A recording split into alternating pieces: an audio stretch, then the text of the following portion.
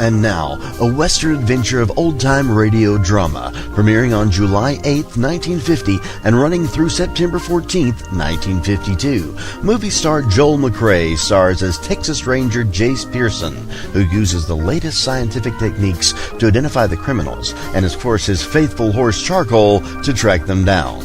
These shows were actual reenactments of Texas Ranger cases. The series was produced and directed by Stacy Keach Sr. and was sponsored for part of its run by Wheaties.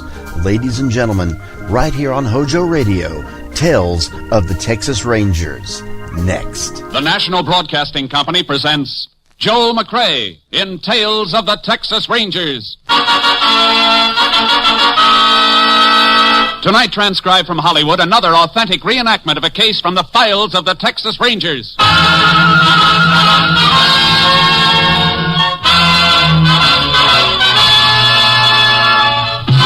Tales of the Texas Rangers, starring Joel McCrea as Ranger Jace Pearson.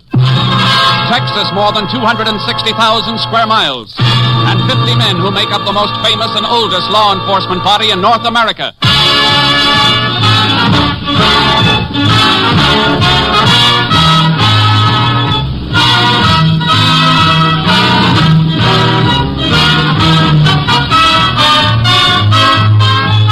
Now, from the files of the Texas Rangers come these stories based on fact. Only names, dates, and places are fictitious for obvious reasons. The events themselves are a matter of record.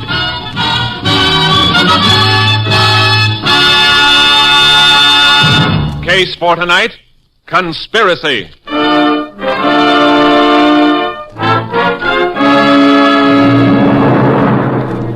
It is 2 p.m., the afternoon of October 17th, 1926. Captain Clint Stinson of Texas Ranger Company B is seated in his office. Across the desk from him sits a woman sobbing bitterly. They killed him, I tell you. They shot him down in cold blood the way they'd shoot a dog. Now, get a grip on yourself, Mrs. Wendell. Oh, help me. Please help me. Ed was a good man. Our baby's only 7 months old. Now Ed is dead, and the man who killed him is walking the streets of Crescent as though nothing happened. Crescenta? Yes, in Ames County. That's where I came from. I see. Some pretty funny things have been happening in Ames County. Who was the man who killed your husband? A man named Ray Thorpe. It happened 4 days ago. But he wasn't even arrested. The grand jury said that according to the evidence, he killed Ed in self-defense. Any witnesses testified to that? Yes, 3 of them. But they were lying. They were lying. My Ed never carried a gun in his life. Are you sure of that? A wife doesn't always know. I knew. Why can't you help me? What kind of a world am I living in? What kind of a world am I bringing my baby up in when his father could be killed without anybody even lifting a hand? Now, just take it easy, Mrs. Wendell, please. Yes, Captain. Get me a Sheriff Porch at Crescenta in Ames County. Yes. What are you calling him for? I want to help you, Mrs. Wendell, if there's anything that calls for help. You won't get the truth from Sheriff Porch. You said yourself that funny things are happening in Ames County. Funny things are liable to happen in any county where there's a big oil strike. Drifters and floaters crowd in. You can't always condemn a sheriff for what happens. You mean it's just too bad if a man gets murdered? I didn't say that, ma'am. Yes. Sheriff Porch, Captain. Go ahead. Hello. Hello, Captain Stinson. How are you? Fine, Sheriff. I'd like a little information. Sure thing. What about? Man named Ed Wendell, shot and killed in Crescenta by a man called Ray Thorpe. Well, ain't much I can tell you, Captain. Thorpe killed Wendell in self-defense.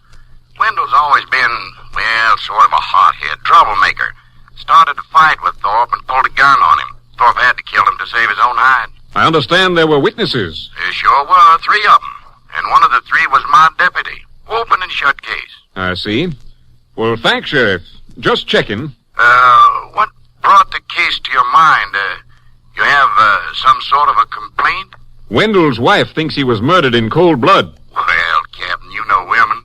Can't believe anything wrong about the men folks. That happens. Thanks, Sheriff. Anytime. Goodbye. Goodbye. You don't have to say anything. I know what he told you. Mrs. Wendell, I'm sorry, but there's nothing much I can do. He left the house smiling. waving to the baby. And he never came back. They wouldn't even let me see him again after he was killed. What's that? Mrs. Wendell, are you telling me that you never saw your husband's body after he was dead? No, they wouldn't let me. They said it was a law because of the way he got killed. There's no law like that. Are you sure you're telling me the truth? Why would I lie to you? You never saw the body? No, I tell you, they buried him in the county cemetery the day after he was killed. Do you know if an autopsy was performed? I don't know. I see. Mrs. Wendell, if I can get an order to have your husband's body exhumed, will you give your permission? Oh, yes, but... Oh, they won't let you do it. They're not going to know it's being done. Yes, Captain. Put out a call for Jace Pearson. Tell him to report to me immediately. And bring Steve Clark in, too. Then get me headquarters at Austin.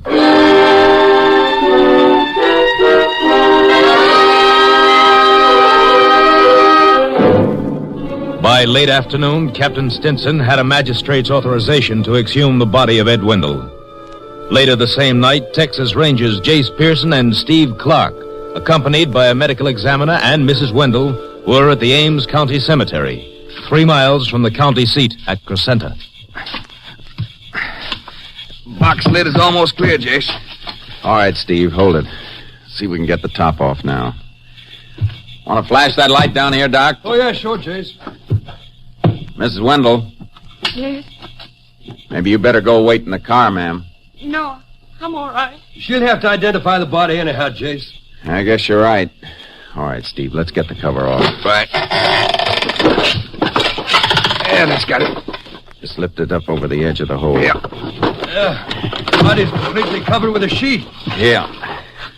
We'll lift it out to you. I got this end. All right, lift. Yeah. Yeah, I can get a hold now. Yeah, I'll help you. All right, that does it. Boost me, Jace, and I'll pull you up. Right. All right, now grab my wrist. Got it.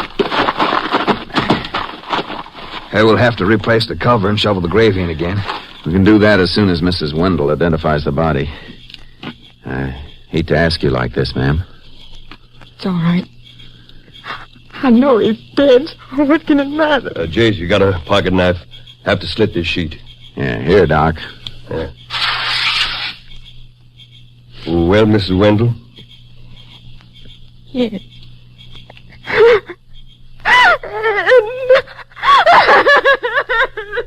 Don't look anymore, ma'am. Better take it to the car, Steve. Come on, ma'am. There's nothing more you can do here. Just a sheet on him. Didn't even bury him with his clothes. It wasn't even embalmed. There's something strange here, Jace. Here, let me roll the body over. Pull that sheet down further. Sure. No marks on the head and the chest. Here. Here's what we're looking for. Yeah. This man was shot, all right. Shot in the back.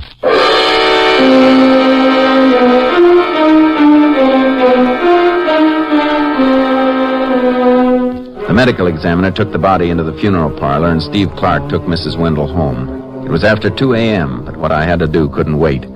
I located the home of the county attorney, Lou Morrison, a ranch about 10 miles out of Crescenta. I got him out of bed. Oh, what's on your mind this time of night, Ranger? Official business. Seems to me you could have waited and come to the courthouse in town in the morning. A few men I'm after might be disappearing from town by morning. I had to wake you up. I need some warrants. Warrants? For somebody in Crescenta? Yeah. The first one for a man named Ray Thorpe. On what charge? The murder of Ed Wendell. Thorpe killed Wendell in self-defense. He's already been exonerated by the grand jury. Look, Mr. Morrison, I've just come from the cemetery. We exhumed Wendell's body. That body can't be exhumed without an order? We had an order from a magistrate at the other end of the county. And Wendell's body proves Thorpe couldn't have killed him in self-defense because Wendell was shot in the back. That's impossible. Did you see the body before he was buried? Well, no, I didn't. But there were witnesses. The witnesses lied. Mr. Morrison, I want a murder warrant for Ray Thorpe. All right, Ranger. You seem to have some evidence. I can go into my office and write them up. We can get Judge Paget to sign them. Thanks. I'll have to dress. You, said that you wanted several warrants. That's right. 3 more beside Thorpe's. For who? For the witnesses who claimed that Thorpe shot in self-defense. On what charge? That's a funny question from a county attorney. A charge of perjury before the grand jury. I got the warrants, but Morrison's attitude told me they weren't going to be easy to serve. I'd arranged to meet Steve Clark at an all-night cafe in Crescenta. He was waiting there. Get the warrants? Yeah. Jace, there's something funny about this town. It smells to high heaven. And say that again. There's more to this than just a murder. The county attorney didn't want to cooperate. And one of Thorpe's witnesses is a deputy sheriff. Yeah, it looks like the law is trying to cover Wendell's death. And I think I found out why. Yeah? Mrs. Wendell spilled it when I was taking her home. Said that her husband was planning on having some kind of a meeting at his house on the night of the day that he was killed. She say what kind of a meeting? Yeah, it's about the county elections coming up next month. What about him? Sheriff Porch and County Attorney Morrison are both running for re-election, but nobody's running against them. Both unopposed candidates? Yeah, that's why Wendell called a meeting. He didn't like it. He was fixing to stir the town up for a write-in vote. How come Mrs. Wendell didn't mention that before? I guess it didn't seem to have any connection with her husband getting killed by Thorpe. You finished with your coffee? Yeah. Let's get those warrants served. This town's going to get awful hot.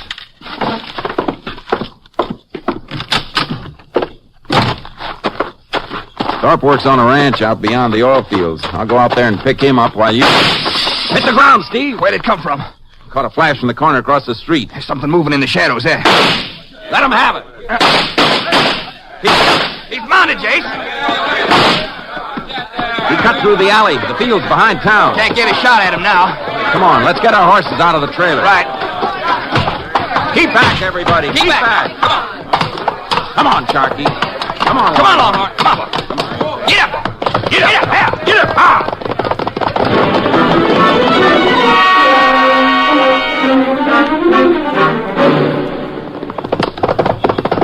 There he is, Jace, topping the rise. Not going to go far. His horse is breaking stride. Looks like he's gone lame. Yeah, must have picked up a stone.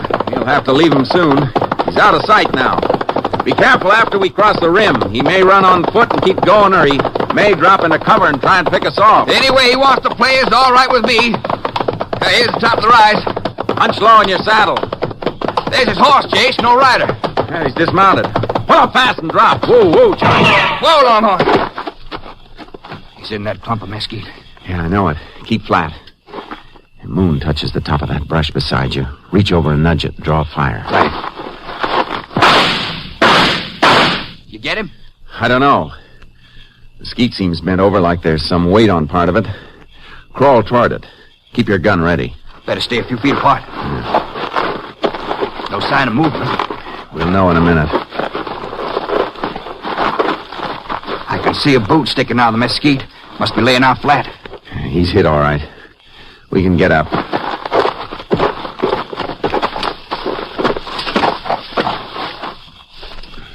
No more trouble with him, Jason.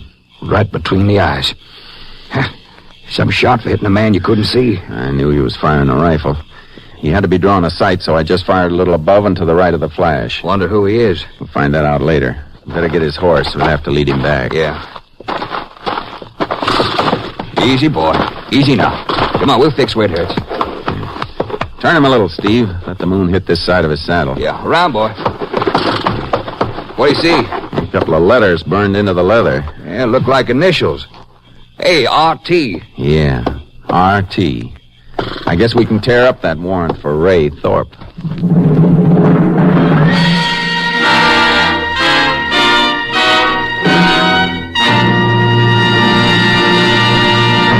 You are listening to Tales of the Texas Rangers, starring Joel McCrea as Ranger Jace Pearson. We continue now with tonight's case, Conspiracy, an authentic story from the files of the Texas Rangers.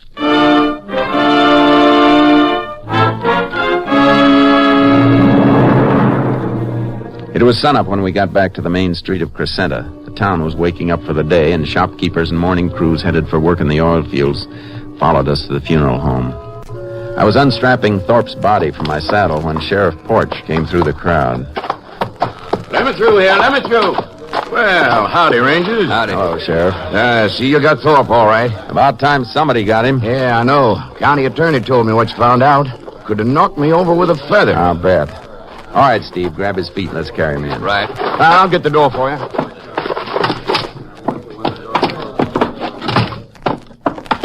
put him down there. All right. Sure is heavy. He tried to fight it out, huh? Tried to ambush us, you mean? And somebody better explain how he knew we were after him. Reckon you can blame me for that, Ranger. What do you mean by that? County attorney called me right after Judge Paget signed your warrants for you. I knew where Thorpe was hanging out, one of the hot spots outside the town. Thought I'd go out and pick him up for you. When I told him you was after him, he sort of caught me off balance and bolted. Kind of convenient, Sheriff. Especially since you let him out once before. After he'd shot a man in the back. I didn't know that. I never looked at Wendell's body. I was home sick. My deputy handled the case. Same deputy that said Thorpe shot in self-defense? Yeah, same one, Joe Slade. I got a warrant for him, too. I know. That's why I got him locked up in the jail right now. You're getting mighty cooperative, Sheriff. Well, Slade was right with me when I heard you wanted him. I know my job. I'm trying to help you. How about the other two witnesses Thorpe had? Rollo Kane and Arthur Sampson. I still got warrants for them. You'll find them out in the oil field, I reckon. They got 2 operating wells, and they're drilling a 3rd. Just past the old stockade north of town. You'll need horses. The road's too muddy for a car. I'll ride out with you. Thanks, but we can handle it. You need a rest. You've been working too hard.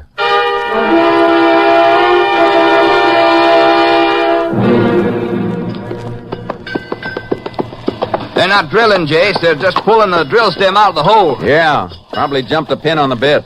Funny thing, Kane and Sampson being mixed up in this Wendell killing.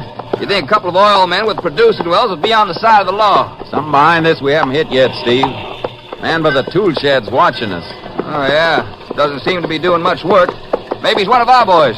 Won't take long to find out. Be able to ask him in a second. Yeah. Oh, boy.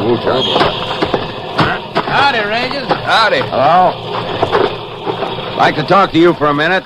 Mind telling your crew to knock off? Sure thing. Hold it, boys. Cut fire. What's on your mind? What's your name? Kane. Rollo Kane. Arthur Sampson around? That's him. Up on top of the derrick, greasing the crown shift. What's the matter down there, Rollo? Tell him to come on down. All right. Rangers want you to come down. Send a hook up for me. Just a second. Look, what's this all about? I got warrants for you and your partner. Oh? What for? Perjury before the county grand jury. You must have the wrong names, Range. I never testified for a grand jury. Who are you trying to kid, mister? Records will show whether you did or not, so if you didn't, you got nothing to worry about. Now get your partner down here. All right, boys, send a hook up. Look, you mind if I get my coat? It's right there in the tool shed. Go ahead. I can watch you. All right, thanks. Look out, Jake! Cut that power!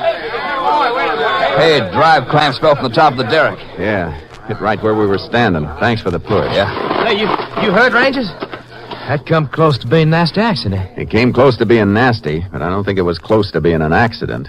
What do you mean? You know what I mean, Kane. Pretty convenient time for you to step into that tool shed. Well, I'm just lucky, Ranger. Starting right now, your luck's running out. All right, Sampson. You can climb down. Sorry that happened, Ranger. I just knocked it off reaching for that hook. If anything else falls from that derrick, you're going to come with it. Oh, come on now, climb down. All right, climb down. No, man can't be too careful if he wants to live, Ranger. These oil fields can be dangerous. There's something else can be dangerous, too, Kane. Something you're going to find out about. Yeah? What's that? Breaking the law in the state of Texas. We herded Kane and Sampson back to Crescenta and marched them into the jail. All right, boys, step in. Go ahead, I'll see you right to the cell. You know the law, Ranger. Got to check your guns here in the office if you come inside the cell block gate. Unbuckle them and hang them in the cabinet. All right. I want to talk to your deputy, Joe Slade, anyhow. Steve, you better take care of the horses. Right, well, I'll meet you. We can eat at the cafe in about an hour. Okay, Jace, I'll see you later. All right, Sheriff. Go on, Kane, move. You too, Sampson. All right, we'll move. You know you're not going to keep us here long, Ranger. We'll see. Your charge won't stand up. Into the tank with Slade. Was wondering when I was going to get company, Sheriff. I knew you wouldn't let your star deputy die lonesome. Shut up, Joe. Get out of the gateway and let these men in, Slade. Sure, Ranger, sure. Come in, fella. I want to talk to you, Slade. Why, sure. You're Jace Pearson, ain't you? You got a reputation for being pretty good with the gun. I'm still alive. Why did you lie to the grand jury? Me? Well, you got the wrong boy, Ranger. Oh, it's my office phone. You going to give me the same story I got from your two pals? That's right, Ranger. Same stuff. Sure. Slade never appeared before the grand jury either. It's all your imagination, Ranger.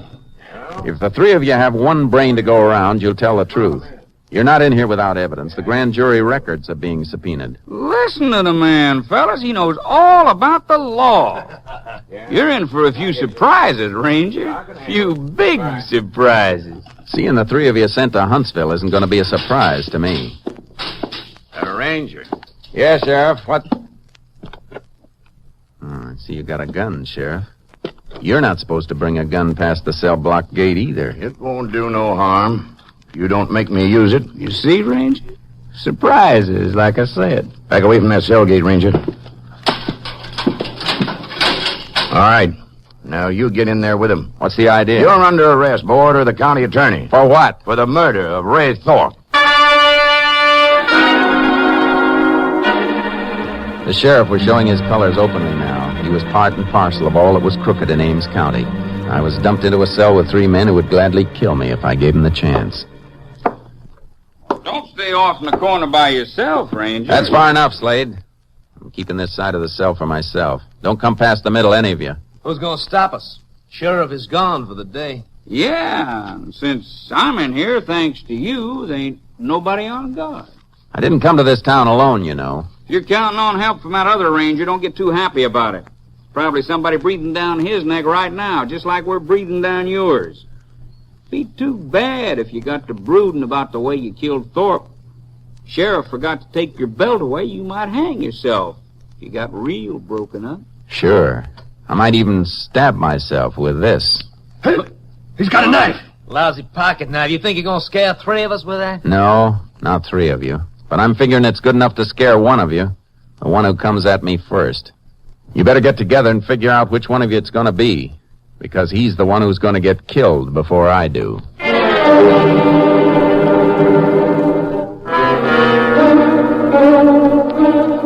I didn't dare sleep. I had to watch every move they made. There was no sign of Steve Clark. In the morning, the sheriff came in. He took Kane, Sampson, and Slade out for the arraignment before the judge. When he came back, he didn't bring them back with him. Here's some food for you. Stop playing, Sheriff. You know I'm not going to eat anything you give me. Suit yourself. You may be here a long time. Longer than most of your prisoners stay. What happened to him? If it's any of your business, Judge Paget released him. No evidence. You call grand jury records no evidence? Seems like the grand jury records have been misplaced. I suppose the county attorney took care of that. This town's going to come down around your ears, Sheriff. You can't... What's that? Maybe what I've been expecting. What happened to Steve Clark? Well, how should I know? You mean you don't know whether your men got him or not? Well, you couldn't have gotten away. What's your hurry, Sheriff? All right, now, keep your hands away from that gun cabinet, Sheriff. Captain Stinson. Jace! I'm all right, Steve. Have you out in a minute, Jace. Take the keys, Steve. You can't let him out. He's my prisoner. We've got a rate for him. And to keep the record straight, Sheriff, you're mine. I don't see... Howdy, boy. Glad to see you, Steve. I was afraid you caught one in the back. No, not quite. They tried to take me after I left here, but I got away on Longhorn and outrun them. Had to ride cross country most of the night to get to a phone. Let's go. We got a lot to clean up. Yeah. Captain's got a lot of information on what there is to clean up. Yeah, I sure have. Things that Porch could have told you, Jace. Porch is a rich man, aren't you, Porch? Well, I don't know what you're talking about. I'm talking about bank accounts all over the state. Big, fat accounts belonging to you and to County Attorney Morrison and Judge Paget. I've been checking on you for 2 days. You can't prove nothing wrong about that. Yes, we can, Sheriff. We've just come from the courthouse. Your friends didn't have time to burn all the records. You're getting a little pale, Sheriff. It was just business, that's all. Nice business. You and others like you forming a combine to rob the people of this county. We can convict you on 50 conspiracy counts, along with complicity in Wendell's murder. But killing Wendell wasn't my idea. Morrison ordered it when Wendell started to raise a fuss about the administration. That's all I wanted to hear. Jace, you and Steve go after Morrison. He's not in town. Must be at his ranch. What about the others? We had a shooting match with Sampson and Kane as we left the courthouse. They were making a run in the car. Some of our boys took them to the hospital for patching up. How about Joe Slade? No trace of him, but I got a hunch we'll find him with Morrison. Morrison's accounts show Slade's on his payroll. Probably burning more papers out at the ranch. Let's go.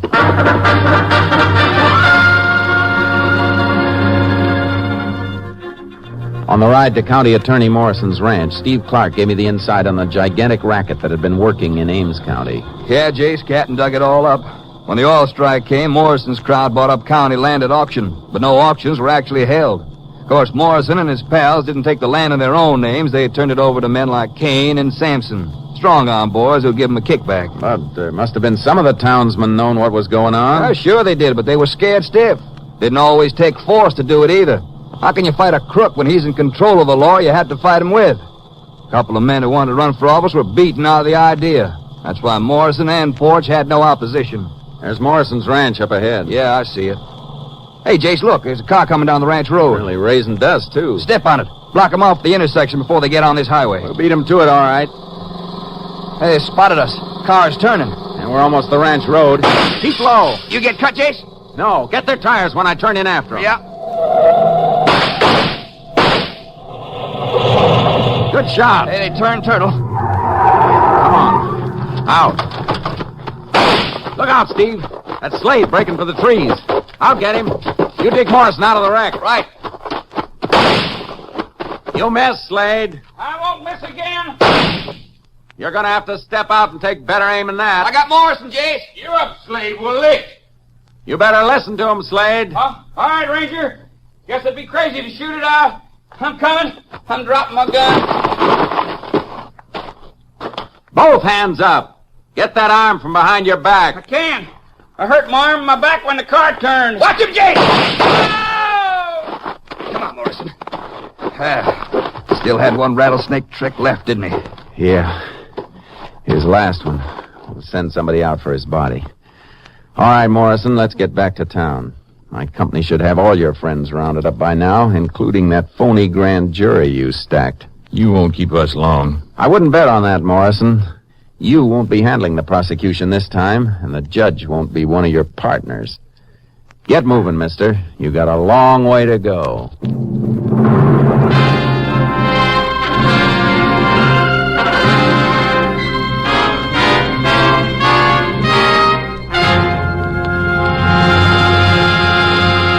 The Ames County conspiracy was smashed, and 12 key men were convicted and sentenced to jail terms ranging from 10 to 50 years. Since then, Ames County has become a model American community.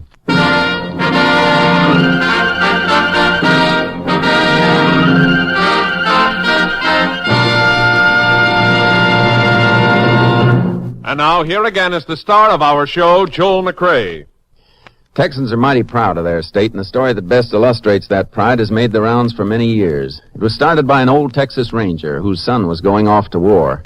In parting, the Ranger gave him this advice. Son, you're going to be with fellas from all over the world. There's one thing you must never do. Never ask a man where he's from. If he's from Texas, he'll tell you. And if he isn't, don't embarrass him by asking. Good night, folks. See you next week. Next week, Joel McCrea in another authentic reenactment of a case from the files of the Texas Rangers.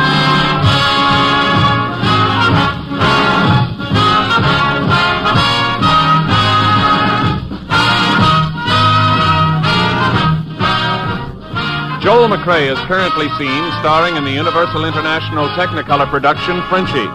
Tonight's cast included Tony Barrett, Lillian Via, Herb Ellis, Ken Christie, Byron Kane, Tom McKee, Lamont Johnson, and Herb Vigran. This story was transcribed and adapted by Joel Murcott, and the program was produced and directed by Stacy Keach. Hal Gibney speaking.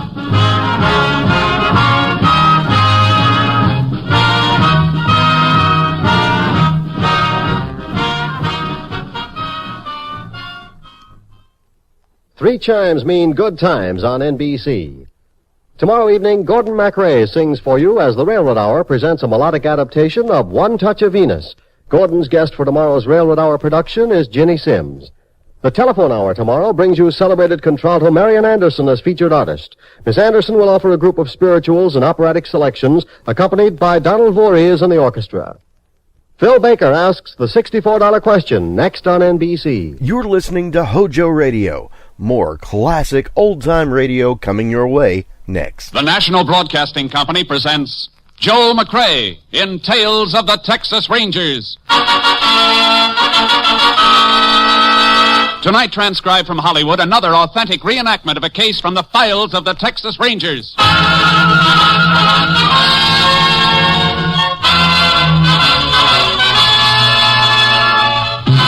Tales of the Texas Rangers, starring Joel McCrea as Ranger Jace Pearson. Texas, more than 260,000 square miles, and 50 men who make up the most famous and oldest law enforcement body in North America.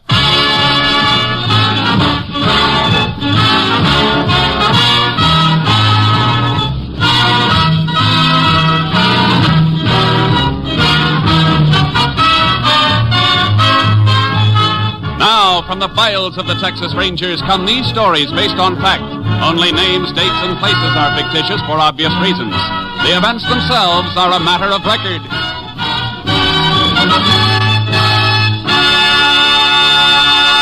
Case for tonight, Can Death.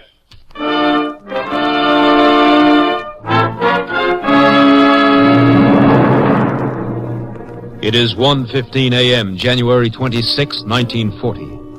Bob Farragut, a rancher, comes awake slowly. As his eyes open, a wave of nausea sweeps over him, and he breaks into a cold sweat. He throws back the covers, staggers to his feet, noticing that his wife has left her place beside him. May? May? Where are you? May? What's the matter? Why are you out of bed? Oh, Bob. I feel so sick. Yeah, I feel kind of funny myself. I was just putting some water on my face. What's the matter with me? You're as white as a sheet. You better get back and lie down. Funny, I can hardly stay on my feet without holding on to something. You're all perspired. Oh, Bob, what can it be? I don't know. Unless we're all coming down with the flu or something.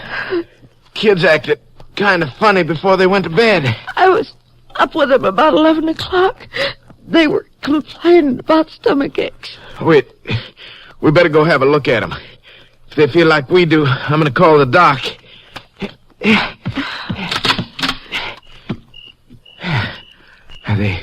They seem to be all right now. Both sleeping. Better close the window by Petey's bed. Janet's got covers kicked off. I'll put a quilt over it. We better get back to bed ourselves. Have Doc out in the morning. Oh, I never felt so sick. Bob! What is it? What's the matter? Look, Janet's face. It feels so funny. Bob, she isn't breathing. She feels so cold. Now, don't go getting yourself excited. I'll wake her up.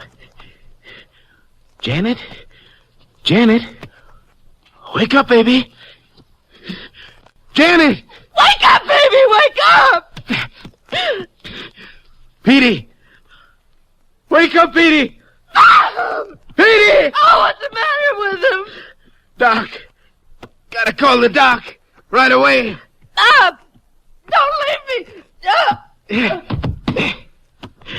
May! May! May! Gotta get help. Get somebody to help. Gotta get downstairs to the phone.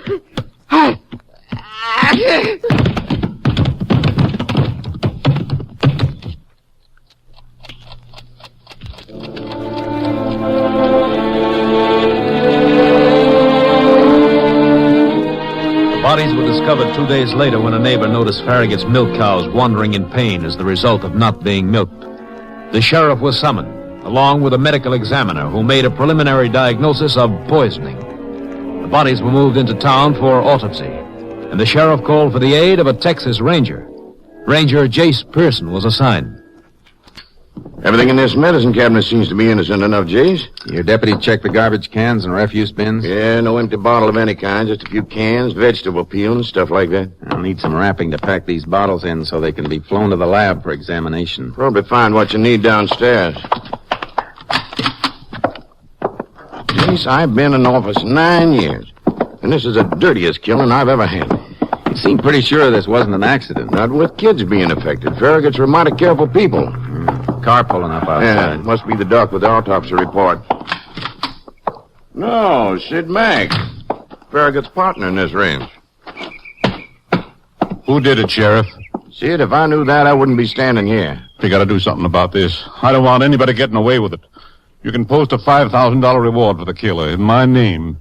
Make it 10. Make it anything I got. Take it easy, Sid. I know how you feel. Sheriff tells me you own half this place. That's right, Ranger. How come you haven't been out here in a couple of days? Well, I don't live on the place. It was just an investment to me. I got a hardware store in town. Live in there. I see. You know anybody who was packing a grudge against the Farraguts? Against Bob and May and those kids? It'd take a madman to want to hurt them. Oh, Jace, that's Doc's car coming now. Good. Oh, why does everything take so long? Everybody's standing around waiting instead of doing something. There's no point in doing anything until you know what you're doing. When Doc tells us what killed the Farraguts, we'll have something to trace. Oh, I'm sorry, Ranger. It's all right, Mr. Mack. Howdy. Howdy, Doc. You know Sid. This is Ranger Pearson. Hello, Sid. Hello. Hey, Ranger. Yeah, the results of the autopsies are kind of surprising, Sheriff. Death in all 4 cases is accidental. What? Accidental? No doubt about it. Deaths were caused by botulism. What's that? It's the result of improper home canning. Stomach content showed the Farraguts had made their last meal on green beans, potatoes, and canned sausage meat. There's nothing in that to kill him. Yes, there is, Mr. Mack. The doc's right. Canning meat at home is tricky business, Sid. Should be done under steam pressure at high temperature. If it isn't, bacteria forms, and it's plenty deadly. You sure that's what killed him, Doc? Bacteria was unmistakable, Sheriff. It was the sausage meat. Nothing else. Guess we should be thankful in a way. It's nice to know it wasn't murder. Dead. Just from sitting down to a meal. And they're all dead. Well, Jace, looks like I brought you down here for nothing. I don't know, Sheriff. Looks like we've got a real job on our hands anyhow. What do you mean, Ranger? The sheriff and I have fine-combed the house. There's nothing in there that's home-canned and no equipment for home canning. Hey, that's right. All we did find was 1 canning jar on the kitchen drain board. Must have been washed out along with the dishes from the last meal ate. Are you sure of that? Wasn't even a steam boiler big enough for home canning. And a woman doesn't just put up 1 jar. She cans in batches, and the whole batch might be contaminated. Women do pass out samples of their home canning to neighbors and friends. That jar must have been a gift. Quite a gift. Like a stick of dynamite with a lighted fuse. Somebody around here must have a pantry full of poison, and they don't know it. You mean what happened to the Farraguts could happen to somebody else? It will happen to somebody else if we don't find out where that sausage meat came from, and fast. Sheriff, you better get all your deputies and a bunch of volunteers out here right away. We'll need them to make direct contact with anybody in the area who can't be reached by phone. We've got to warn anybody that may have given the Farraguts that sausage meat. I'll call them right away. Ask the phone company to put on a staff and make calls to every listing. Right, Jace. Is there anything I can do, Ranger? You've got your car. You can take an area when the sheriff and I map it out. I can help you there. I'd rather use you in another way if you don't mind, Doc. Drive into town, go to the newspaper and the local radio station, ask them to get out a warning. Right. You want me to come back then? No, you better stand by in town and pray that we don't bring in another case for the hospital or the morgue.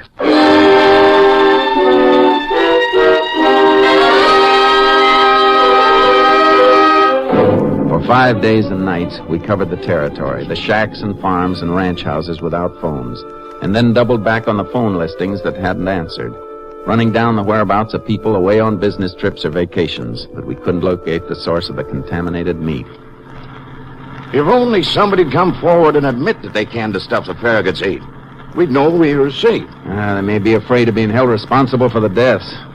It is something to wonder about. Yeah, we're almost back to my office. Maybe one of the other men has left a report. What time is it? Almost midnight. Yeah, here we are.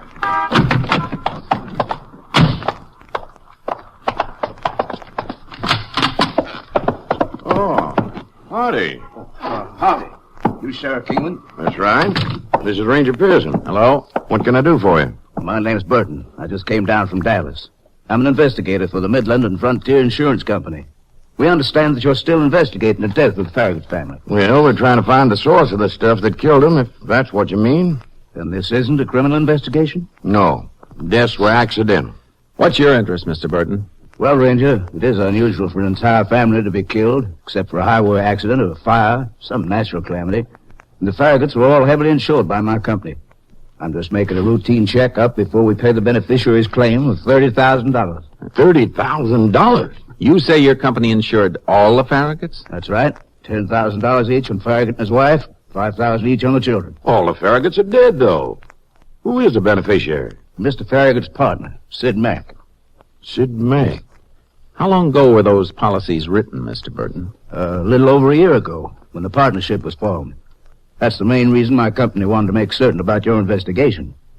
It's a matter of routine for partners to insure each other, but... But this involved Farragut's whole family. Yes. However, since there's no criminal investigation, we'll have to honor Mr. Mack's claim. Thanks for your time, Sheriff. Just a second, Mr. Burton. Yes? If I were you, I wouldn't recommend payment of that claim just yet. But the sheriff just said that there's no criminal investigation. There wasn't a minute ago, but there is now.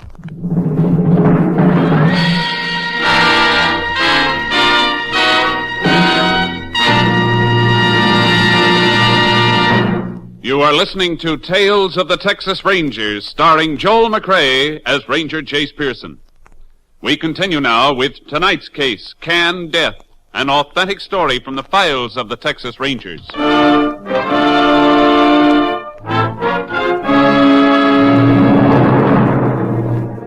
In the morning, Sheriff Kingman got a search warrant for Sid Mack's house. Mack had already left for the hardware store, but we were admitted by his hired girl. She was young and frightened. She watched us in silence as we started our search and then disappeared. Nothing in here, Jace. Nothing in the pantry either. Let's try the attic. That girl scooted mighty quick, didn't she? She's probably told Mac what we're doing by now. Should have kept her here until we were through. Doesn't make any difference. He'd know sooner or later. And if anything's here, he won't be able to stop us from finding it. This door here. They're not going to find anything, Jace. If there was more of that contaminated food, he'd be stupid to have it around. And if he did kill the Farraguts, he's not stupid. Oh, this whole job is too clever. No job is perfect. There's always a slip someplace. Let's move those crates. Okay. Nothing in these things, Jace. Better look in those barrels, too. Yeah. Hey, hold it. Somebody's coming upstairs. Mac, I reckon. You're the ranger up there, Sheriff? That's right, Mac. What's the idea? Just having a look around, Mac. We've got a search warrant. Maybe you're going to need more than a search warrant. I had a call from an insurance man named Burton this morning. Yeah, we had a call from him last night. That's why we're here. I've got a legitimate insurance claim, but you've stopped it from being paid. It'll be paid in due time, if it should be paid. Is that so, Ranger? Well, let me tell you something. I think the way you stopped that claim constitutes slander. You think of any reason why I shouldn't slap a lawsuit on the two of you? No, Mac. Not anymore, and I can think of a reason why you insured Farragut's wife and 2 kids. Then maybe I'll give you the reason, Sheriff. Farragut knew I had them all insured. You can't insure somebody without them knowing it. The company will tell you that. Farragut was my friend. You understand that? My friend. Sure, I insured his wife. If he'd lost her and been left with the 2 kids, he'd need somebody to take care of them, and that cost money. Farragut could have insured her himself? So I did it for him. And I loved his kids. I don't have any, and they were like my own. The policies I had on them weren't just life insurance policies. They were endowment policies, too, to pay for the education. Now, what's wrong about that, Sheriff? Nothing wrong, Mac. If what you're saying's true. Ask the insurance man. Ask him. Out at the ranch, before we found out what killed the Farraguts, when we thought they'd been murdered, I offered to put up everything I have as a reward, didn't I? Well, didn't I? Yes, Mac, you did. I'm glad you mentioned that, Mac, because it brought something to my mind. Something that's been trying to register, and you just brought it out. What do you mean? How long you been in the hardware business? 11 years. Why? Because when Doc told us the Farraguts died from food poisoning, from food that wasn't canned properly, he had to draw you a blueprint. You didn't seem to know anything about it. I don't know anything about it. No? Don't you sell canning equipment at the hardware store? Well, we can go over to the store and have a look, Mac. All right, so I sell canning equipment. Any hardware store does. What does that prove? Companies that make canning equipment usually put out instruction booklets, too, telling how the equipment should be used. And those booklets contain a warning about the possibility of food poisoning. Maybe they do. I never read one of them. Don't kid me, Mac. Man who's been handling a line for 11 years has to know the answers when customers ask about the stuff he's selling. If he doesn't last 11 years in the business. You're covering up, Mac. That doesn't look good.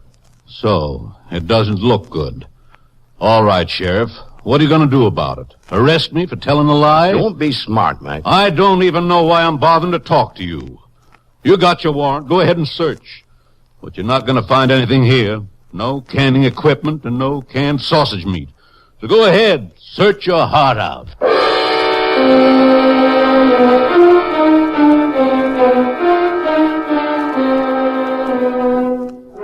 Mac wasn't hedging anymore, but having him out in the open made me feel uncomfortable. He was too defiant, too sure of himself.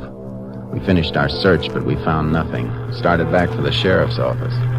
He knows something about those desks, Jace. Practically told us so, right to our faces. I know. We can't prove anything. Yeah, he could have brought canning equipment home from the store, could have taken it any place, then ditched it when he was finished. He'd need more than just the equipment, Sheriff. What? Hog meat? Might have bought a hog or had one butchered at some farm around here. But which one? We checked every house in the territory once, warning them about the meat. I reckon we'll have to check them again from a different angle. Be a job. Some folks off in the backwoods keep a hog or two.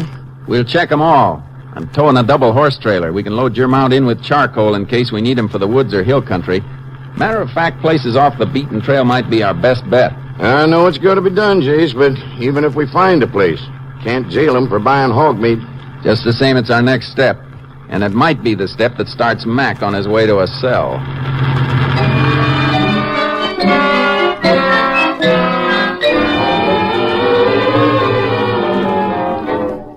It was work. Grim, routine, discouraging work. The game of questions and answers without ever getting the right answer. In 3 days, we checked all the spots that could be reached by car. And then we switched to the horses and rode into the backwoods. These backwoods people are kind of tight-mouthed, Jace. Yeah, so I've noticed. I guess they figure the world doesn't want to share the trouble, so they hold up back here. You see what I mean, next place we come to. Crazy Annie. Crazy Annie? That's what they call her. She isn't really crazy, just kind of strange. Has a son, feeble-minded. They had him at the state asylum for a while, but he was harmless, so they let him go. Old lady came into the woods with him, and, well, they've been here ever since.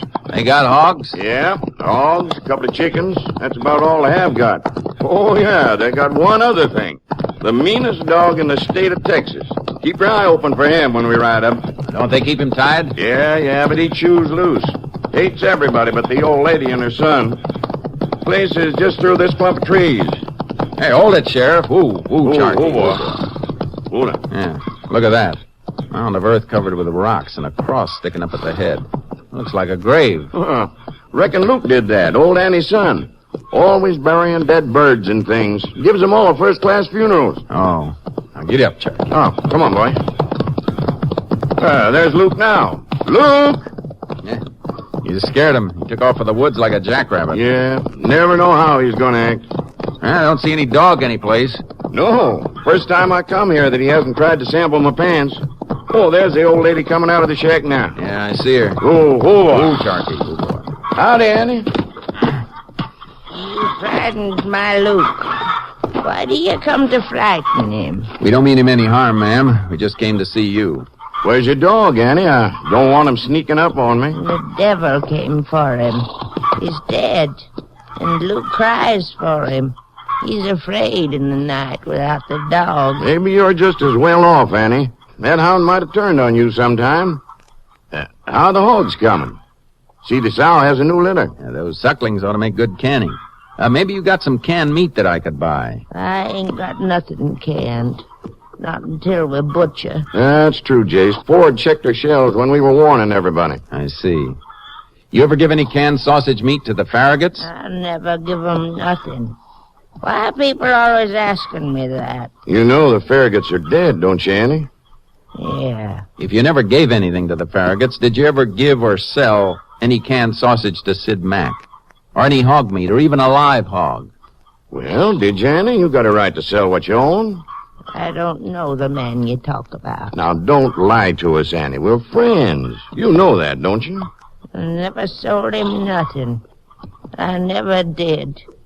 He never come up here. All right, Annie. Want to ride on, Jace? No sense trying to catch Luke when he's scary like he is today. He can't even talk. Yeah, let's go. Goodbye, ma'am. Goodbye, Ann. Up, Chart. Up, boy.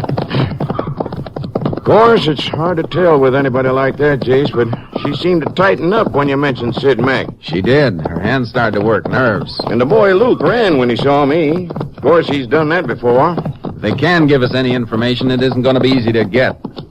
I got an idea. Maybe a wrong one, but it's worth a shot. Let's turn back for town. Come on, Charky. Come on, boy. Come on. You going to tackle Mac again? No. I want to see the doctor.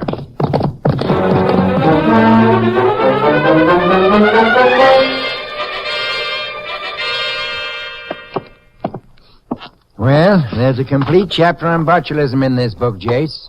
Now, what was it you wanted to know? This food poisoning from improper canning, Doc, does it always happen? I mean, if the batch wasn't cooked the proper length of time, or if it wasn't sealed under the proper steam pressure, would it necessarily be poisoned? No, not necessarily. It could be all right. I just wanted to make sure. Well, what's your point, Jace? If Mac put up that contaminated meat, he'd have no way of knowing it was bad without testing it. So since he wouldn't test it on himself. He didn't test it on anybody else either. There'd have been another death or somebody sick enough for Doc to know about. Mac wouldn't have gambled on the Farraguts just getting sick. He wouldn't have even gotten the food to them unless he was sure it was deadly. Well, he could have tested it on an animal. Would an animal eat that food, Doc? Well, the meat'd seem all right by taste or smell. Yes, an animal would eat it. That's all I wanted to know, Doc. Sheriff, we're going for another ride in the woods. I think I know what for. Shouldn't take two guesses. We're going to dig up Luke's dog and send it to the lab at Austin. I want to know what that dog died from.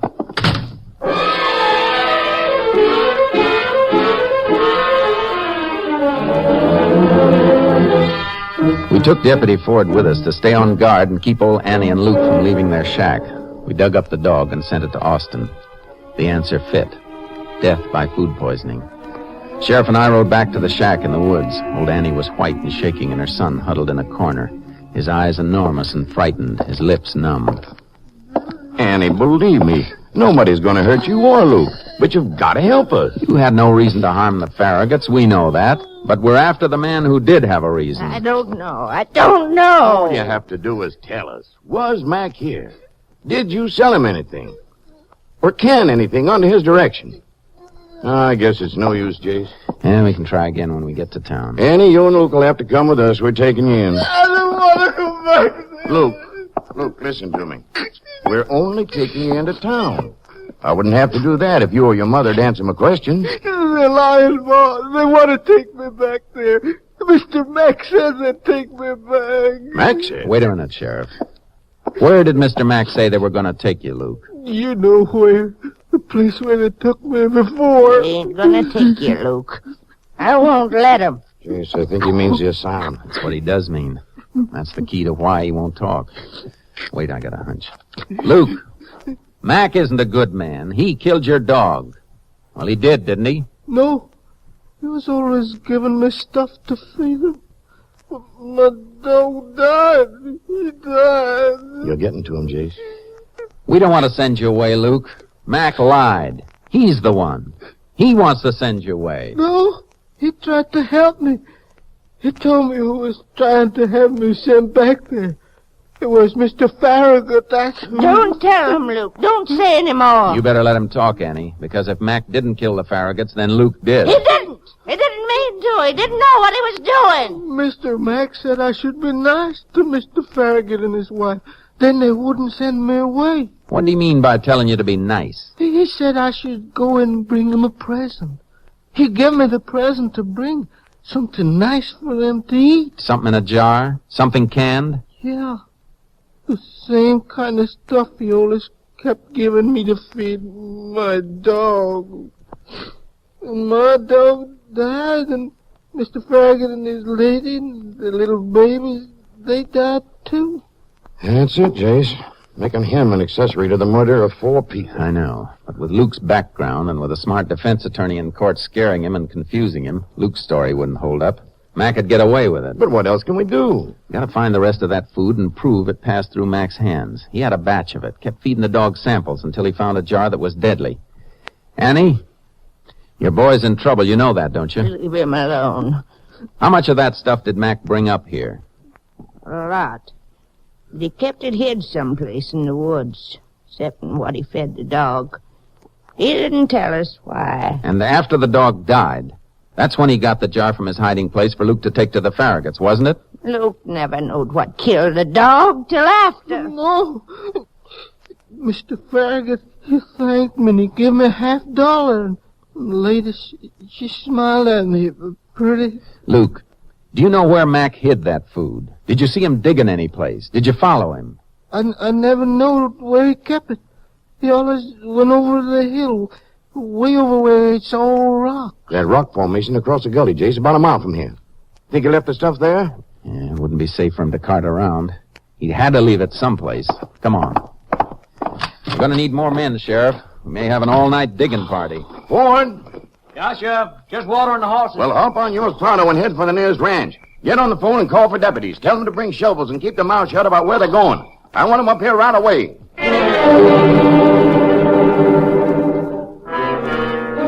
We dug by flashlight and torchlight. Finally, we found it. A burlap sack loaded with jars of sausage meat. Canned death. We rushed back to town, and just after dawn, a fingerprint crew flew in from Austin. I held my breath. All we needed was a print. One fingerprint belonging to Sid Mack. We got it. More than one. There were sets on every jar. By that time, his store was open, and we went for him. Well, Sheriff and the Ranger. What bright ideas have you got this time? Got an idea? We're going to lock you up, Mac. You can drop that smile, Mac. Luke was just as scared of us as he was of you. We know the whole story. Well, guess fellas with your mentality might believe Luke, but a jury won't. You know what the law says about reasonable doubt? We also found a few buried samples of your canning, Mac, with your fingerprints all over the jars. Just yours. So? Like you once said, I sell canning equipment, and I handle the stuff I sell, so my prints were on the jars. Smart, isn't he, Sheriff? Regular genius. Thanks. Sorry I can't return the compliment. You're just like all the smart ones, Mac. You just made one mistake, and it was a real stupid one. About those prints.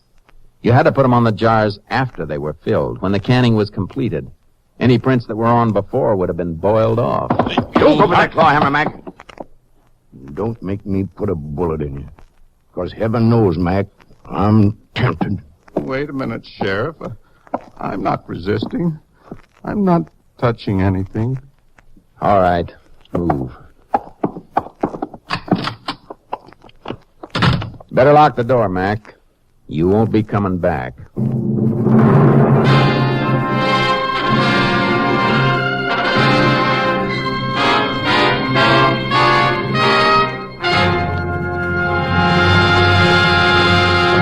Sid Mack was brought to trial on August 3rd, 1940. He was convicted of premeditated murder, and on April 19th, 1941, he died in the electric chair. Next week, Joel McRae in another authentic reenactment of a case from the files of the Texas Rangers.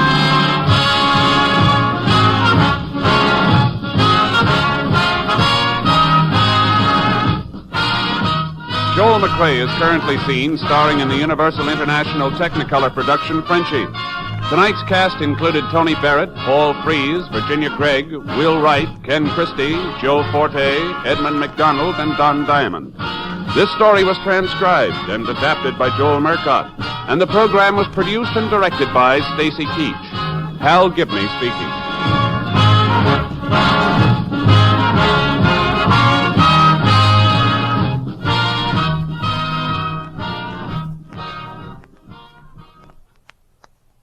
Three chimes mean good times on NBC.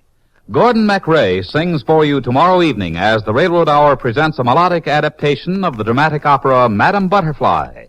Gordon's guest for this Railroad Hour presentation is lovely soprano Nadine Connor, And your Monday of Music tomorrow also includes a concert by the voice of Firestone with guest artist Eugene Conley.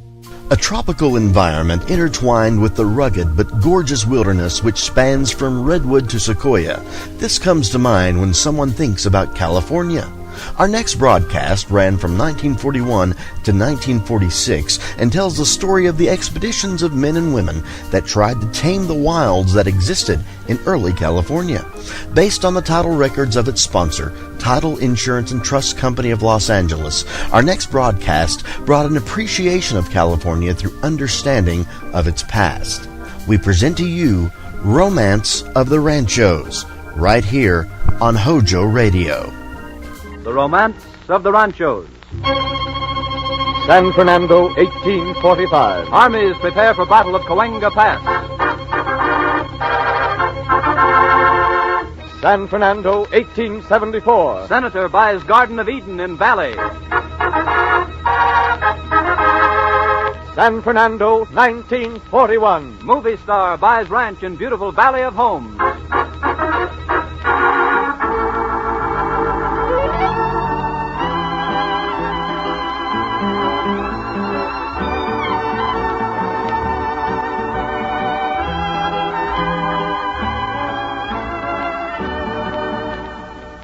The Title Insurance and Trust Company of Los Angeles presents The Romance of the Ranchos, a weekly dramatization around the colorful history of Southern California. Each week, there's a new story narrated in all its excitement and drama by our wandering vaquero, Frank Graham.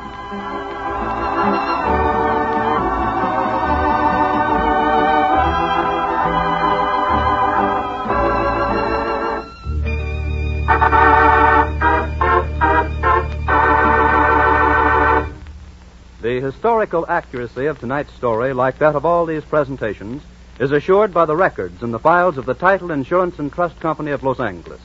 These records contain the detailed history of land ownership in Los Angeles County from the days of the first grants by the King of Spain. The older ones are handwritten, of course, and many of them are in Spanish. Since many of our early-day leading citizens and landowners were unable to read or write, signatures consisting of a mark attested by witnesses are rather common. In many ways, the records themselves are as interesting as the stories they tell.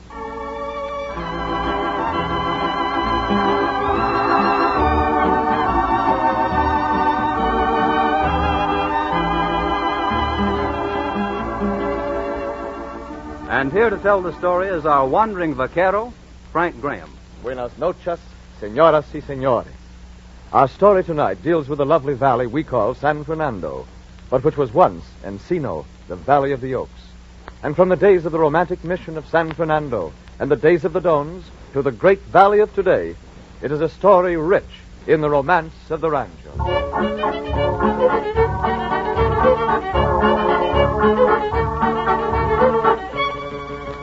Our story of the rancho of San Fernando starts about the year 1790. For several years, the Franciscan friars who had founded the missions of San Gabriel and San Buenaventura had traveled many weary miles through the broad green valley they called El Encino, the Valley of the Oaks. Another mission was needed, a halfway stop between San Buenaventura and San Gabriel. To break the tedious journey and to complete the chain of missions that stretched away to the north, a party set out in 1795 to search for the site of a new mission. Into the broad Valley of the Oaks they came. Then... Padre, this is about the point where it should be, see? But we have left El Camino Real. We are distant from perhaps 2 leagues. See, I know. This is all right, my brother. Here in this upper end of the valley, we will find the spot we want. For it is here that the springs come down from the mountain. It is good land, with plenty of water. Many Indian rancherias. Well, the mission should be constructed on El Camino Real. You forget we do not found the mission for our own comfort, but for the good we can do for these poor Indians. He will be the better, my brother. See, I had forgotten. You are right. There is a pasture land and a firewood not far away. And rock for the foundation. Everything we need. But also, from here we'll be able to easily reach all of the Indians of the valley and furnish them with a central place for teaching and worship. See, my brother, this is the place. Here we shall found the 17th mission.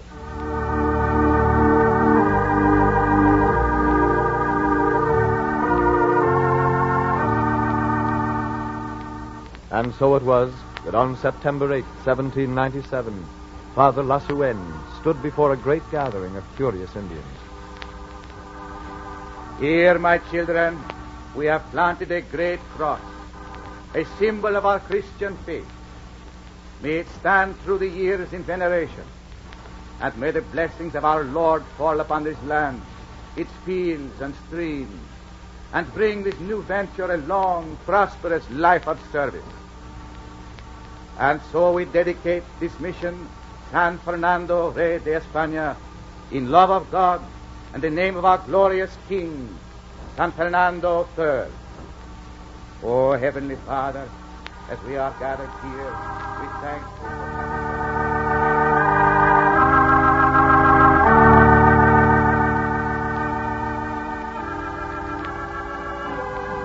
After the ceremony, many Indians were given baptism, and work was started on building a temporary church, granaries, and storerooms. Crops were put in, and the land stocked with cattle. The docile Indians of the valley quickly became converts to the new religion of the White Fathers, and soon hundreds of them were learning the arts of farming and building. In most cases, they readily took to the new ways of the white man. But once in a while, the Padres had a little trouble. Tomas!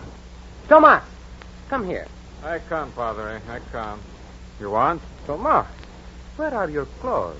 I ride horse. No want other skin. Make hot. How many times have I told you, you must not go around like this without your clothes? It is not decent. Never wear other skin before white man come. Good, then. You did not know any better then. Now you do. Can ride horse more better without skin. No matter. You must go get your clothes. No want. But why? Why don't you want to wear them? Come, tell me. Squaw, she laughed. Me, man, dress in other skin like woman. Women laugh. Me no like. Me, man. Me no woman. No life. No life.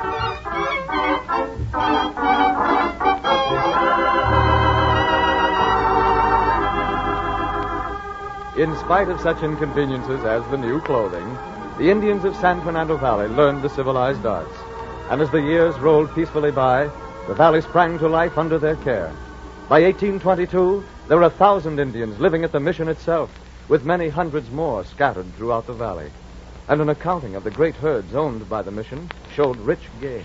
Cattle, 7,000 head. Sheep, 6,500 head.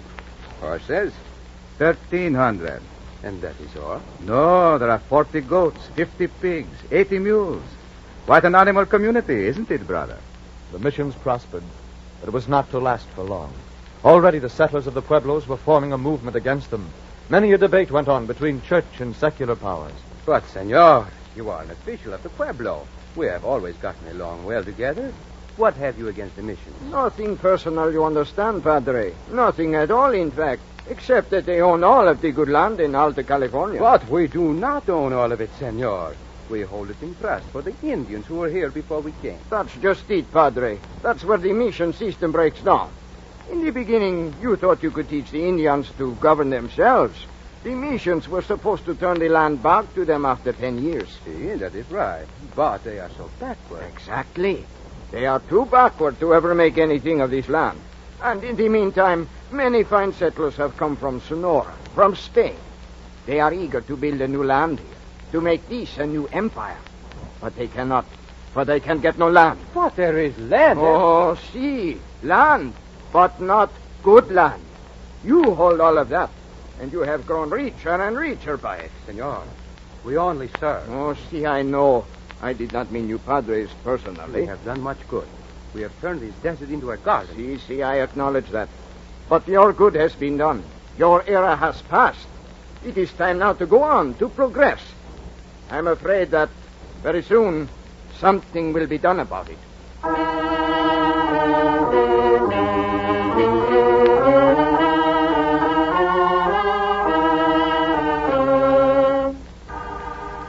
And something was done.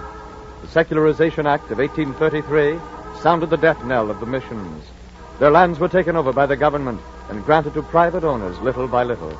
But San Fernando suffered less than most others, and it prospered for many years more. It was widely famous for its fiestas, especially the one on May 30th, when San Fernando Day was celebrated. People came from miles around to taste the first fruits of the year and to celebrate a mass of Thanksgiving.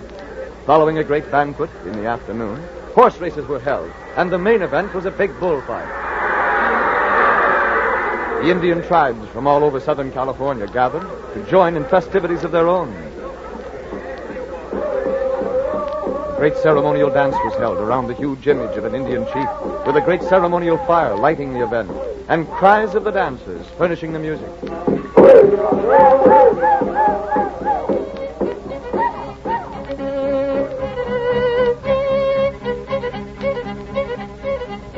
But the great days of the mission were slipping away.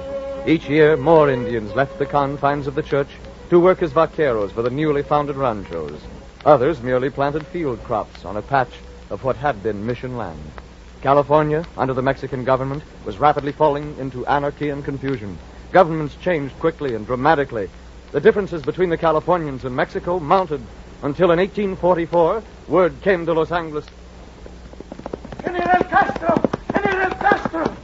I have news from Mexico. See, what is it? What's the trouble? They have appointed a new governor for Alta California. General Michel Torrena. He's on his way here right now. What? See? And he's bringing with him an army. An army? He brings an army to grind us under his heel, eh? So, he is to be our governor. And this army, it is ragged and dirty. And most of the men have been taken from the jails in Mexico City. Send for Senor Alvarado, Andres Pico. Spread the word. We must prepare for this.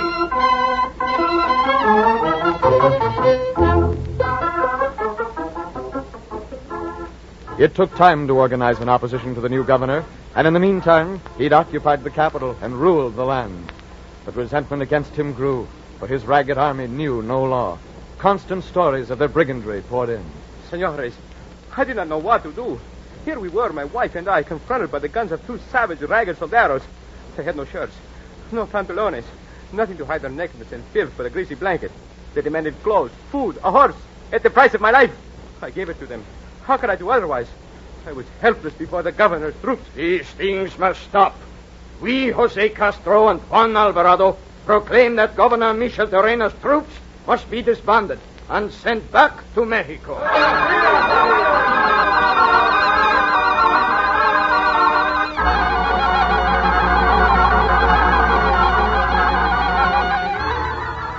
The proclamation of Castro and Alvarado bore fruit, at least on the surface.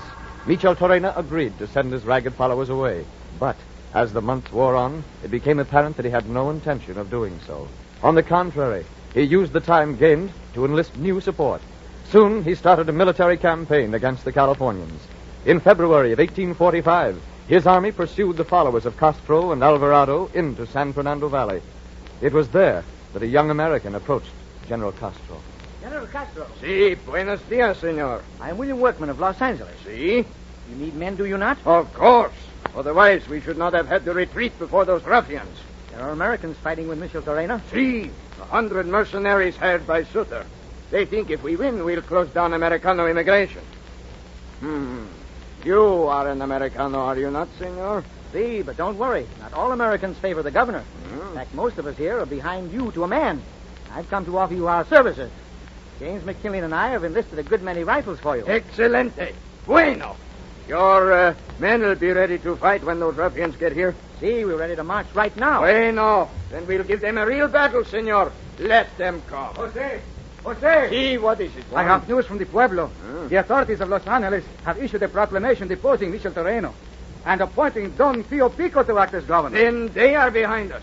Si, and the whole Pueblo, too. And the Americans, senor. Then our cause is already won. We shall ride out to meet Michel Torrena and defeat him.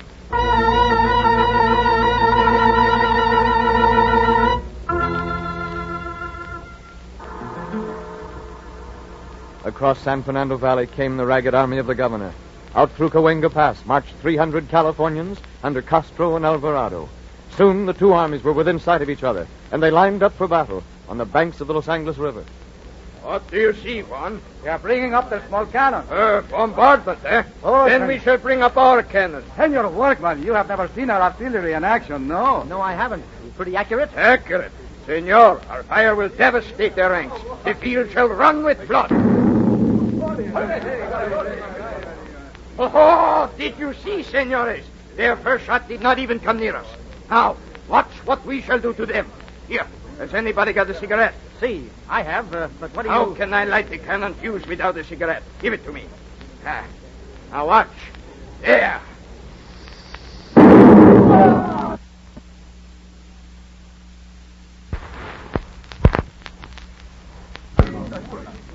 General, Never mind. Our next one will be much closer. Hurry, reload, and make sure it's pointed the right way this time.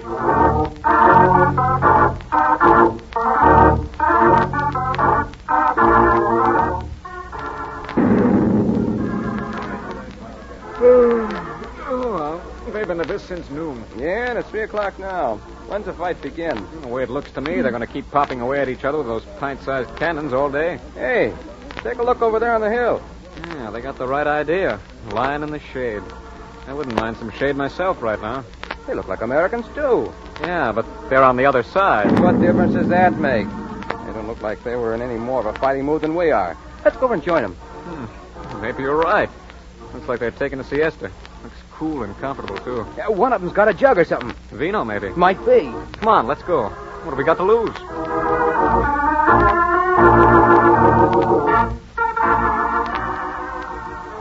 It's almost sundown. The battle will be over soon.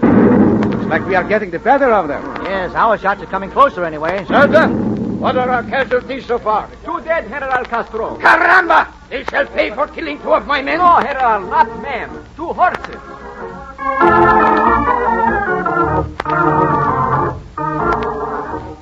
The Battle of Cahuenga Pass lasted half a day, until after sundown, that 20th of February, 1845. The Americans on both sides took no part, but preferred to fraternize among themselves. Total casualties of the battle, 2 horses killed, 1 mule injured. The next day, the 2 armies continued on to the Verdugo Rancho, where they fought another brief skirmish. It's like a lot of their men have deserted them, General Castro.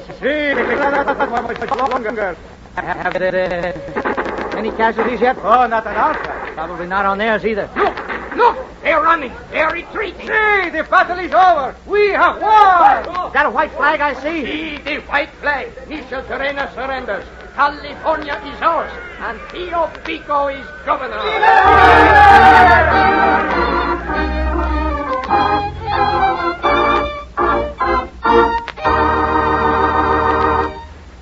The huge system of records in which the Title Insurance and Trust Company of Los Angeles accumulates and classifies the information it requires for the issuance of title insurance policies is called its title plant.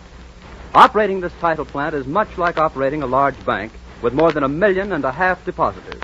For there are over 1.5 million separate parcels of assessed real estate in Los Angeles County.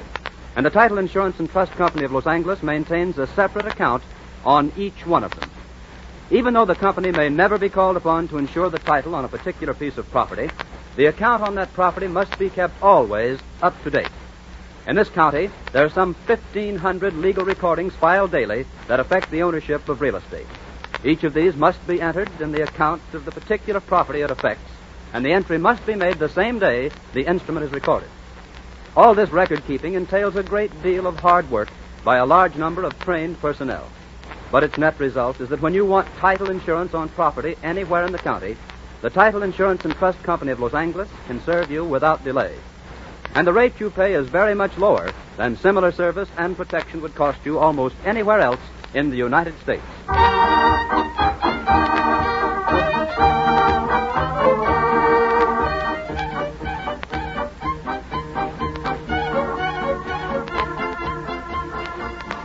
The same year which witnessed Michel Terena's surrender saw the Valley of San Fernando pass into private hands for the first time.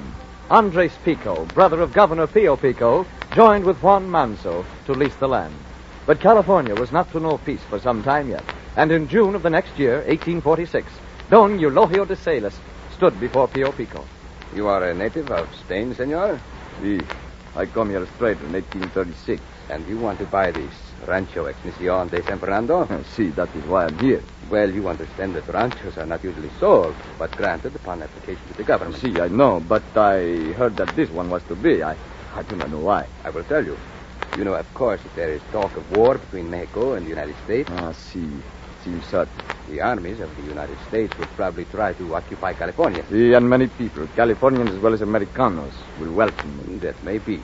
But I have orders from the Minister of War and Marine to raise the necessary funds for our defense in any way that I can.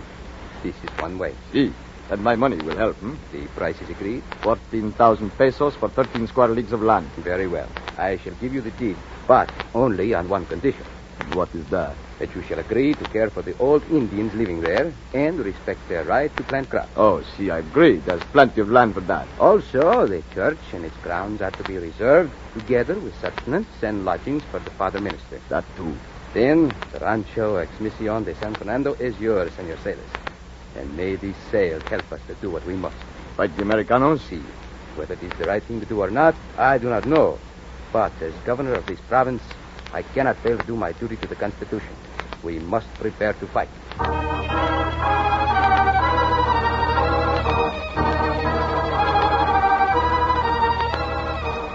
War broke out.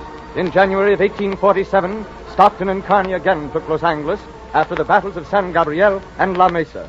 The Californians camped on Julio Verdugo's Rancho San Rafael to the east and debated what to do. It was there that word came of Colonel Fremont's arrival at the mission of San Fernando. With Fremont at San Fernando and the others at Los Angeles, we are trapped, General Pico. See, General Castro. It looks like our course is hopeless. You do not propose to surrender. And accept Commodore Stockton's terms? No. But our men are deserting us. They say it is no use. And the Americanos, there are too many of them. See, I do not know what to do. I can only hope that somehow, somewhere, we will find a way out. And the way out for the defeated Californians was being prepared at Mission San Fernando, where Colonel Fremont spoke with a young Californian, Jesus Pico. So you intend to push on after you have arrested Colonel Fremont?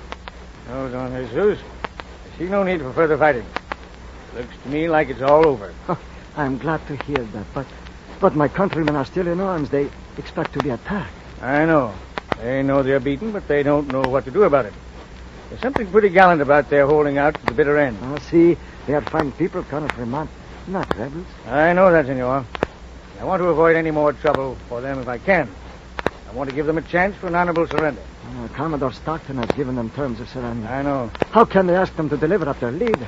They'll be tried and sentenced like common criminals. I know how you feel, Don Jesus. And I think I have the answer.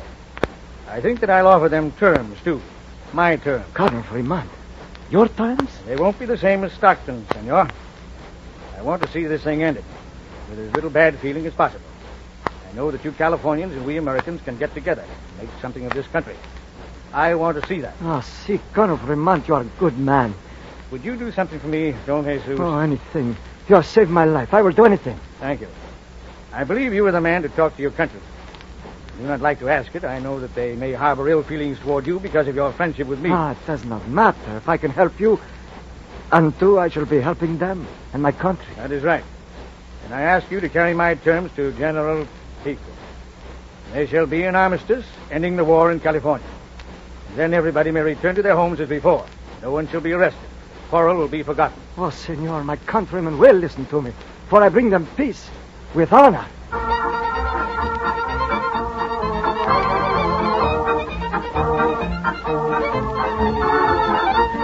The Californians did listen, and on the 13th of January, 1847, Colonel Fremont and Andres Pico met at the old Cahuenga Ranch House, now a park opposite Universal Studios. There, the Cahuenga capitulation was signed.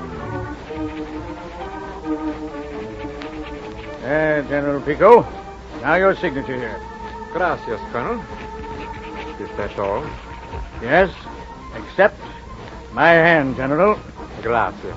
May this be the beginning of friendship and prosperity for all of us together in California.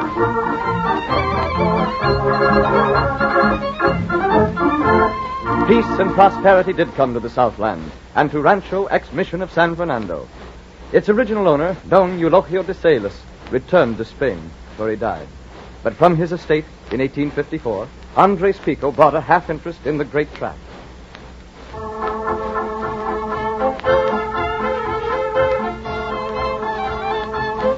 Gradually, the title to the lands of San Fernando Valley went through many hands, and the huge area was broken up into different tracts. The southern half came under the control of Isaac Lancusham and Isaac Newton Van Nuys, And in April of 1874, Senator Charles Maclay of Santa Clara rode out to look over the northern half. Your idea was to buy this land, eh, Senator? Yes, Governor Leland Stanford recommended I look it over. Well, now that you've seen it, what do you think? All I can say is, this is the Garden of Eden.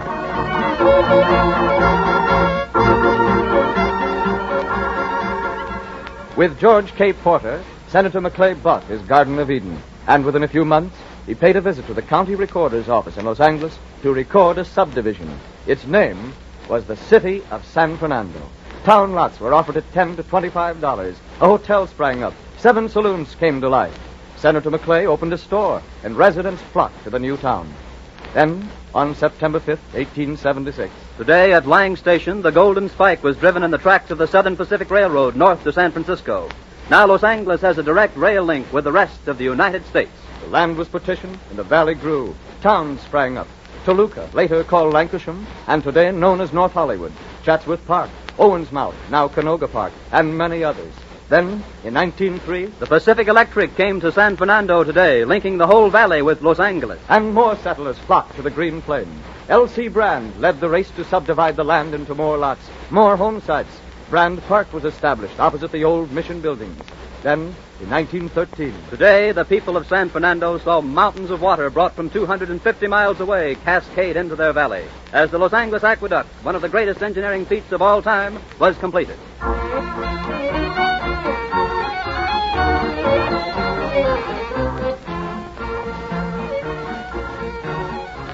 Water and transportation had come to San Fernando Valley, and nothing could stop its growth. Steadily, thousands more poured in to fill its towns and cities. In 1915, the greater part of the valley was annexed to Los Angeles, and the lands of the Franciscan Fathers had now become part of one of the world's great cities. Today, almost 120,000 of Southlanders call it home and find all the necessities of good living in the towns of San Fernando, North Hollywood, Van Nuys, Studio City, Universal City, Canoga Park, Reseda, Sherman Oaks, Chatsworth Park, Northridge, Tarzana, Granada, Pacoima, and Roscoe. Such is the romance of the ranchos. Frank Graham will be back in a moment to tell you the subject of next week's story. Officials and staff of the Title Insurance and Trust Company of Los Angeles take a great deal of pleasure in presenting these true stories of early California. They sincerely hope that you are finding equal pleasure in listening to them. Their company's primary job, of course, its most important service to you and to the community, is providing protection against loss due to title defects when you buy or lend on real estate. Land, usually considered the soundest of all investments, cannot be picked up and carried away. But ownership of land can be lost or its value depreciated through forgery or falsification of records, or by prior claims due to mortgages, trust deeds, liens, judgments, property rights determined in divorce cases. When Title Insurance and Trust Company of Los Angeles issues a policy of title insurance, it stands between you and possible loss of your property due to such causes.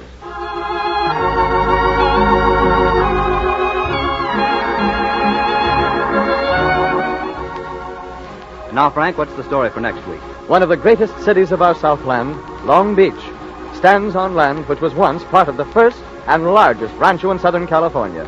Its fascinating story will be told next week. Until then, this is your wandering vaquero, Frank Graham, saying, Hasta la vista, señoras y señores.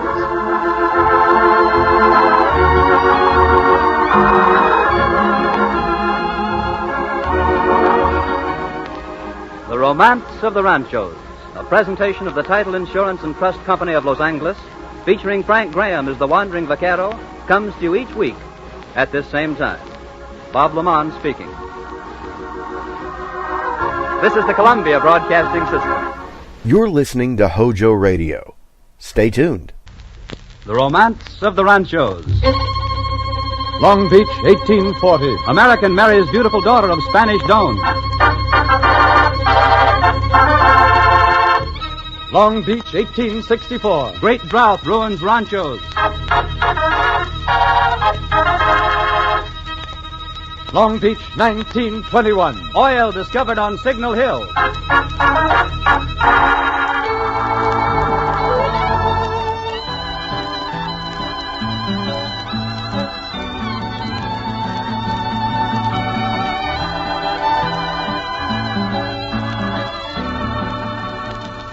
the Title Insurance and Trust Company of Los Angeles presents The Romance of the Ranchos, featuring Frank Graham as the wandering vaquero and dramatizing the romantic and colorful historical events which characterized the growth of some particular section of Southern California.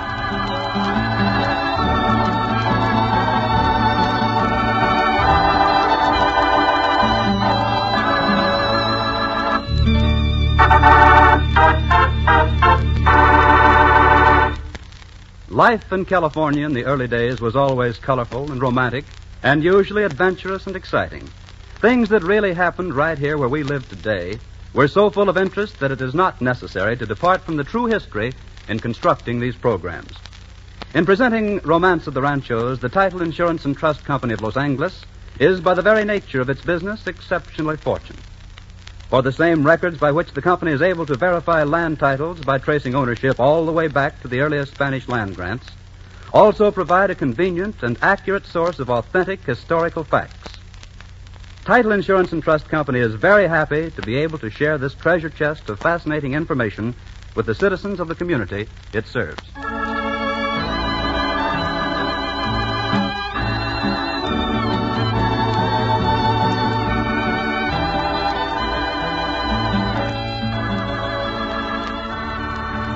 And here, ladies and gentlemen, to tell the story is our wandering vaquero, Frank Graham.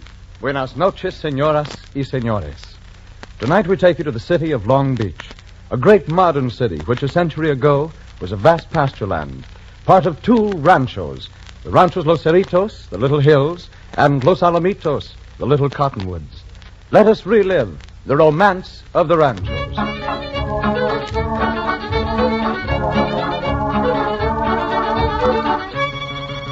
In 1784, one of the first ranchos to be granted by Governor Pedro Fages was a vast tract conceded to the old soldier Manuel Nieto and called Los Nietos. The rancho stretched from what is now Rio Hondo and the Los Angeles River to the Santa Ana River, and from the ocean to El Camino Real and the Montebello and Puente Hills. In 1834, many years after the death of the old soldier, the great tract was partitioned among his 4 children by Governor Figueroa. The land which was to become Long Beach was split into 2 ranchos, Los Cerritos, going to Doña Manuela Nieto de Cota, and Los Alamitos, going to Don Juan Jose Nieto. But shortly afterward, Juan Jose was called to see the governor in Los Angeles. You wish to see me, Your Excellency? Si, Senor Nieto. You are the owner of a rancho called Los Alamitos. But of course, Your Excellency. You granted it to me only a few weeks ago. So I did. You're not going to take it away from me, are you? In a way, yes. But Your Excellency... I wish to buy it. Oh, well, that's different. You already have 2 other ranchos. You would not mind selling this one? Well, perhaps. That is, if the price... I will give you 500 pesos. 500 pesos? For 6 square leagues of land? Si, 500 pesos. It is not much. It is enough for the bare land. You have no stock on it. I must go to the expense of stocking it. See, that's true. You have little use for it. You have enough land on your other ranchos. Well... 500 pesos in cash is no paltry sum. It will buy many cattle. Properly invested, it can make you rich. Come, what do you say, Senor Nieto? Well, I don't know. I'll have to think it over. Oh, well, then perhaps I'll have to buy land up north. There I can get a bigger rancho for less money. I shall save some of my 500 pesos. Well, as a favor to you, Your Excellency. But only because of that, I will take the 500 pesos. Los Alamitos is yours.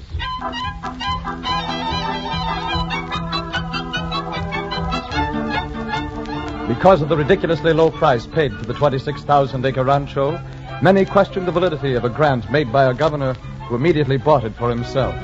But the sale was not disputed, and Figueroa formed the Compañía Agricultura to stock the ranch with cattle and horses. A few years later, he died, leaving his brother to administer the rancho.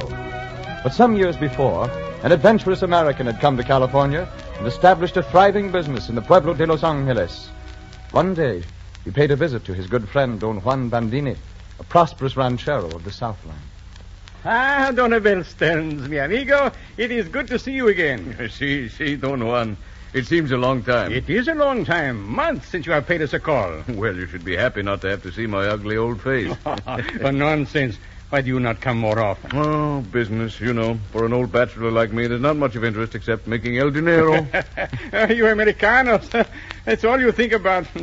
Why do you not just live, enjoy yourselves? I guess we're just born with a cussed streak that won't let us take things easy. Sometimes, mi amigo, I think so, too. When even you, who are more like us than most Americanos, cannot rest. Oh, well, I like you in spite of your energy. Gracias, mi amigo. The feeling's mutual. And I must tell someone you are here. You have an admirer, senor. You have completely won the heart of a certain young lady. She has been pining her heart away for you. Yeah, what's this? A young lady? Well, since when have you had a young lady here? Oh, you shall see. Arcadia! Arcadia! Si, Papacito. Come here, my dear. We have a guest. One whom you will be most happy to see. A guest, Papa? Who could it be? Maria Lugo? Tio Manuela? Oh, el Señor Don Abel. Si, Don Abel himself. Huh? You are happy to see him? Si. Buenos dias, Don Abel. But this is unbelievable. Surely this can't be little Arcadia. Si, Senor. Now, you see how long it has been since you were here last? Well, she's grown up. A real young lady. And my child, you are beautiful. Si, she is. Gracias, Don Abel. You have stayed away a long time. Had I known such a vision of loveliness awaited me here, I should not have done so. Papa? Oh, you Americanos are very quick at turning a pretty phrase. You know how to compliment a young lady. But I mean it, mi amigo. She is truly lovely. Well, I must tell you that your admiration is returned. She has counted the days since you were last here. Oh, Papa. Oh, you have completely won her with your Americano charm. And perhaps with those little trinkets you bring her every time you come. Oh, Papa, that is not true. Oh, see, I have something right here in my bag. I shall get it. You see, my little dove, he never forgets you. Oh, but I've made a mistake. Huh? That is, I didn't realize. What is it? What's the trouble, mi amigo? Well, you see, it's been so long, I didn't realize that. And I brought... See? What did you bring? Well, this. Oh, well? Senor, it's a doll. Si, senorita. A doll. Oh, gracias, senor. It is beautiful. Oh, but no, you shall not have it. I have a better idea. Here's something I was going to take to my store in the Pueblo. But now it shall crown one of the loveliest heads in all Alta California. Senorita, will you accept this slight gift from your sincere admirer? A shawl. Oh, Papa, a silken shawl. Oh, it is lovely. Oh, but, senor, it is too much. It must be worth 20 pesos. It is most elaborate. You must not for this silly girl. Senor, I insist. It is less than a fitting gift for so lovely a young lady. Oh, Senor Don Abel, dear Don Abel. I cannot say how much I like it. Gracias, senora. Here, senorita. What are you doing? Oh, there. That is how happy I am. Mi amigo, now you have made a conquest. Look at her, running away. But Don Juan, she... See? She kissed you. You have truly won her heart now. She actually kissed me. Senor, it's been years since this ugly bachelor face has known the touch of a woman's lips. Oh, senor, I am sorry. The silly child was impetuous. I hope you are not offended. Offended? Senor, I'm delighted. Well, I hardly know how to express it, but she's wonderful, senor. Wonderful.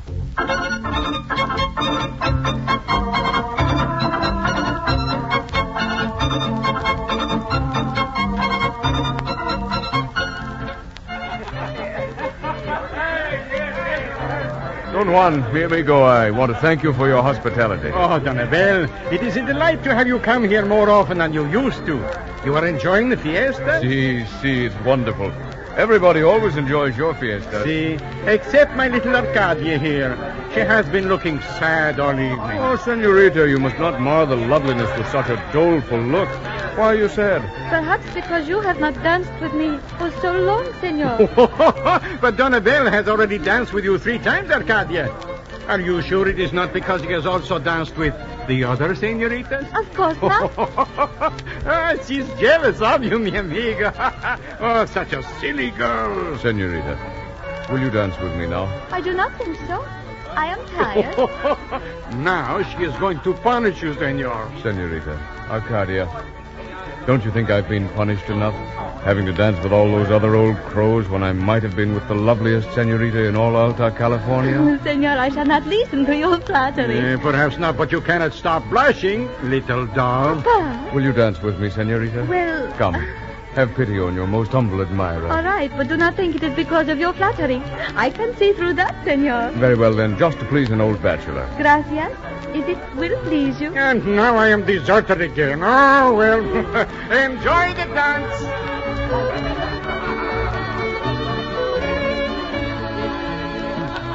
You dance well, Don Abel. Oh, I'm not so bad for an old fellow, I guess. Oh, senor, you must not say that. You are not old. I wish it were not so, senorita. Then it is not. I say it is not. To me, you are young. Oh, senorita Arcadia. No, you're wrong. But I am not. Don Abel, I am tired of dancing. Shall we sit down? See, perhaps in the garden. Won't you be cold? No, no. Come. Very well. My arm, senorita. Gracias.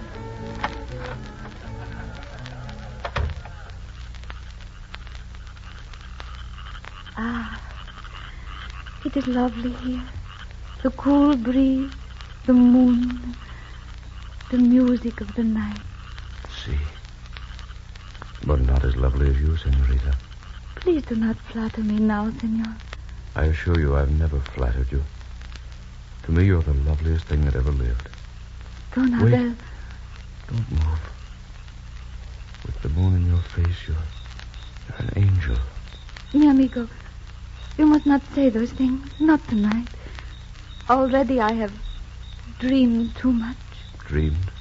See, for a young girl's heart, senor, there is no accounting. It is easily overthrown. See.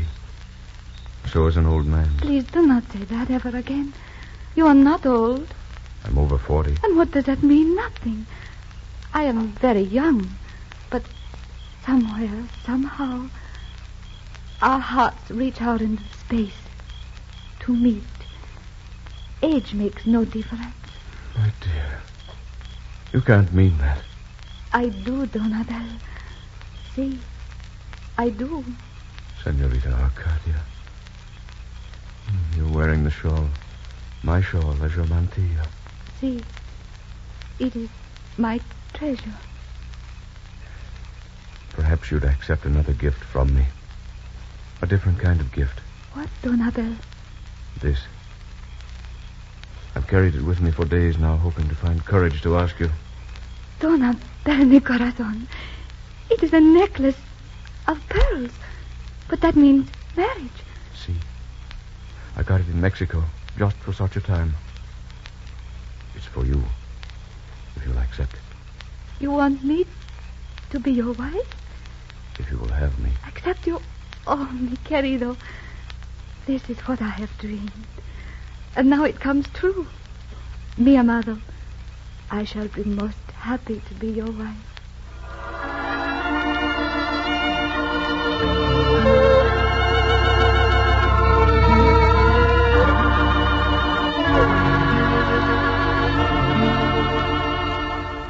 See, Your Worship. Don Juan Bandini has given me permission for the marriage of his daughter, Arcadia. So it remains for you to help us. You see, although I am a naturalized citizen of Mexico, I was born an American. See? You wish the church to give you a special dispensation for the performance of the marriage? See, that is it. Well, Senor Stearns, since you are an outstanding citizen of our community and an upright, righteous man, I see no reason why such permission should not be granted you. Oh, gracias, Your Worship. I shall arrange it immediately so that the banns may be published. Your Worship, I have one more request to make. See? As you no doubt know, there's some disparity between the ages of Senorita Arcadia and myself, and I should like to avoid any ridicule which might be directed toward us by some thoughtless young people of the Pueblo. See? I understand, Senor. So perhaps we could dispense with the banns and be married right away. If it could be arranged, I should be most happy to contribute to any charity which you might indicate. Senor, that will not be necessary unless you wish. But I feel sure that under these unusual circumstances, the marriage can be arranged as you request. And may I offer my blessings on your union and my hope that you shall live a long and happy life together.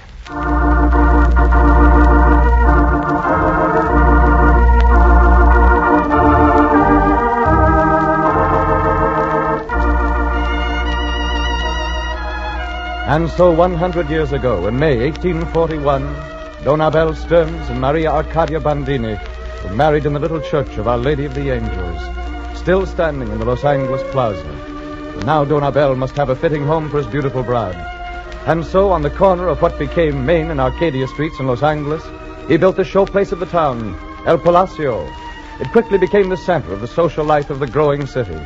It was there that the most lavish parties and fiestas were held. And it was there that Don Abel brought home news a few months after the marriage. Arcadia? Arcadia? See, Abel, what is it? Oh, my dear, I have news. Great news. What is it? Tell me quickly. You're so excited. See, I have a right to be. I've bought my first rancho. No. See, I've just settled matters with Francisco Figueroa, brother of the late governor, to buy his rancho Los Alamitos. Oh, mi querido, that is wonderful. I am so happy for you. See, my dear, now I am a real California ranchero. But this is only the start. I shall buy more ranchos and more cattle. I shall build my holdings up until I'm the biggest ranchero in all Alta California. See? Oh, mi querido, you are so funny. Funny? What's funny about it? Don't you think I can do it? See, of course you can do it. And you will be a ranchero, but... But what? But you will always be the ranchero americano. For you must be the biggest, the most successful in all Alta California. Well... I do not want you to change. And I am sure that you will be the greatest ranchero in all Alta California.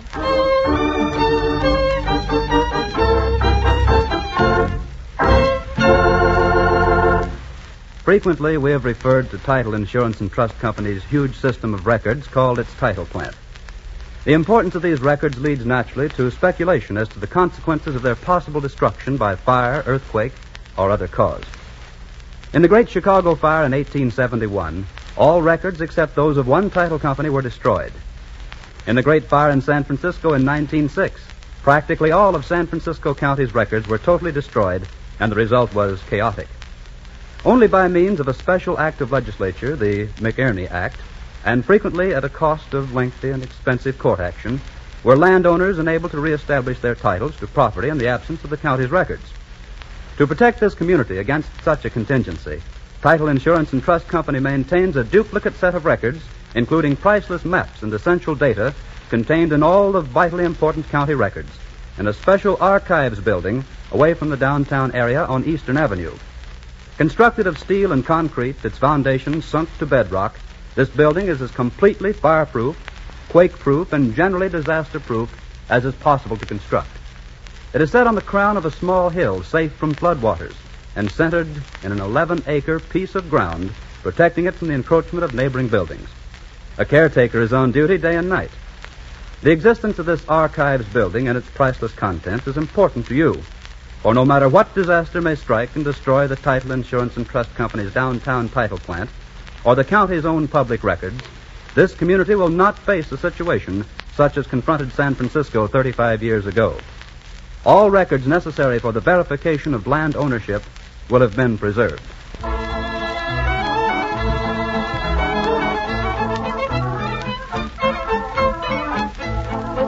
Don Abel Stearns vowed that he would become the greatest ranchero of all Alta California, and he kept his word. One after another, he acquired ranchos until he owned a vast acreage spread out over all of Southern California.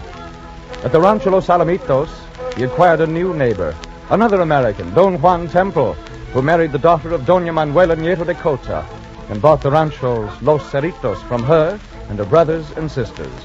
So now all the land that was to become Long Beach was owned by the two Americans. Don Abel and Don Juan were friendly rivals in business, but close friends socially. Sometimes the work was shared, and sometimes a visitor was amazed to be taken on an interesting excursion called a run through the mustard. See, my friend, here they come. Those are Don Juan Temple's men coming up. I see them. Here all your vaqueros, huh? Well, now, what is it you and I are going to do? We're going for a run through the mustard. It sounds crazy to me. What do we do? Well, you see the mustard? No. Where's any mustard? There in the field, right in front of you. You mean those tall weeds or trees or whatever they are? They're mustard plants. I never even knew mustard grew in plants. Thought it was something that came out of a can. This is wild mustard growing here in these plains. As far as you can see. That's taller than a man on horseback. See, and that's the trouble. One can get lost in it very easily. I can imagine. Well, then, why are we going for a run through it? Because many head of cattle stray into it and get lost. We can't see them. They're hidden. So we gather all the men and ride through, keeping a certain distance apart, and drive all the cattle out the other side. well. Hi there, Don Juan. Are we ready? He's ready. You take that in, Donabel. See? All right, men, you know what to do. Into it. Come on, my friend. Now you shall see what a run through the mustard is like. Adelante!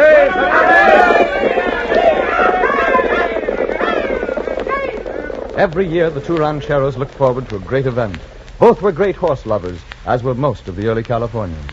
And each year, the owner of Los Alamitos pitted his best racer against the favorite of Rancho Los Cerritos. On the appointed day, the entire populations of both ranchos assembled on the course, which ran straight from Signal Hill to the beach. The wagering was fast and furious, and each owner was vehement in behalf of his horse. Donabel, that Palomino of yours could not beat a very slow cow. She doesn't have to race a cow, but she can very easily beat that Pinto of yours. I'll bet another 100 that she doesn't. Make it 500 and I'll take it. Very well, it's a bet. Mark it up, senor. Are you ready, Donabel? Can I give you a signal? See, wave the flag. We shall show this gentleman what the horses of Los Alamitos look like. And here it goes. Here they come. Come on, Diablo. Come on, Estrella.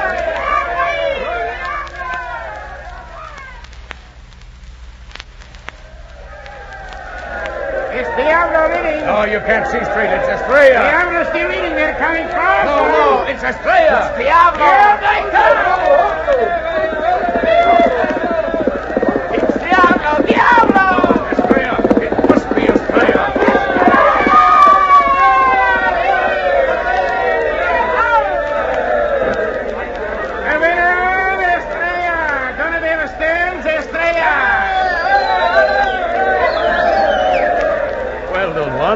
Whatever you say now.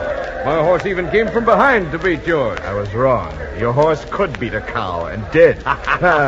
Wait until next year, senor. Just wait until next year. No, next year won't be any different, Don Juan. I can't lose, that's all. I can't lose.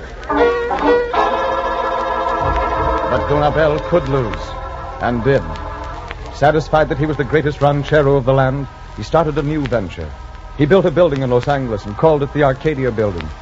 But now, California belonged to the United States. There were taxes, and costs had gone up. He had to borrow money, mortgage his land. And slowly, things began to go against him. We'll need more money to finish the building. You're in too deep now to pull out. You'll just have to borrow more. You'll have to go before the court and prove your claim to the land. Means lawyers and fees. It's cattle thieves, Donabel. They've raided Los Alamitos again. It's 500 head this time. Business is bad, Donabel. I can't get the price for your hides I used to. We need more money, Donabel. More lawyers, senor. 500 heads more stolen. Donabel, it's drought. It has not rained for months. There's no water. The cattle are dying like flies. 2 years. Drought. Parched earth, dried up pastures. Emaciated cattle moaning in agony, staggering, dropping, helpless. Nothing can be done. There is no water. In 2 years of drought... We have finished our count today, Donabel. We've lost 20,000 head of cattle. You're ruined. So, in the case of Michael Reese versus Abel Stearns, I issue a decree of sale against the defendants Rancho Los Alamitos to meet the debt. Los Alamitos passed from the hands of the energetic American, and a short time later, Don Juan Temple on Los Cerritos was to give up his vast land, too. Between 1866 and 1881, the two great ranchos gradually came into the possession of one family, a family still closely associated with the land which became Long Beach, the Bixby family. And then, one day in 1882, a man stood on the spot near what is now the corner of American and Anaheim Streets. Yes, ladies and gentlemen, this is the spot where I've dreamed of starting my American colony, and now the dream is to become a reality. Mr. Bixby has given me an option on this land. The maps are drawn up, streets are laid out, and we're ready to sell lots in the new town of Wilmore, California.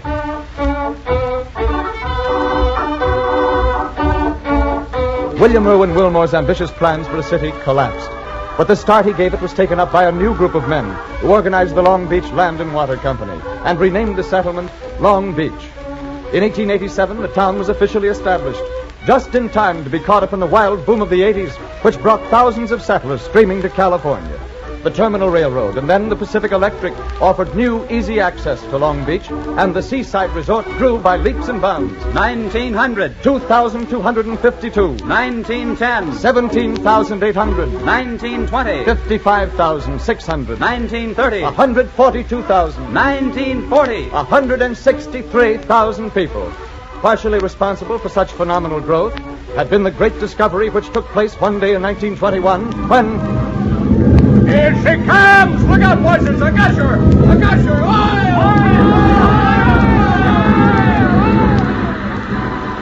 On that same Signal Hill where once Don Abel Stearns and Don Juan Temple raced their thoroughbred horses, the liquid gold of petroleum was brought up from the depths, and the land of the ranchos Los Cerritos and Los Alamitos became the great metropolis of industry, commerce, pleasure, and good living that is the Long Beach of today. Such is progress, and such is the romance of the ranchos.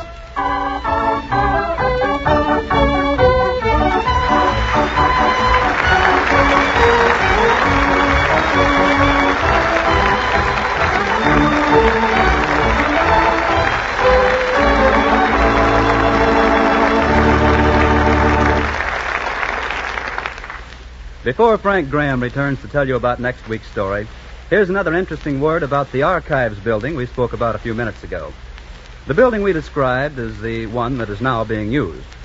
After the San Francisco fire, the management of Title Insurance and Trust Company of Los Angeles saw the necessity for protection against a similar loss of public records.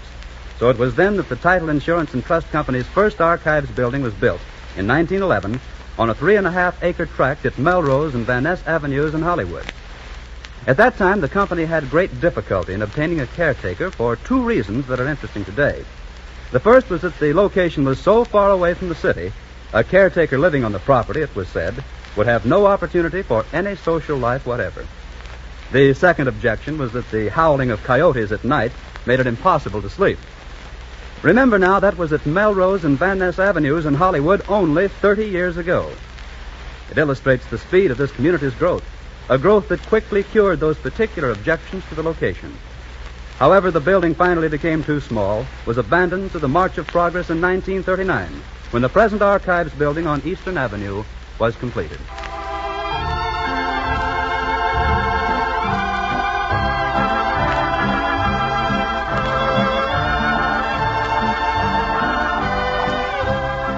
And what's the story for next week, Frank? The story next week is not about a rancho, but a man.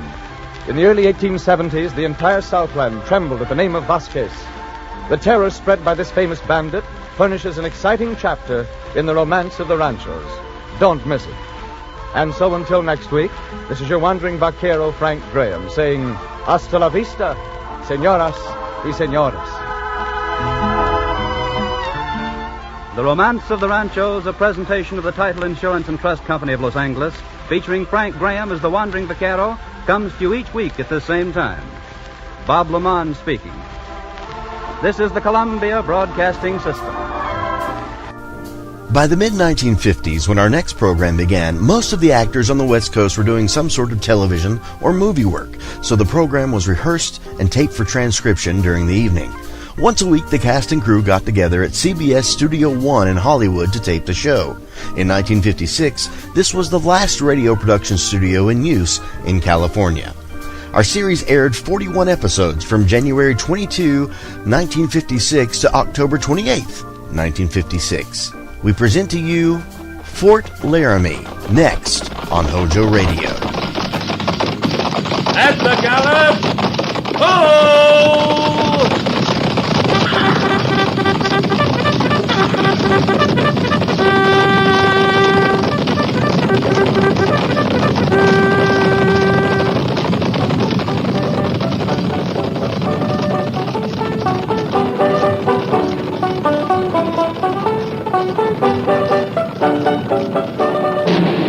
Fort Laramie.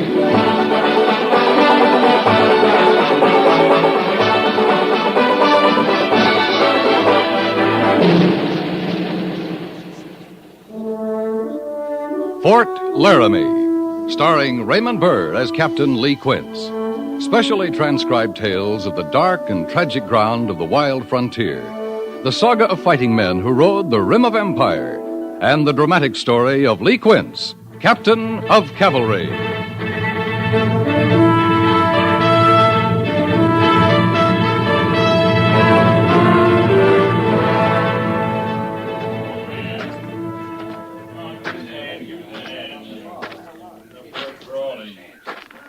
Sergeant? This one's fresh killed. And fresh skinned, sir. How many buffalo we found this way? Well, we come on 10 with this one. The men are fanning out looking for more. They wouldn't be far away if there are more. They're right dumb, aren't they, Captain? Buffalo must be the dumbest critters they is. Well, couldn't call them crafty, but they're half blind. Can't see trouble when they're heading right into it. Lieutenant Seibert's back from the agency yet? Well, yes, sir. He brought the wagon. They're loading carcasses in it back by the Waller. They better get a move on. That meat'll cook in this heat. Captain, you got the feeling there's something wrong? Wrong? Well, I've seen Injuns kill buffalo before, lots of them. But I never seen them leave this much meat on them. Maybe agency life is making them lazy, Gorse. Maybe their bellies are too full. Now, you don't think that, Captain. I sure don't. I'm going to talk to Mr. Seiberts. Oh, are all of them cut this way? I think so. I didn't rightly study them, though. Then study them. All of them. Let me know what you find. Yes, sir.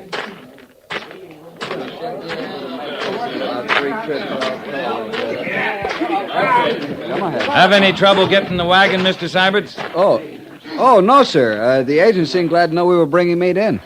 That seem odd to you? Well, no, sir. I never saw an Indian agency that couldn't use food. Neither did I. Oh, excuse me, sir. All right, man, you can move the wagon. I'll pick up the rest of the carcasses. Just a minute. Yes, sir? I want to take a look at these. Hold it a minute.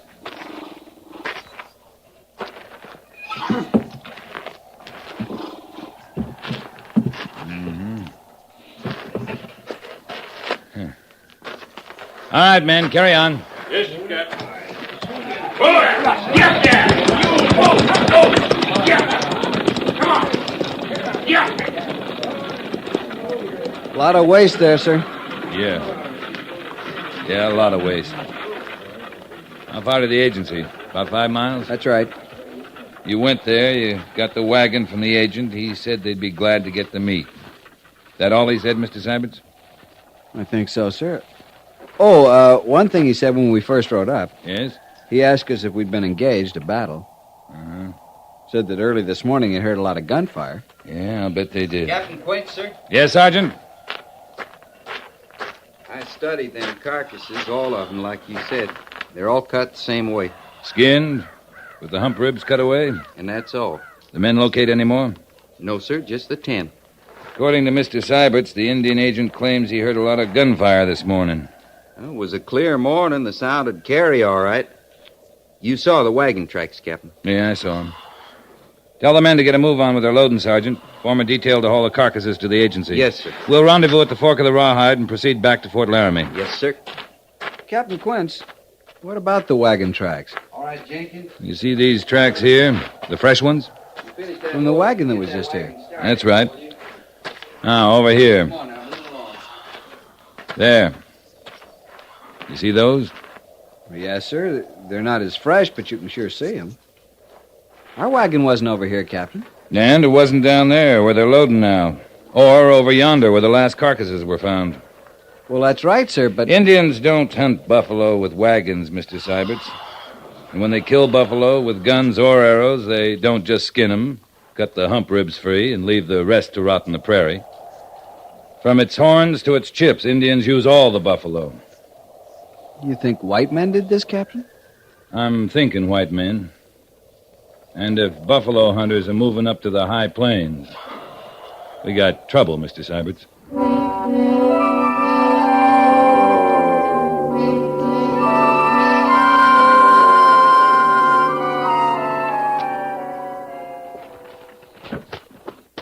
That's reservation land, Captain. That didn't make much matter to them, Major.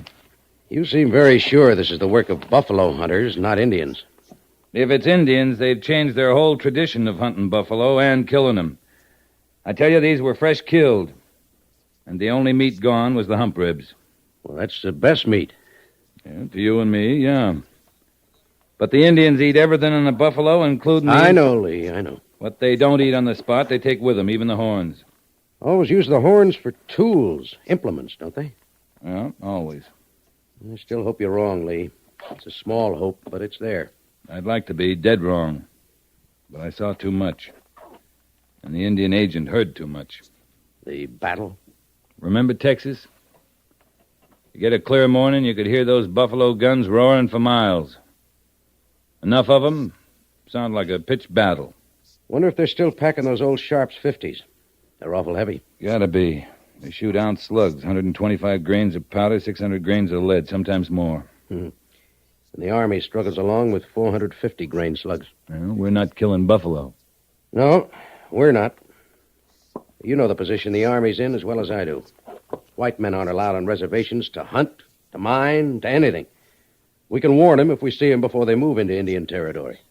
If we catch them there, we can run them off or bring them back to the guardhouse. But we got to see them first. We may not see him, Major. Until it's too late, we may not ever see him. And then the Army will be in another position. What other position? Fighting a war.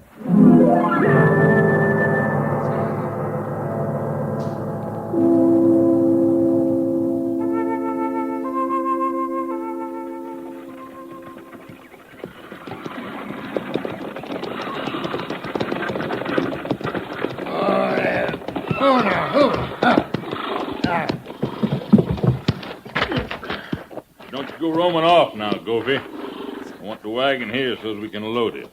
Awful hot just sitting here. Well, you set, you hear? I hear. Hey, soldier, let's hear the sutler's store. That's it, mister. Much obliged.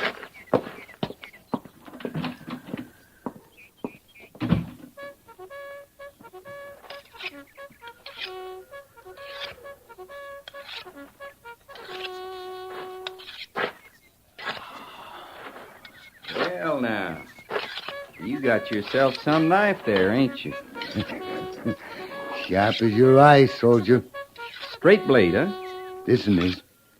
Got 'em curved, too. They're nice. You like curved knives better, do you? I like what I need. Sometimes I need a straight blade. Sometimes I need 'em curved. What kind of man's got a need for knives, straight blade or curved? You goading me, soldier? I'd be a fool to goad a man sharpening a fine knife. Yeah. You would. You'd be a plain fool. There's a fine edge coming. Fine edge. It's your business, cutting things? Let me show you that curved blade, soldier. Now, look at that. Ain't that pretty the way it half circles? You think it's pretty? It fits your neck, soldier. Right close and neat like. Now, that's what I call pretty. The fit of it. Pretty enough. Looks dull to me. It gets dull. Cutting. Before I cut a man's throat with it, I'd see it was razor sharp. I will. I'll tend to that right now. But I'll keep that straight blade handy. In case I run into a soldier who wants to goad a body. I knew a man like you once. Looked the same, acted the same, talked the same. He was from Texas, this man I knew. A lot of good men from Texas. This man, he was a skinner. A lot of good men are skinners. This man, though, he got himself killed. How's a man gonna get himself killed skinning buffalo? He made the mistake, this Texas man, going into Indian territory. Went up into the Indian Nation. Got himself killed. You don't know nothing about skinning. I heard about this man. You're dumb, soldier. Dumb as can be. I ain't dumb enough to skin buffalo in Indian country. I make $50 a month in my keep. With that, I get 50 cents a head on every buffalo I skin. You do it fast, mister? The faster I do it, the more money I make. I'd sure admire to see you at your work. Yeah, you would. I would. I never seen a real good skinner at work. You ain't? you wanted to please a body, you could tell him how you set about your work. You thinking about turning, Skinner? Oh, I don't think I got the gift for it. Of course, I'm a willing hand and all that. How are you on thinking? I'm not too good, to tell the truth. You might make a Skinner at that. The thinking part, what's done of it, that's the hunter job. Old Jake Cuppy there. He's got to find her, do the shooting. Jake Cuppy? In the sutlers. He's buying lead now and powder. He's got a line on a big herd. Where? What do I care? A big herd, soldier. He'll get me there, do the killing. All I got to do is traipse after him and skin him. You was going to tell me how you manage that. You see, you work with a good hunter. That comes first. Old Jake Cuppy, he's good. He shoots them right in the lights. Lights? The lights, the lungs. Now, here I thought a good hunter'd take aim on his heart. The heart? No. You hit one in the heart, even square in the heart. He's going to run all over on you before he dies, charging around, pawing the earth, carrying on. No need a Skinner wasting himself moving all over. I can see that. You hit one in the light, soldier. He may take a step or two on you, but no more than that. He drops right on the spot. Know how I mean? A Skinner don't go to first one spot, then another. Oh, he don't waste himself, I understand. And the gift you talk about.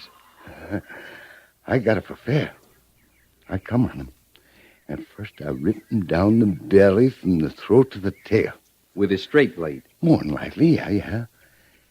Then I cut down each his legs. Go around his head, clean up to his ears.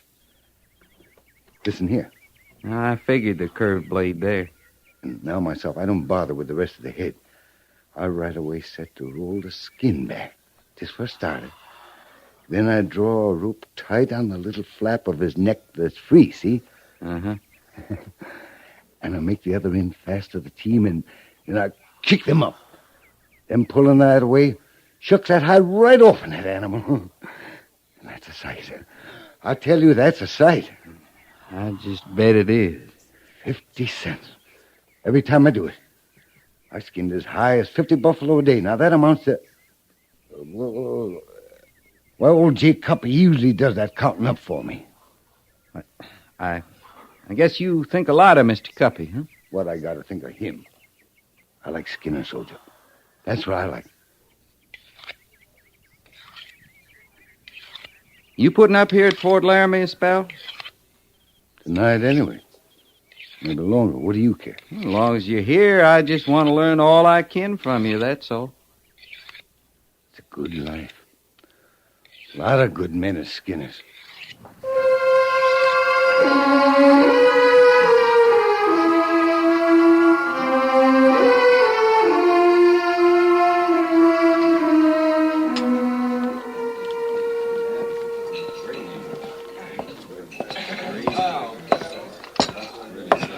Your name, Jake Cuppy, mister? How Your name. It's Jake Cuppy? You don't want to steal up on a man that is eating, Captain. Might make him edgy. I make you edgy, mister? I'm getting over it. Sit down as long as you're here. Oh, here, I'll move my rifle aside. You got your eye on it, too. I seen big 50s before. I declare it opens a man's eyes, stopping off at an army post. First they tell me I'm welcome to put up with the enlisted men here, and then the only ones that come poking around are officers. That so? How come you know about big 50s? Lieutenant claimed he never seen one before. Mr. Sybert's never saw a buffalo hunter before. Well, he's seen one now. Where do you find them? Like him, so full of book learning. We find all kinds, mister. Yeah, well, you found one there. Now, he's up on all the law in these parts. I'm not talking about your army law now. I'm talking territory law. I think that's how he said it. Something about there's a time of year you can't shoot what Lieutenant calls wildlife. There's a law. About hunting? First Territorial Assembly passed it. It's called Wildlife Conservation. Well, I declare. Yeah, I thought the Army was a shooting outfit. It is, mister. Now I'm going to tell you what I told the lieutenant. You're going to make laws out here. You make them about the Indians. But you leave a white man to his work. Yeah? Must be you've shot up all the herds on the South Plains. Oh, I wouldn't take all the credit for that. Others got their due coming. I'm gnawing at you, Captain. Same way you're gnawing at me. You spoke your piece. Now why don't You're wrong, mister. That's another thing. I'm almost never wrong. There's treaty law that says you can't go into Indian territory. That means all the land north of Fort Laramie. I'm getting a mite worried about the Army. Ain't they doing any killing no more? We're obliged to warn you. If you do go in, we can't protect you. I just don't recollect asking for any protection.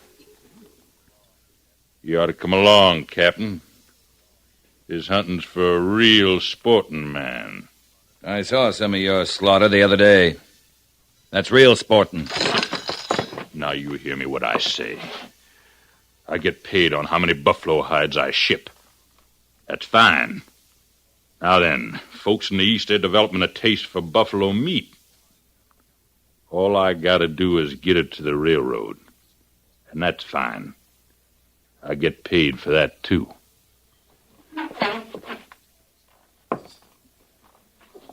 I'd hate to have to fight a war on your account, mister. Maybe I'd be on your side. I'm good at shooting. I tell you what. You figure a price on Injun hides, Injun meat. Maybe I will be on your side, Captain.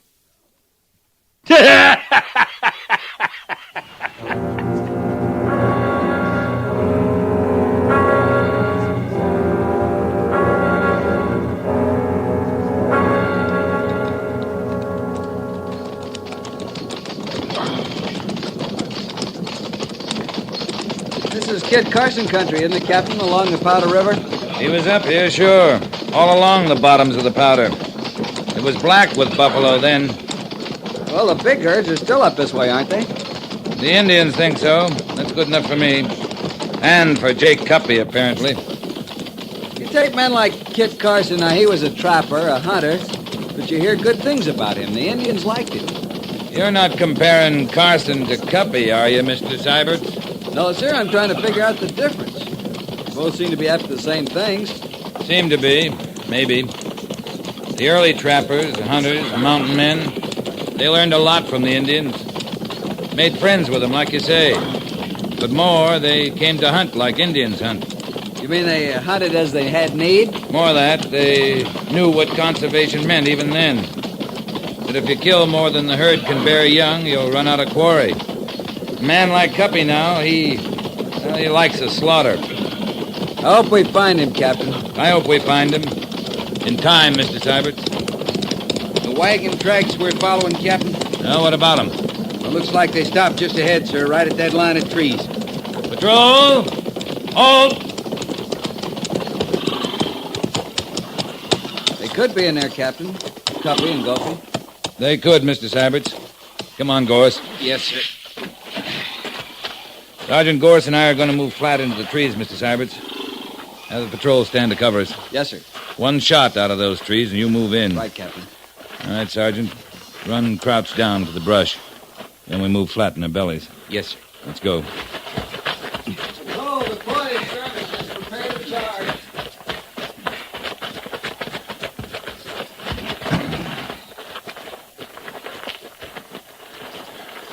Them high-bed wagons like Gulfy had, they move through here better than we do, Captain. I can't see Cuppy making a camp here. I can't see him coming in here over the Army's warning.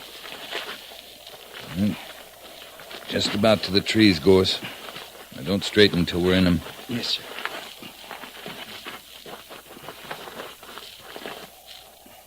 All right, now. They're not as thick as they look, Captain. Well, here, ahead there, Gorse. The wagon.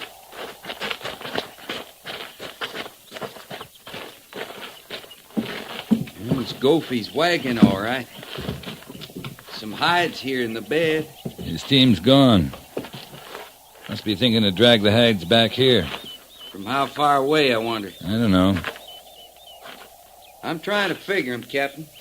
I can see they might hide the wagon so as we couldn't follow its tracks, but we can track horses' hooves just as well. Not this way, Gorse.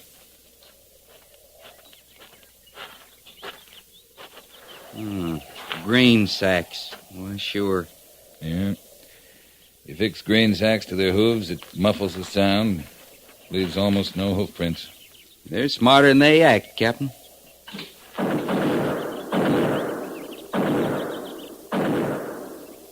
Are they, Gorse? Buffalo guns. That's one sound they can't muffle.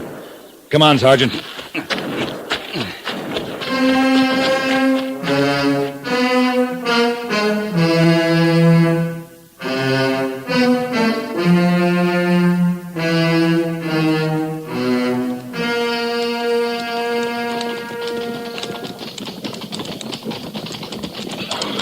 We've ridden 5 miles at least, Captain, and no sound to guide us for the last 3. Don't need sound with sign like that ahead, Mr. Syberts. That brown haze like dust? It is dust.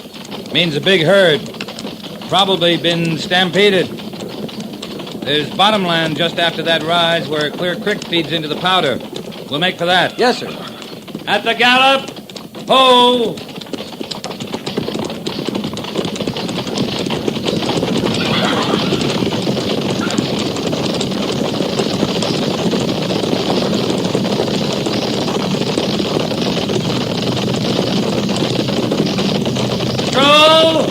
Halt!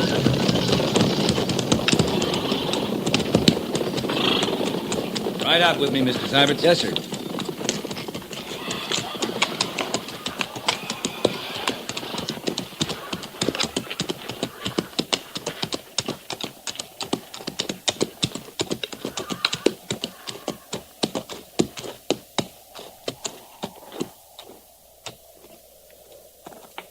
Captain, look.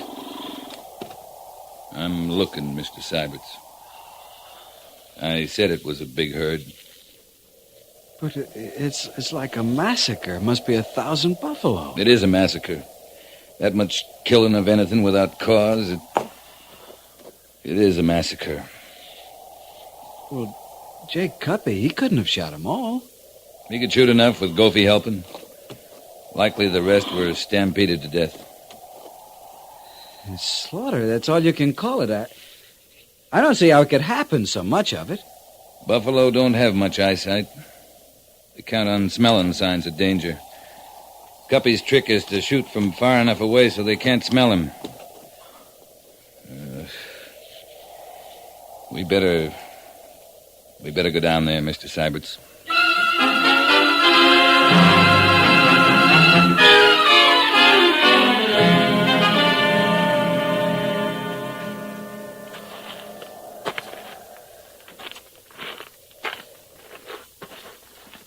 Cuppy, would he cause all this and then hide out, Captain? He might. Knowing we'd be coming after him. Knowing he and Goofy couldn't hope to haul them all out before we got here. You seen any that's been skinned? No, sir, not a one. Captain Quince, over here.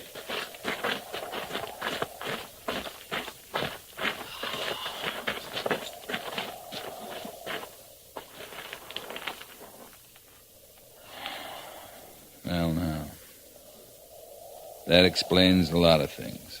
I come on their horses first, down further. They're shot full of arrows, too.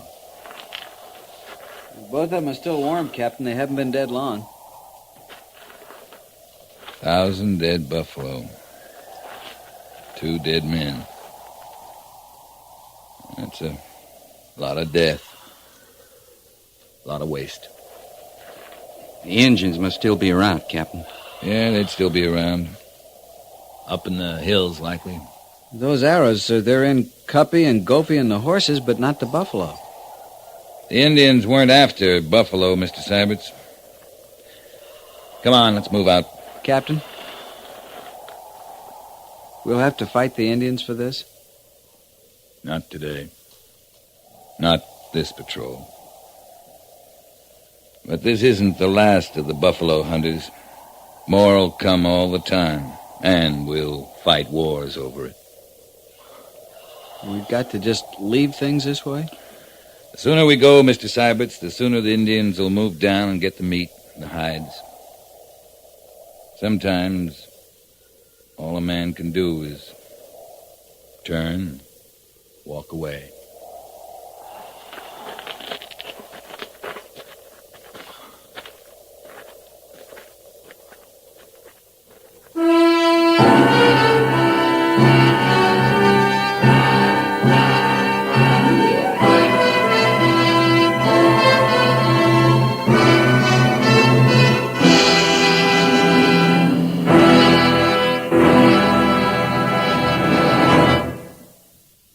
Fort Laramie is produced and directed by Norman MacDonald and stars Raymond Burr as Lee Quince, Captain of Cavalry, with Vic Perrin as Sergeant Gorse.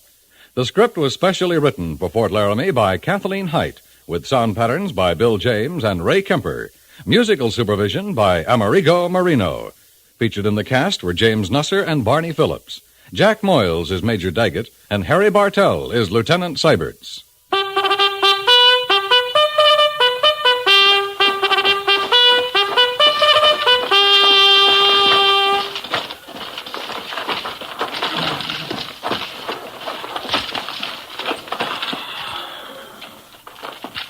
Company, tension!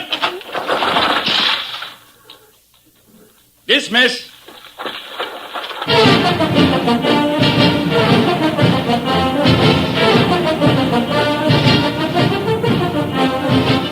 Next week, another transcribed story of the Northwest frontier and the troopers who fought under Lee Quince, Captain of Cavalry.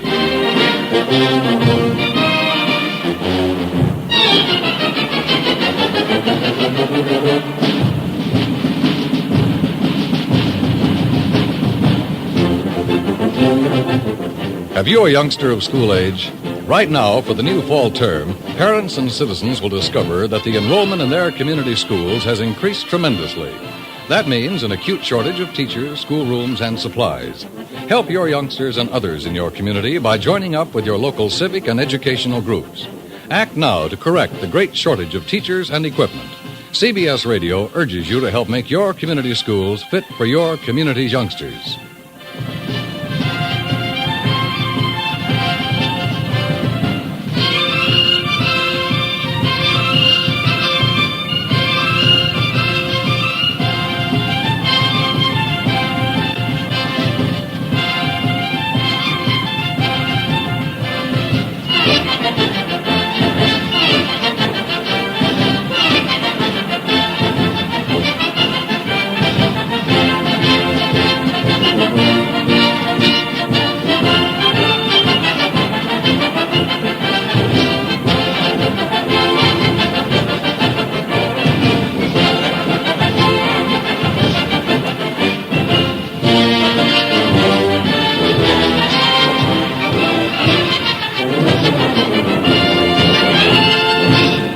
You're listening to HOJO Radio. More classic old-time radio coming your way next. At the gallop! Ho!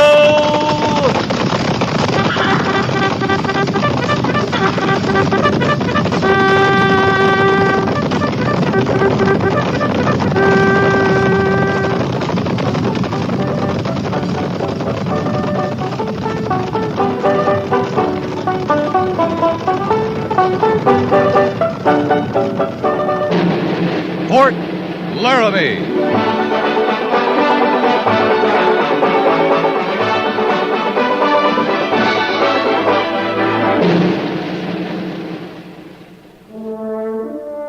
Fort Laramie, starring Raymond Burr as Captain Lee Quince.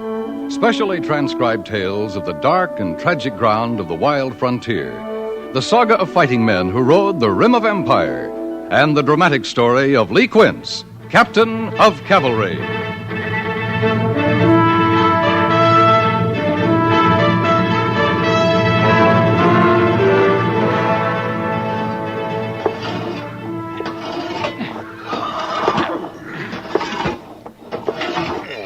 think maybe I'm wearing thin on this stable detail, Beam.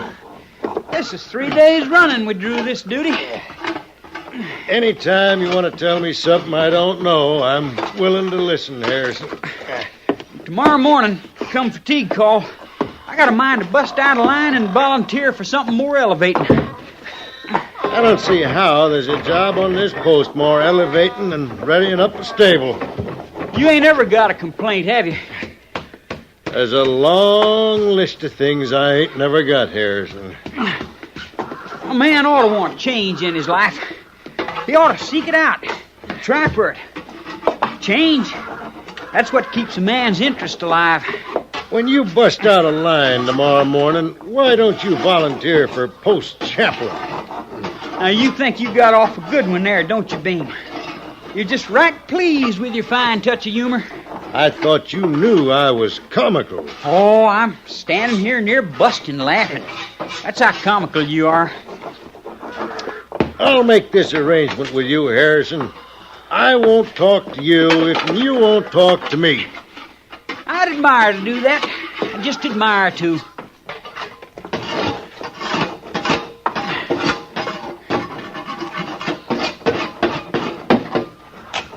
Bean? Now, come on, Beam. You hear me all right. That's one of the shortest arrangements I ever had. Yeah, well, let's rest a spell. I'm agreeable. Rest a spell. And have a chaw. You're getting more likable, Harrison. No sense in us going at each other. Working as close as we do, living as close. I want to make friends with you, Beam. Starting when? This minute. You ain't one for ceremony now, are you? Couple of good friends, where we are. It's only right we should rest a spell and have a chaw. I'm willing. You, got a chaw, ain't you? You talking about tobacco? Of course I am. I can't call the time I had a plug tobacco. You lying to me, Beam. Now, we being such good friends the way we are, why should I lie to you? You chawing, ain't you? Been chawing all morning. Well, sure, I'm chawing. You ain't chawing tobacco. What are you rolling around on your tongue? Shifting one side of your mouth to the other. Knick-knack. Say that again. Knick-knack. You being comical again, Beam? You're just a boy. I keep forgetting. You don't recollect the war much. I recollect the war better than I recollect that whatchamacallit. It's bark. Injuns taught us Yanks about it. Red willow bark, I think it is. Anyways, they'd cut it deep from the trees, cut it into shreds. They used it most for smoking. You cut into any red willow trees up here on the high plains, Beam? Well, not me. But last time we was down on the agency, I got me some off a squaw. I swear you're lying to me. Why, here, in my pocket. Help yourself. You hankering for a chaw? Makes one. Well, it's dry as sand. Well, you got to work it some. Oh, yeah. Tastes funny. You sure this stuff's off a willow tree? Red willow.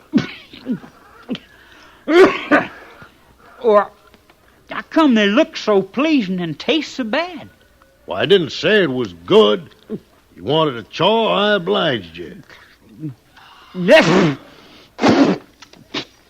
Yeah, I said you was just a boy. Well, sometimes I'm hungry. I don't eat a polecat because that's all I got handy. You got a taste for tobacco. Why don't you buy yourself some? The sutler keeps a fine line. A Bull Durham, seal in North Carolina. You know why I don't buy. I got no money. Same as you. Same as every trooper on this post. That paymaster ain't been through here in 4 months. And before that, it was 6. No money. Pliny, he won't give me no more credit. You ain't all alone, you know, Harrison. Ain't nobody been paid in 4 months' time. I'm going to do something, Beam. I don't rightly know what it is now, but that Pliny, he's going to give me some more credit somehow.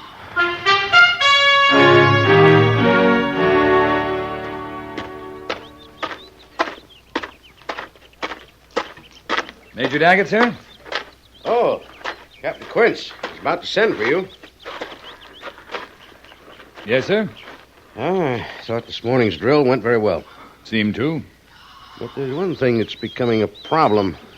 Selecting my orderly for the day. I want you to give some thought to it. In what way? Well, as I say, the drill seems sharp enough. Soldiering generally is good. The men are keeping the post in good order.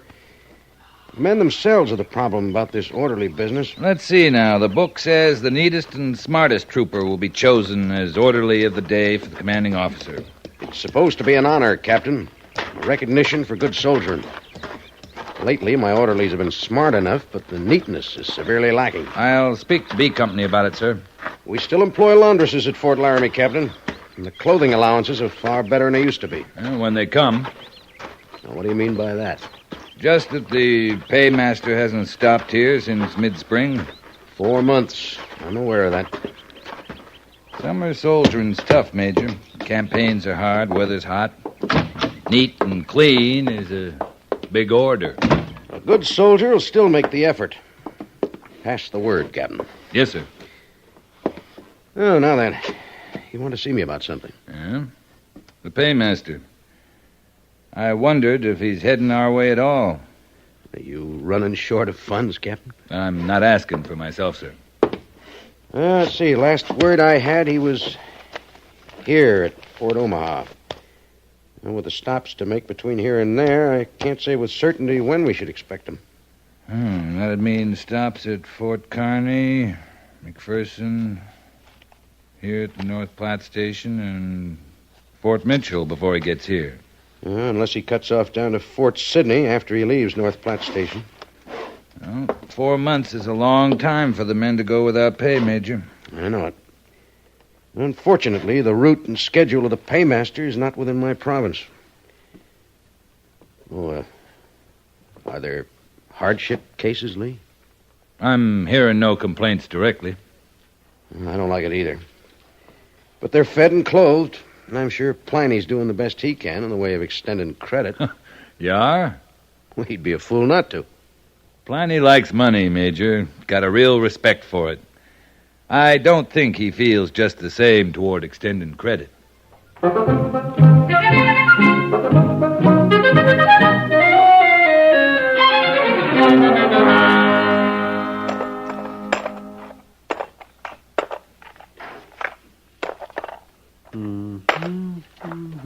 Yes, that's... well, I don't know. It's not enough. No, that's not nearly enough. Oh, I might want to put it in a safer place, though. Yes, I might want to do that. So I'll just put it in these sacks here. Well, yeah, it feels good then.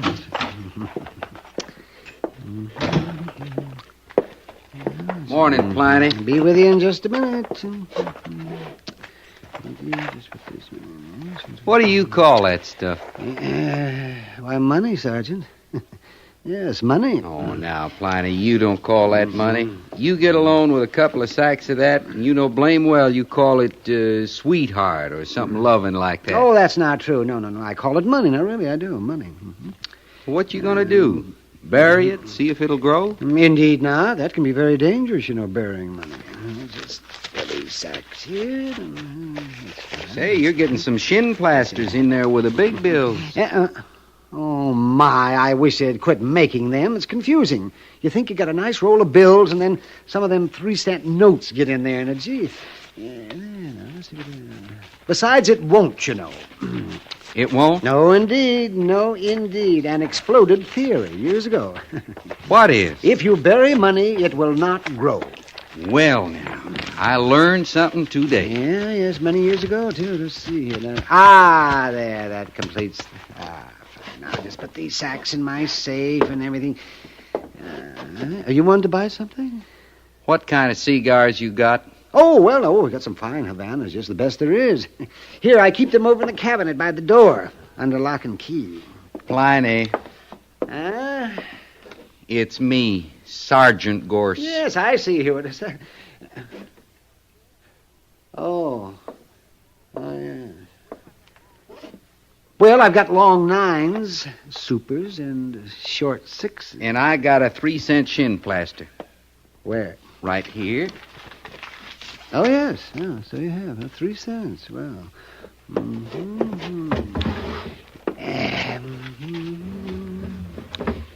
Now, these short 6s are nice. They give 'em away in saloons. Oh, they give them away? Free? Try not to think on it, Pliny. It might make you queasy. Free? Oh, my goodness. Sometimes I pay as high as a cent for 2 of them. 2 for a cent? Well, now, I might let you have 1 super, but just 1, mind you, for 3 cents. I had my mouth set for a long 9 after supper. Oh, now, you don't really expect that, Sergeant. A long 9 for 3 cents? Why, I'd stand to lose... Oh, yeah, let me see now. How much would I... You'd stand to make 2 cents easy. But these are from New England, Sergeant. Tell the truth, I'm running short of them. Now, this is the last barrel, and You're practically forcing me into a saloon, Pliny. You're really desperate for a good smoke, aren't you? Not near as desperate as you are for my last 3 cents. You, won't bandy this about the post? I could bandy my head off, and there wouldn't be no run on your store, Pliny. The way that paymaster takes his time, I stand to be one of the few men at Fort Laramie that's still got a 3-cent note. Yes, well, now, let me see. Long 9? Well, I don't know. All right, help yourself, Sergeant. 2-1 for 3 cents.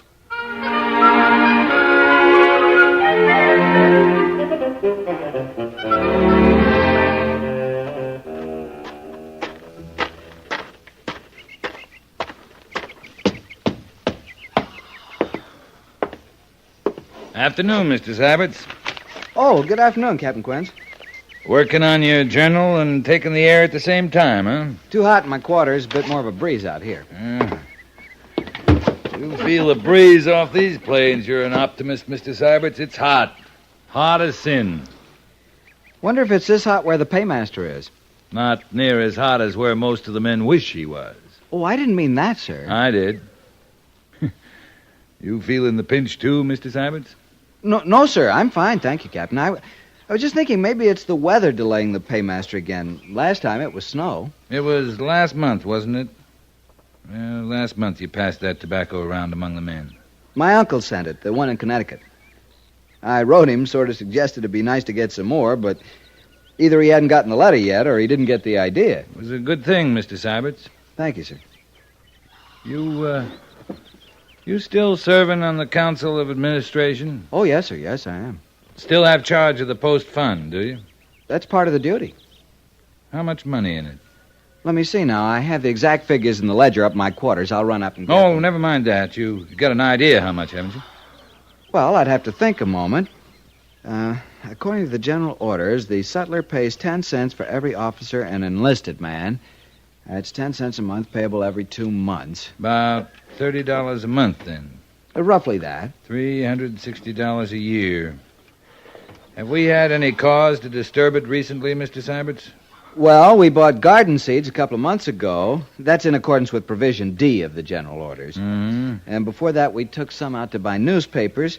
That's according to the last part of Provision C. I just wanted an idea of how much, Mr. Saberts. I think close to $500, very close to that. Suppose we let the men draw on it till the paymaster comes. Draw on it? Yeah, borrow it. For what purpose? Tobacco, beer, whatever use they want to put it to. But the general orders are specific as to the uses of the fund, Captain. I'm aware of that, Make but an independent decision. That is to say, this order comes from the Adjutant General's office. I have a copy of them here. When I was appointed to the Council of Administration, I made the orders part of my personal record. No need to read me the orders, Mr. Saberts. Oh, no trouble, sir. I'll be glad to refresh my own memory. Here it is. General Orders number 22, dated April 7, 1866. Well, the first part deals with the sutler requiring that he make this payment for the privilege he enjoys as post-trader. I just thought if the men could look on it like it was their own money, not a handout. Oh, here's the part I was talking about, sir. The post fund is to be used for A, the expenses of a bakehouse, B, the establishment of a post-school for uneducated soldiers who might desire schooling. Oh, and for the children of the soldiers. I was thinking more like a plug of C, tobacco. the establishment of a library and the purchase of newspapers. D, for the purchase of garden seeds. Oh, that's the provision I mentioned previously. Tobacco or a glass of beer. You know, this hot weather, a man ought to enjoy a glass of beer. And if then he finally, provision E provides... Mr. Seiberts. Yes, sir? I'm getting the idea there's no provision for beer and tobacco when the paymaster's late. That's correct, sir. I'm sorry to say that there isn't. Well, thank you for your time, Mr. Seiberts. Captain Quince, I could get a letter off to the Adjutant General's office asking for clarification. Oh, no, that's a bad habit to get in, writing Washington for clarification. You get into that, you'd have to give up soldiering.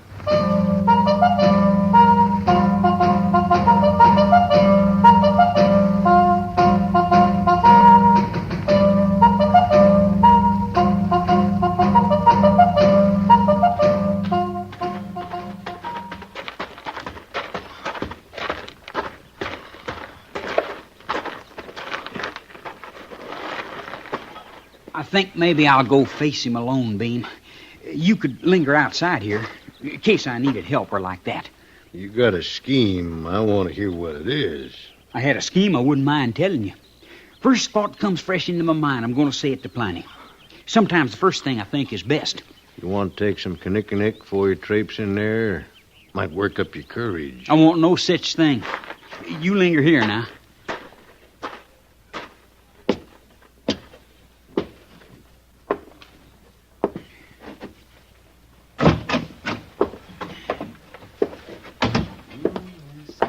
Look around if you like. Be with you as soon as I close the safe. Take your time, Pliny.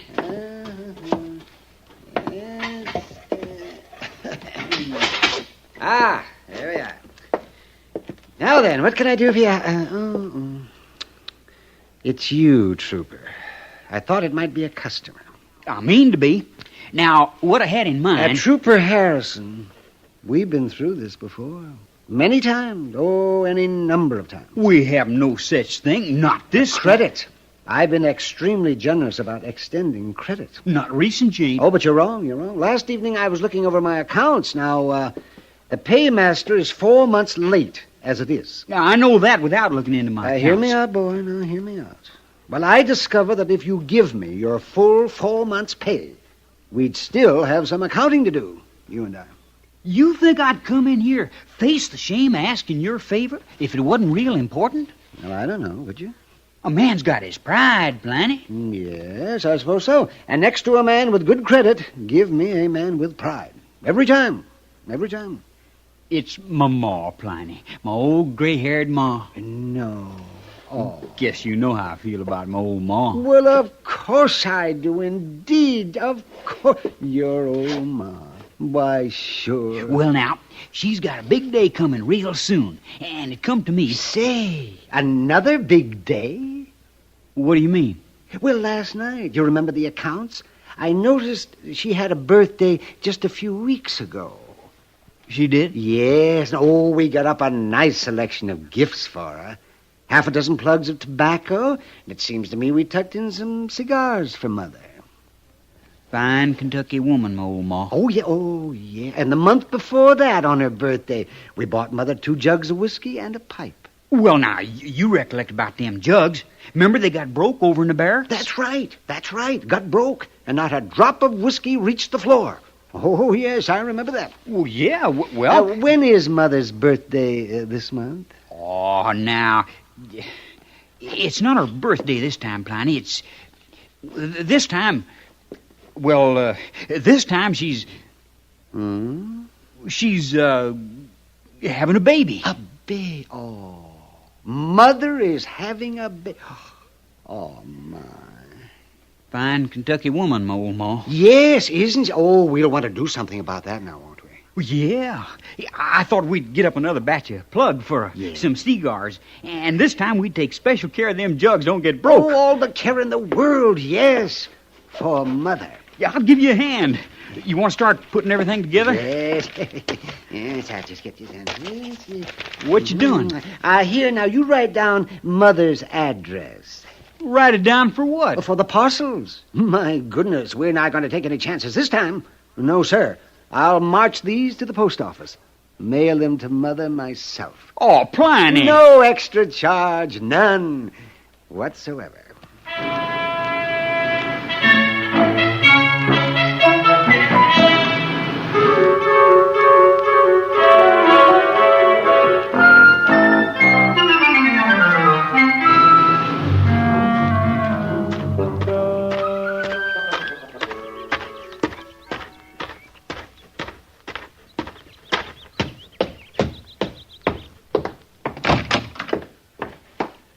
Captain Quint's reporting, Major.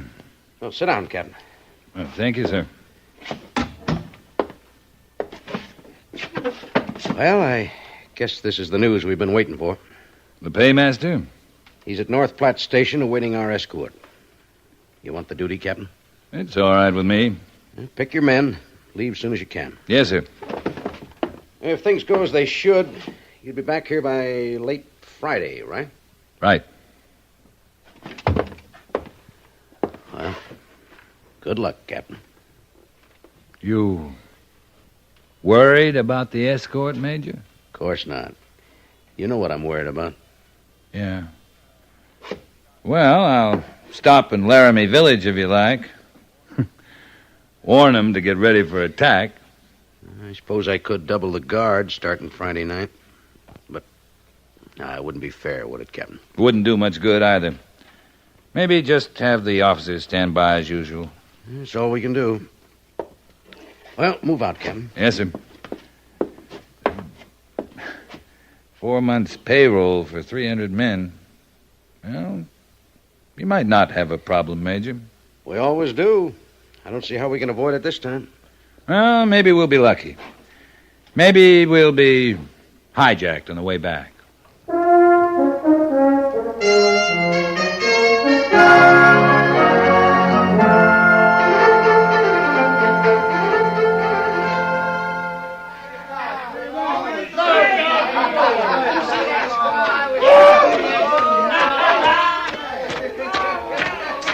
I came as soon as I could, Captain. I never saw anything like this in my life, sir. Quite a sight, Mr. Syberts. Are all the men accounted for? They won't be for days. Some of them we may lose entirely, Mr. Syberts. You mean desertion? A few. Some of them just been waiting for money enough to get out of here. I've got a fresh new batch to tend to. Oh there! Well, I think this is the last from the village, Captain. Well, they look kind of limp. Yeah, and I had to help them get that way, sir. Harrison there bought a raft of lead powder in town. He had in mind to blow Pliny up, he said. Well, the hospital's full. They're stacked 3 deep in the guardhouse. I'll just take them to their barracks, Sergeant. Yes, sir.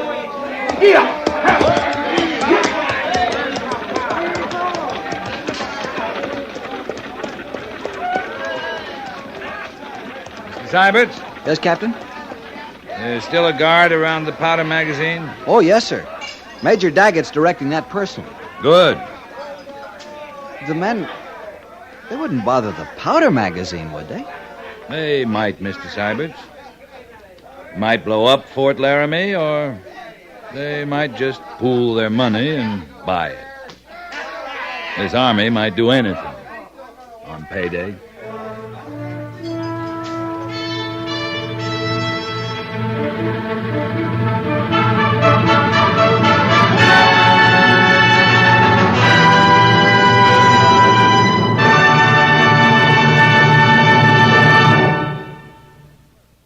Fort Laramie is produced and directed by Norman MacDonald and stars Raymond Burr as Lee Quince, Captain of Cavalry, with Vic Perrin as Sergeant Gorse. The script was specially written for Fort Laramie by Kathleen Height, with sound patterns by Bill James and Tom Henley. Musical supervision by Amerigo Marino. Featured in the cast were Howard McNear, Sam Edwards, and Clayton Post. Jack Moyles is Major Daggett, and Harry Bartell is Lieutenant Syberts.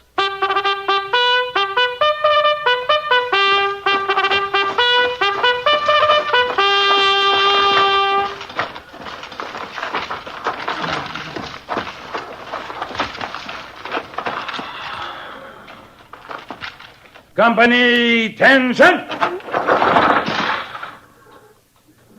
Dismiss.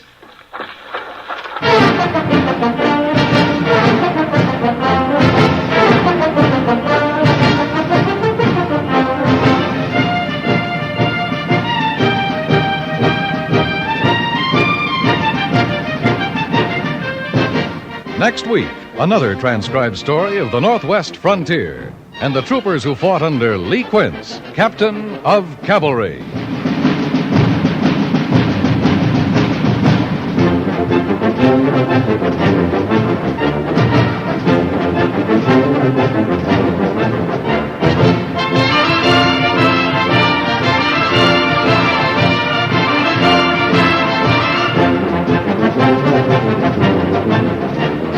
This is Norman MacDonald. 67 years ago, as the first hint of autumn stole across the Laramie Plain, the decree was issued to close Fort Laramie as a military post. It was a routine order couched in the clipped, impersonal language of the Army. Fort Laramie had served its purpose. Close it down. Put a period to a chapter of history. Put an end to an era. That's what the decree really said. For the abandonment of the fort on the Laramie marked the closing of the frontier. The story of Fort Laramie is a monument to ordinary men who lived in extraordinary times, of a land that was new and untried, as cruel as it was beautiful. It's the story of small numbers of men with good in them and bad, heroism and cowardice, honor and dishonor. Ordinary men.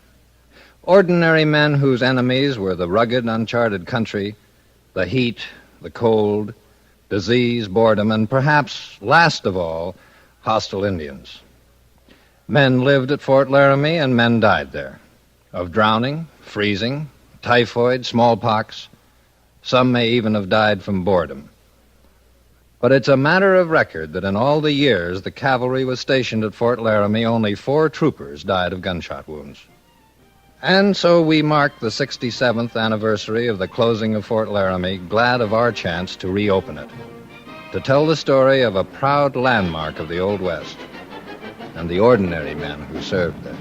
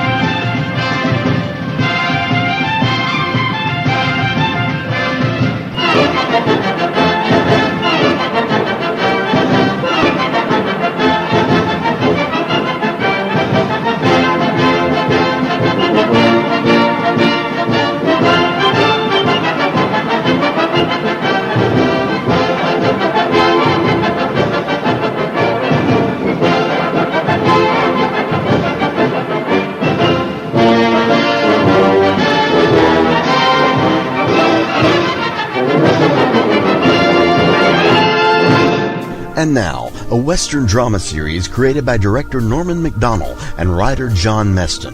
The stories take place in and around Dodge City, Kansas, during the settlement of the American West. The radio version ran from 1942 to 1961 and is commonly regarded as one of the finest radio dramas of all time. Ladies and gentlemen, we present to you Gunsmoke, next on HOJO Radio.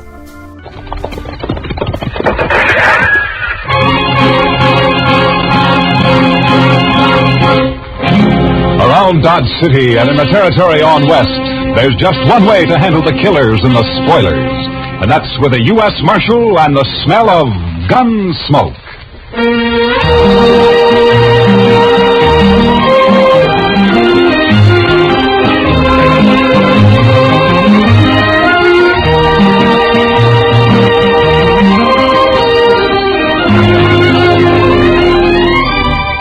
Gunsmoke, starring William Conrad. The story of the violence that moved west with young America. The story of a man who moved with it. Matt Dillon, United States Marshal.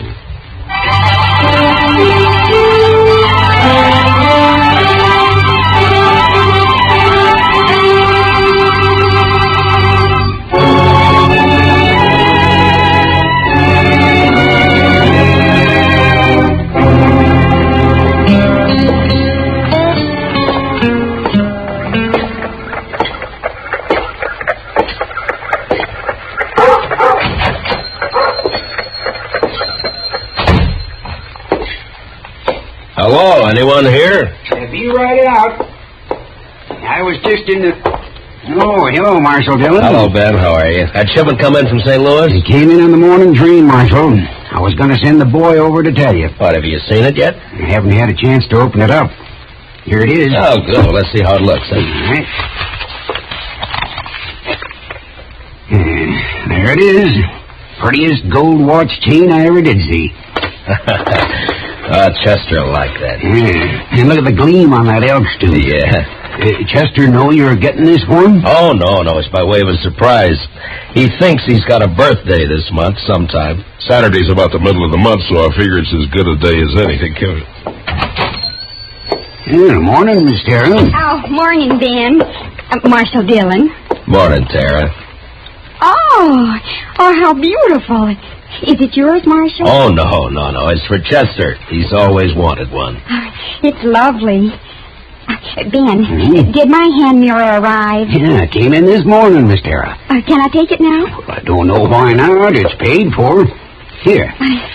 Careful now, Miss Tara. Came all the way from Boston, so don't drop it. Oh, I won't. Don't worry. Thanks, Ben. Goodbye. Goodbye, Marshal Dillon. Goodbye, Tara. That's a mighty pretty girl, Ben. Yes, sir. She's blossomed out since I saw her last. Well, what owe you, Ben? Oh, be just about $4, Marshal. $4, huh? Yeah. There we are, $4. Thank you, Marshal. And give Chester my regards. I'll do that, Ben.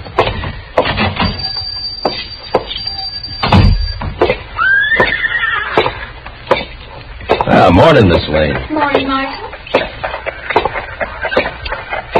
Morning. Marshal. Hello, John. Oh, hello, Marshal. Good morning, Chester. Well, morning, Mr. Dillon. Put this in the safe for me, will you? Yes, sir. How was the auction yesterday? You know, Mr. Dillon, I never did see so many horses and mules. You buy anything? No, sir, Mr. Dillon. But Asa Welton bought that old stud horse off Mr. McGovern. No, is that so? Yeah. You know, I feel sorry for poor old Asa. Why, that stud horse has got a ring bone so bad he can't hardly walk. Well, Asa isn't very smart when it comes to horses, I'm afraid. No, sir, he ain't. And I'd purely hate to see him lose good money on a horse like that. Why, he paid $19 for that horse. Yeah? Well, he'll make out if the stud can get him some colts. Mm-hmm. Yes, sir, I guess. That is, if he's got a mare. Yes, Chester, if he's got a mare. And if he don't, well, sir, I just don't know. My. Chester, this evening I'm going to have supper with Kitty over at Dodge House. Will you stay here? There's no work to do, but you could keep an eye on things, huh? Well, I'd be proud, Mr. Dillon.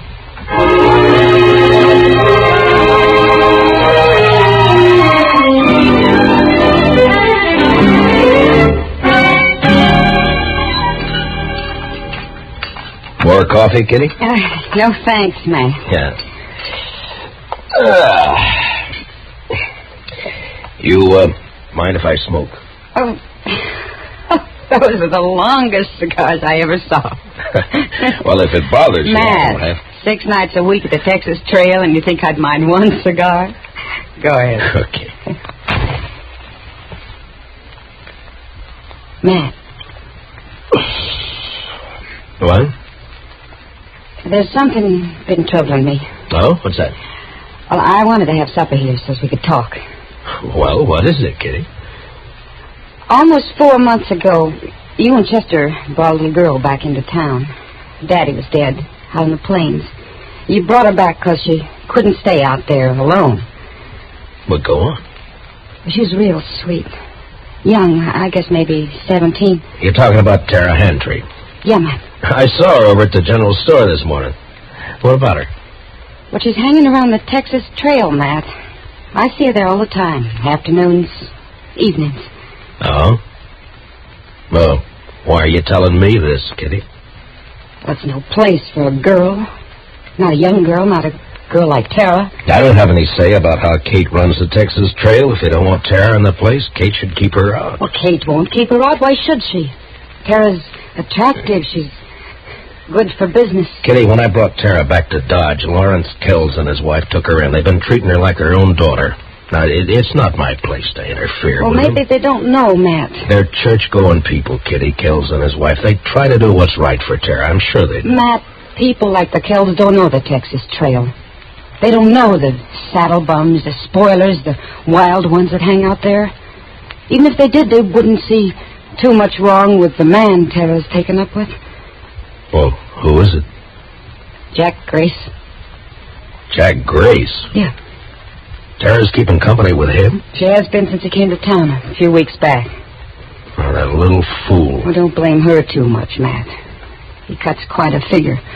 Long hair, buckskin shirt, Texas spurs. She's young, and his stories make for good listening. Yeah. Matt, I've talked with Grace. And there's something wrong with him. He's too cold. Like he's dead inside.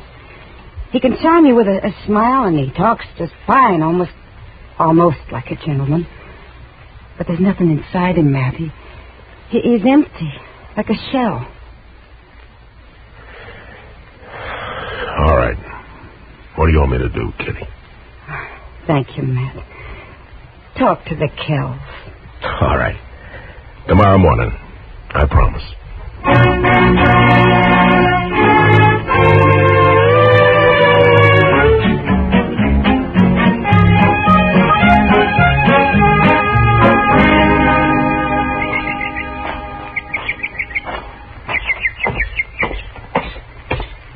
Good morning, Marshal Dillon.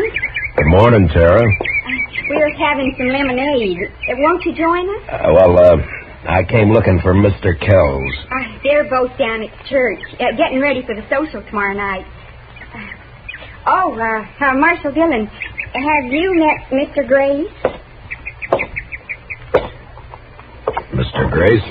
I know of you, Marshal Dillon. Down around Waco, several of the boys speak of you. No? What did you want to see the Kells about, Marshal Dillon? Maybe I could help you. I think I should talk to them, Tara. It's a matter of business. About Mr. Kells' business? The buffalo hide? No. It's another sort of thing. I better come back, Tara. They'll be home later? Well, you know how these church socials take planning. It may be late. Yeah, well, I'll come back then. Sorry you won't join us, Marshal. Thank you anyway, Mr. Grace. I'll walk you to the gate, Marshal. Oh, fine. I'll be seeing you again, Marshal Dillon. Maybe, Mr. Grace. I know why you came here today, Marshal. I know why you wanted to see the Kells. You do, Tara? It's about me and Jack Grace, isn't it? This isn't the time to talk about it, Tara. It's a fine time to talk about it. Now, look, The Tara... busybodies in this town sent you over here. They don't like my keeping company with Jack. Isn't that right? They're not busybodies, Tara. They're people who are fond of you. Older than you and know more about Jack Grace than you do. Blue-nosed old gossip. Now, Tara, listen to me. No, you listen to me. For as long back as I can remember, Pa and me worked that dried-up old homestead. Alone after Ma died. It killed Pa. Came near to killing me. Look, when I brought you into Dodge, the Kells took you in. They treated you like their own daughter. Mr. Kells is a wealthy man. He's given you everything he can. And I'm grateful to him. He's tried hard to do all the things Pa would have done if the planes hadn't killed him. But he still can't give me the love and excitement and fun Jack Grace can. Oh, Tara, so help me. If you were 2 years younger, I'd put you across my knee and slap some sense into you. Now, if you hurt the Kells because of Jack Grace, or if you get yourself in trouble, I'm going to forget about it. this. If I didn't know better, I'd say it was a lover's spat. I'll be back later, Tara. There isn't much point in that, Marshal Dillon. From what I could hear on the porch, Miss Tara seems to have said what she thinks real plain. I'll be back later, Tara. Will you tell them? I don't know why you bother, Marshal. If the Kells are ones to worry about loose reputations, they might not pay too much attention to you. What are you getting at? The U.S. Marshal who sniffs around one of the girls at the Texas Trail isn't in the best of company, and after all, everyone knows a kitty is... Now get up. And if I ever hear you've mentioned Kitty again, I'll come after you. Why don't you do that? I will. Good day, Tara. Oh, Jack, I'll call back for you later this afternoon. I'm sorry, Tara. I didn't mean for this to happen. You're just a big, blundering, stupid bully. Tara, please. And if you mess up the one thing that means happiness for me, I'll help him kill you.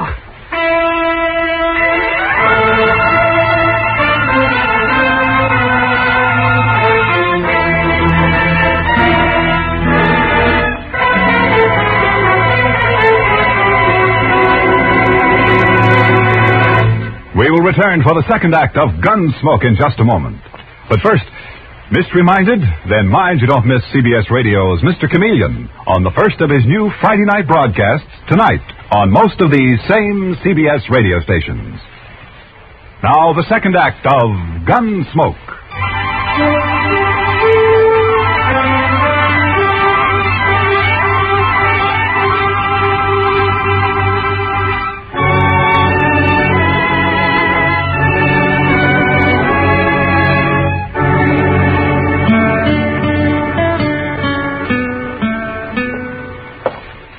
Chester told me you wanted to see me, Mr. Dillon. Yes, Mr. Kells. Won't you sit down, please? Yeah, sure. Hope it won't take too long. Gretchen and I are in charge of the box store tonight, you know. Wouldn't want to be too late. Well, it may take a few minutes, Mr. Kells. It's important. Oh? It's about Tara. And Jack Grace. You know about it, then? I've known about it ever since he came to town 3 weeks ago. They met, heaven knows where or how, and she's been seeing him most every day since. You know where she spends her time? At the Texas Trail. Yes, I know. Gretchen and I have tried every way we know, Marshal Dillon. We've both talked with Tara, but she's young and headstrong. I don't know what to do.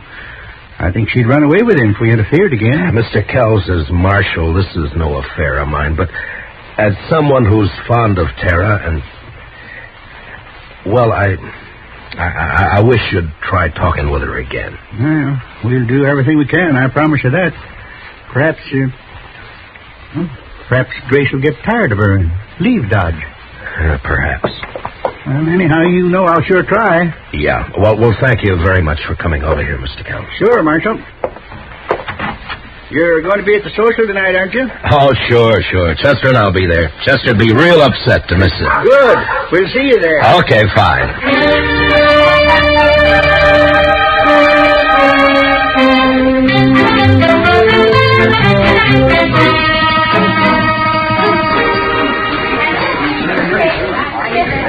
Mr. Dillon, this is Miss Honeycutt. How do? Proud to know you, ma'am. I bought her supper box. Did you bid on any supper boxes, Mr. Dillon? No, Chester. I was late getting here. Oh, that's a pity. Now, what do you do for supper? Oh, I'll make out all right. Well, there's really enough for the three of us, Marshal, if you'd care to join us. Well, thank you, Miss Honeycutt, but I'm looking for Mr. and Ms. Kells. Oh, they're not here yet. The parson was asking for them a few minutes ago. Mr. Kells was to have auctioned off the suppers, but they didn't come, so we went ahead without them. Oh? You sure you won't join us, Marshal? No, thank you, ma'am. I'll just wait for the Kells. Perhaps I'll walk back toward their place and meet them on the way. Well, all right, Mr. Dillon. Miss Honeycutt and I'll be right over there if you need me. I don't think I will, Chester. You just go ahead and enjoy yourself. Real pleased to meet you. Nice to have met you. Yes, mind that bench, Miss Honeycutt. Yes, thank you.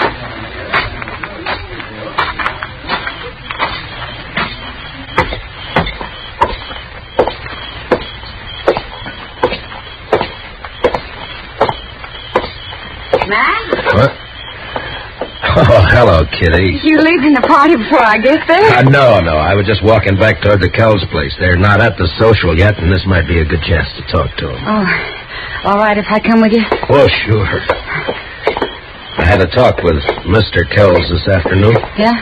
Yeah. He knows all about Tara and Grace. Has known for a long time. Well, what's he going to do about it, man? He doesn't know what to do. Neither do I, Kitty. Look, Kitty, you're a woman. You know about these things. You don't tell a woman she shouldn't love some man, do you? No, you don't. Kells has tried hard. He's done everything he can. Well, he's a wealthy man. You could send her east for a few months on a visit. St. Louis, maybe. To forget Grace? Yeah? Would it do any good? No.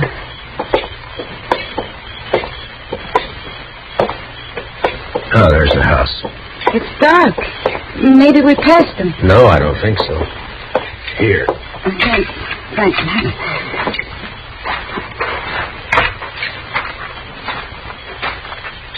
Kitty? Yeah? Maybe you better wait here, huh?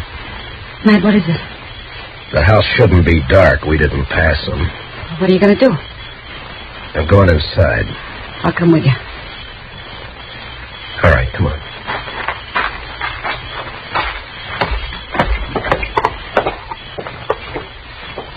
The door's open.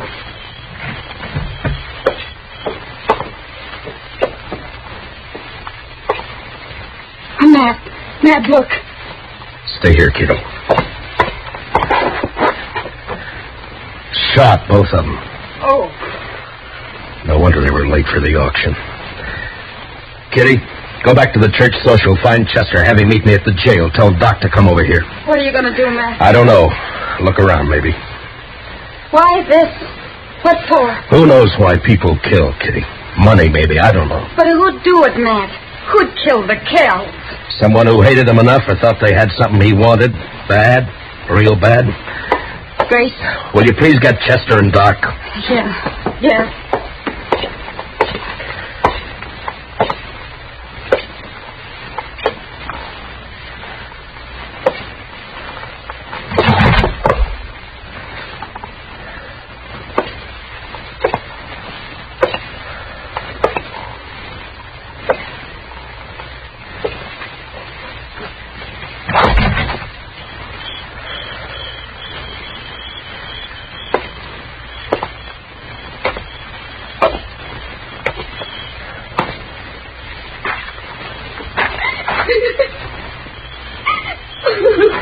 Tara?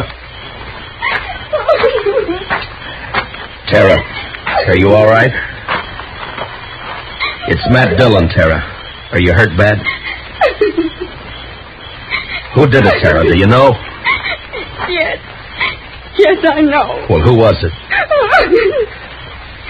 Was it Grace? Oh, Matt. What happened, Tara? Tara. Mr. Kells was waiting for him when Jack came for me. Mr. Kells wanted to talk with Jack, he said, and Well, go on. I don't know. I don't know. I can't help if you don't tell me what happened. But when Jack came, there was an argument. Mr. Kells told Jack to go away, leave me alone. Told him not to come back. Jack laughed. Called Mr. Kells a name, and Miss Kells slapped him. And Jack hit her. Mr. Kells tried to get his rifle in the corner. And Jack... Yeah? He shot him. He shot both of them. Then he turned. He said it wouldn't have worked out for us. He was leaving. Just like that. He was leaving. You see, you'd be nothing but trouble, he said. I'm leaving, he said. Then he hit me. And...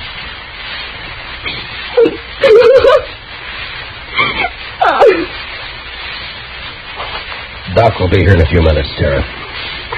He'll take care of you.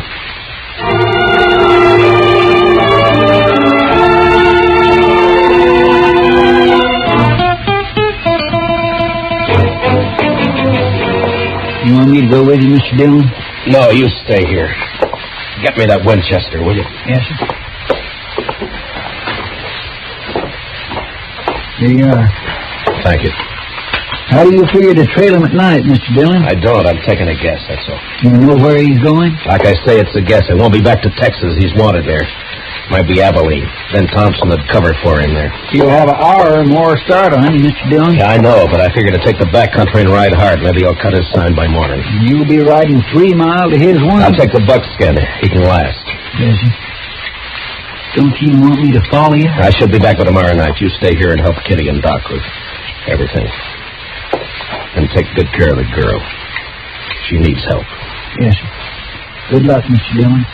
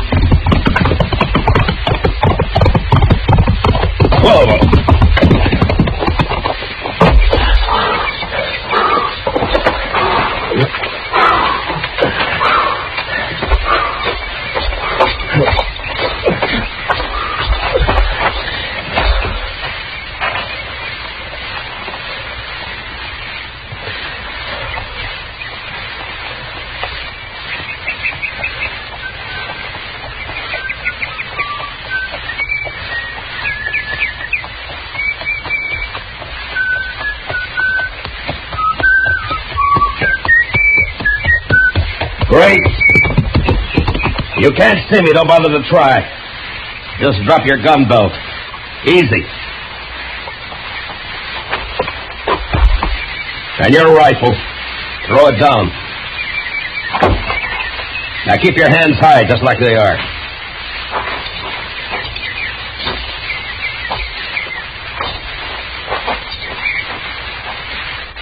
You traveled fast, Dillon. I didn't waste time getting to here. I know this country better than you, Grace. Roads aren't always straight. Even so, that buckskin of yours must be quite a piece of horse. He is. We'll be starting back right quick, but meanwhile you just sit tall right where you are. Arms will get tired.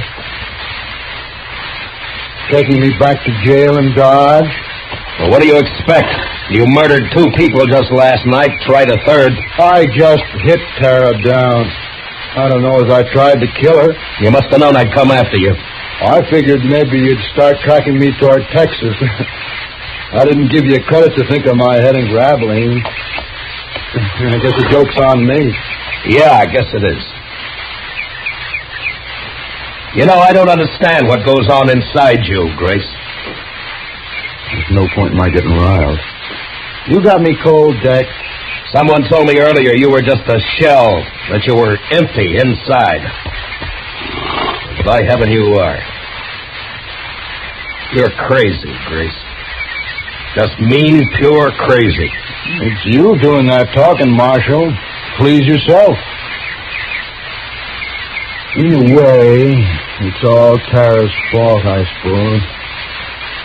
Well, it wouldn't have worked out anyway, like I told her. All right if I light up? Marshal? All right, but watch your moves. My makings are in my boot. Oh, great!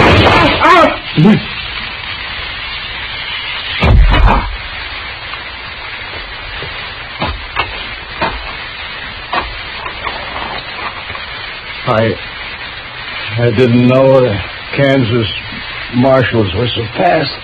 A derringer up the sleeves, an old story, Grace. Yeah, but they sure are.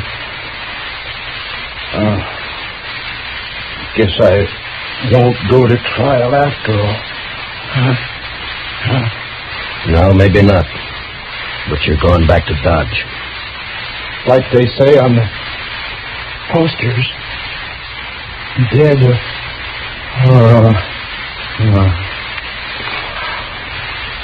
Yeah. Dead or alive. Marshal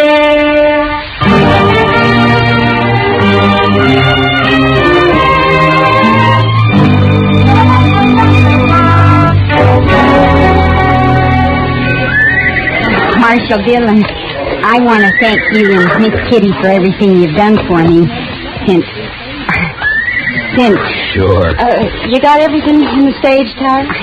Yes, Miss Kitty. It's a long trip, Tara.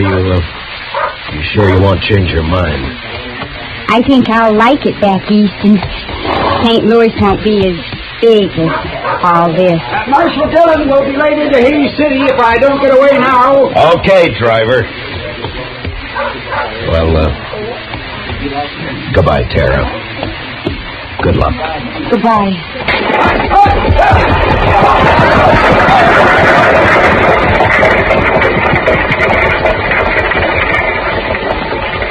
Well, Matt, she's gone. Yeah.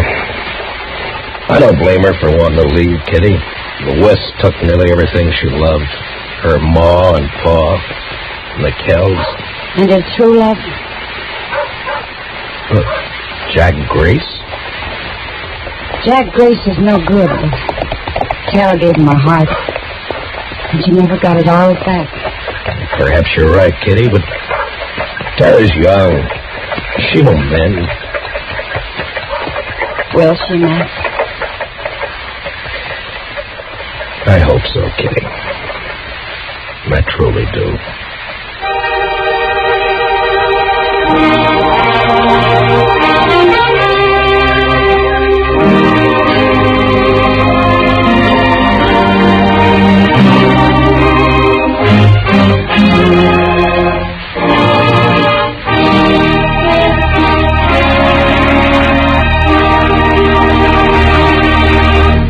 Gunsmoke, under the direction of Norman MacDonald, stars William Conrad as Matt Dillon, U.S. Marshal.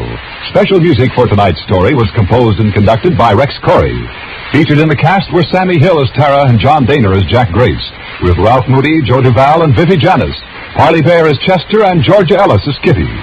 Gunsmoke is heard by our troops overseas through the facilities of the Armed Forces Radio Service. Join us again next week as Matt Dillon, U.S. Marshal, fights to bring law and order out of the wild violence of the West in Gunsmoke. Novelist C.S. Forrester saw in the turbulent Napoleonic Wars an idea. Thanks for listening to HOJO Radio. We have more classic radio coming your way next.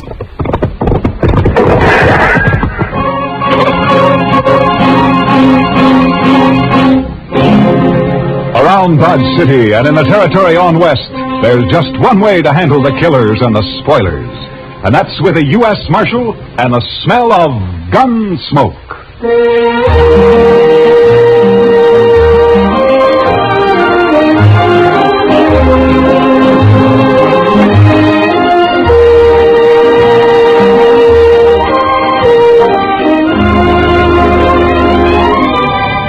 Gunsmoke, starring William Conrad.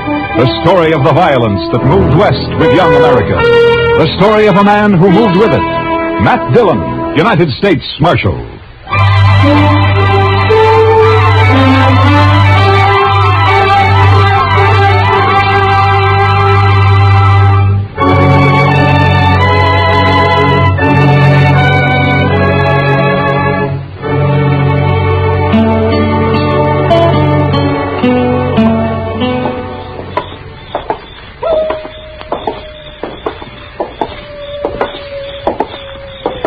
Quiet night, Mr. Dillon. Yeah. Except for that coyote. He's wailing his head off out there. Mad at the moon, I guess. Or in love, maybe. Oh? Yes, sir, the way I've noticed it, any time you find a man or an animal out squalling around in the dark, it's usually love. Yeah, but this one sounds kind of mournful, Chester. Well, sir, love is mournful sometimes, Mr. Dillon. Yeah, so I've heard. Matt? Is that you? Oh, good evening, Miss Morley. How have you been, Matt? Oh, fine. Fine, thank you. You, down here on Front Street this time of night alone? I'm looking for Red Lawson. He's a new man, works for Al. Al's meeting him sometime after midnight, and they're going out on a cattle buying trip. I want to talk to him first. You satisfied? Well, it's just that this is no place for a woman alone, Miss Morley. Maybe you better go home. There are other women down here. They belong here, Miss Morley. They work here. Oh, don't be so stuffy, Matt. And call me Ava for once. Everybody else does. Well, your husband might take exception to that, Miss Morley. Now, you're blaming me for what happened before, aren't you? I'm not blaming you for anything, Miss Morley. I didn't tell him to get into a gunfight over me. Wasn't my fault. I didn't say it was. Chester, you better see that Miss Morley gets home, all right? Yes, sir. I can get home by myself. My, she's pretty as a picture. It makes you wonder. Yeah, maybe you were right, Chester. With a woman like that, love might be kind of mournful.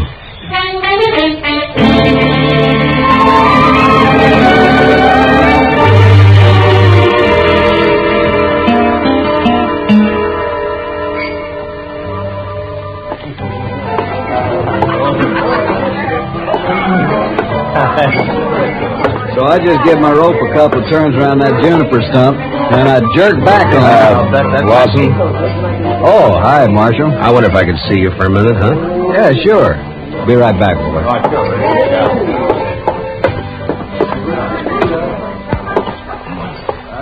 What's on your mind, Marshal? Lawson, I just ran into Miss Morley in the street outside. You did? Yeah, I suggested she go home. She's got no business being down here this time of night. It might be a good idea if you'd tell her that, huh? Seems to me that's up to her husband. Look, you're new here, Lawson. I guess you didn't know Fred Curtis and the Santa Fe Kid. I heard about it. A couple of fools, as far as I can see. Yeah, I guess they were. After they met Miss Morley. Hey, look, Marshal. What's your stake in this? I got no stake. What Miss Morley does is her own business, as long as it doesn't cause any trouble. I'm just trying to keep the peace, that's all. I feel kind of sorry for her, that's all. Al treats her like a dog. Uh-huh. Fred and the kid used to talk the same way. Like I said, a couple of fools. I'm not. I hope not. See you around, Marshal. Yeah, sure. Oh, I think so. Hi, Kitty. Could I speak to you? Oh, sure, Matt. Excuse me, boys. I'll be back.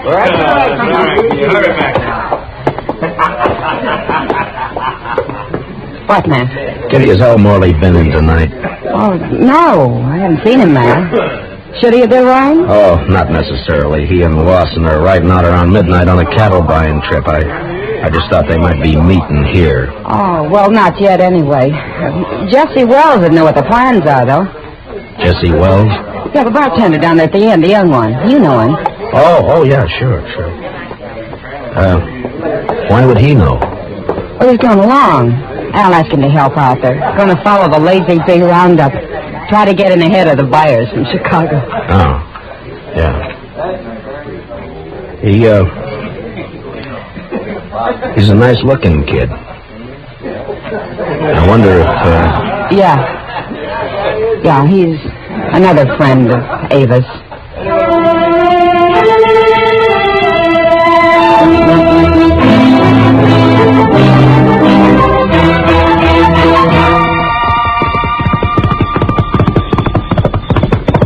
Oh, boy. Hold it.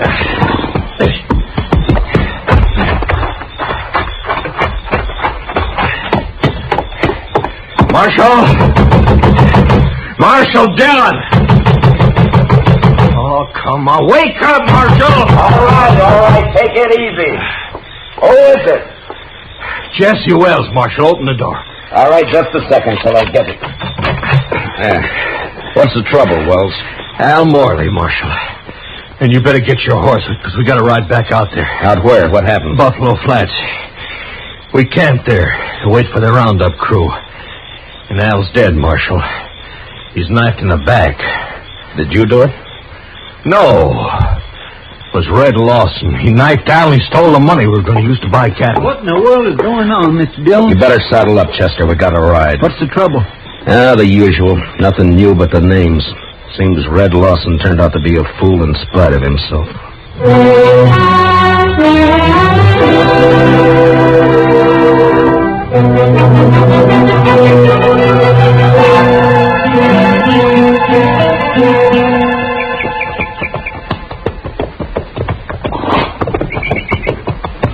Over this way, Marshal. Camp is right there by that plum thicket. Right. Be daylight in another 20 minutes. Hello, boy. He's laying over there by the bushes.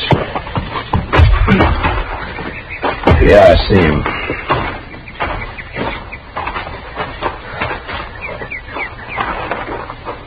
Whose knife is it, Jesse?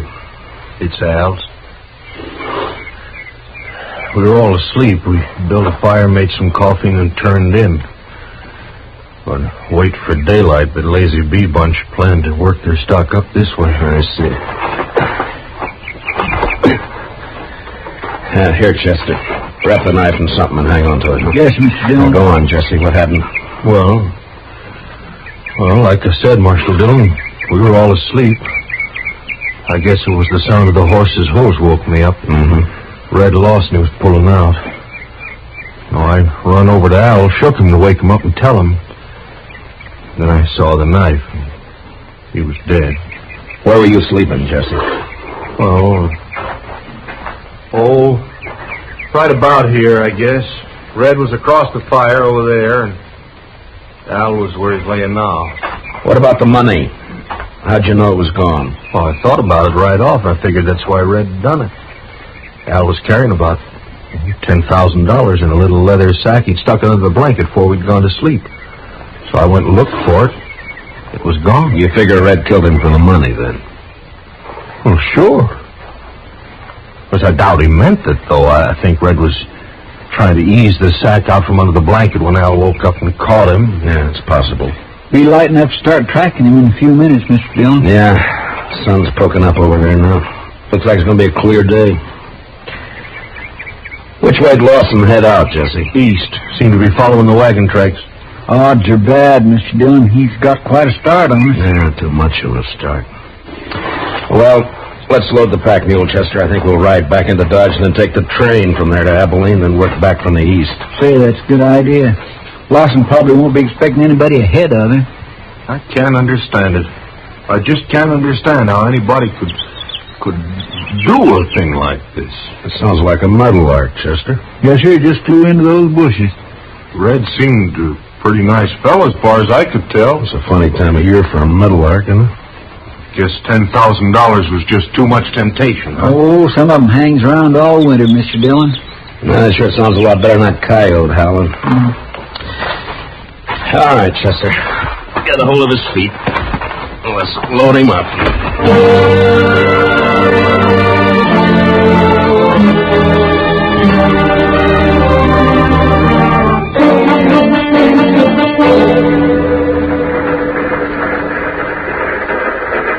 Sumac Creek water tank's right down the bend up ahead of us there. How long do we stop here? Oh, about 5 minutes. Just long enough to take on water. Might as well relax, Marshal. It's a long ways yet to Abilene.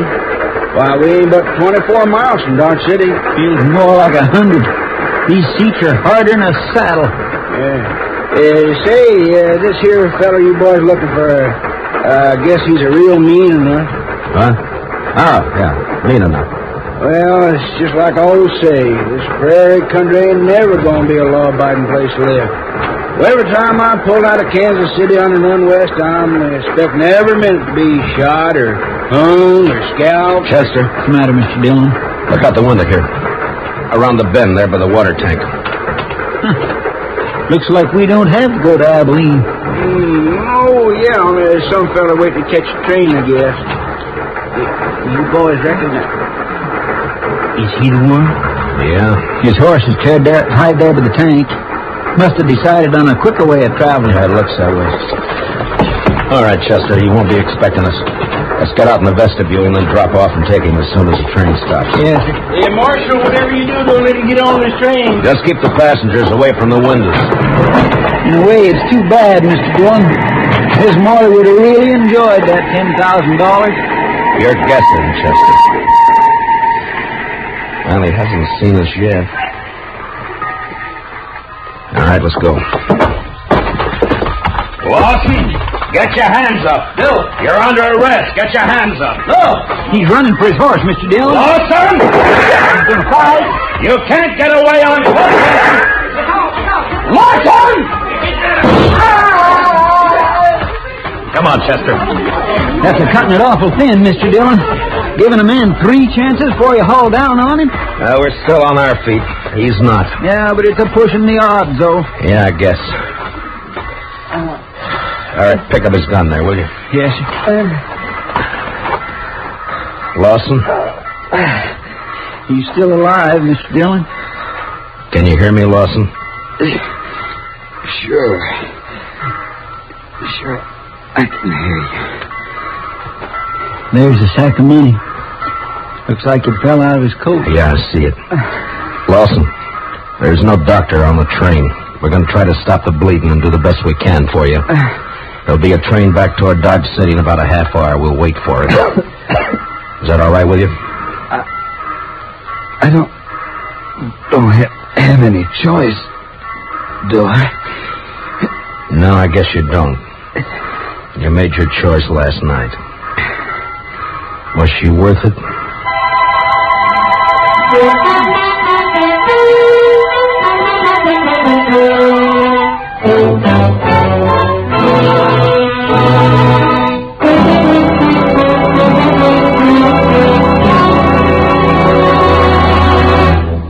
We will return for the second act of Gunsmoke in just a moment. But first, every Saturday night, Gene Autry invites all his friends to visit him at Melody Ranch for a half hour of songs and stories about the Old West. Tune in the Gene Autry Show tomorrow night over most of these same CBS radio stations. Now for the second act of Gunsmoke.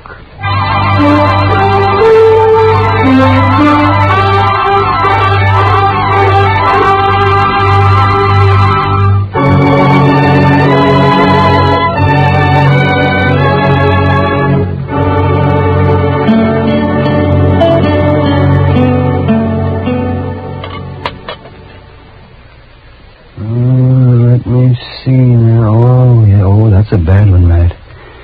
Yes, I'd say the bullet's lying right in against his heart. I just tried to wing him, Doc, but we were both moving. You can't always call him, you know. I guess not. Well, I'm afraid that's about all I can do for him, Matt. It's not enough, is that it? He won't live an hour. I wish he was conscious. I want to talk to him. Well, the stimulant might take effect, and then again might not. With this kind of a case, you never know. What is it you're after, Matt? Ms. Morley? Accessory before the fact? She could have been. Well, I'm a broken down old man, Matt, but if that woman rolled her eyes at me just once, well, I do not know. I just might. Matt. Yeah. Lawson? Lawson, can you talk? Can you hear me, Lawson? Yeah. Sure. Was Ms. Morley in on it? Nobody was in on it. Did she know you were going to do it? She had nothing to do with it. Was she going to meet you somewhere later? She had nothing to do with it. It was my idea. Nobody else. Lawson, listen to me. You're dying, do you know that? Yeah. Yeah, I know. I can feel it. She wasn't in on it. All right. That's the way you want it. At least Al won't treat her like a dog anymore. What do you mean? I mean, a dead man can't bother anybody. Al? You ought to know. You killed him. No. What? He was asleep. I took the money and rode away. And they were both asleep. I didn't touch him. You're telling the truth. I swear I didn't kill him. I only stole the money, and I didn't get... Yeah, guess I was wrong, Matt.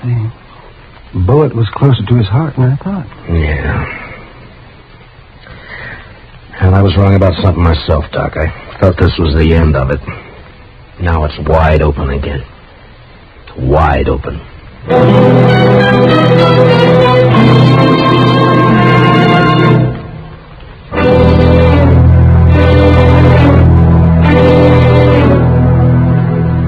I don't see why you got me here just to ask the same things all over again, Marshal, because I told you how it happened. Yeah, I know, You Jesse. caught Red Lawson with the money on him. Now, what more proof do you need? It only proves he took the money, Jesse. It doesn't prove he killed Al. Well, what do you mean? Chester, you better punch that fire up over there a little, huh? It does seem to be getting chilly in here. Now, what do you mean by that, Marshal? You killed Al yourself. Didn't you, Jesse? You're out of your mind. You woke up and saw Red steal the money and take off, and it gave you ideas. You slipped over and knifed Al in his sleep. You knew Lawson had got the blame for it. Well, sure. Sure, because he did it. He said he didn't. Dang stove. Well, Marshal, did you expect him to tell the truth? He was dying, Jesse. Knew he was dying. I think he told the truth. I see. His word against mine. Word of a thief. I didn't say I could prove it, Jesse. But you did it, though. We both know that. And sooner or later, I'm going to get you for it. Yeah. Chester, I think it'd draw better if you'd open the damper.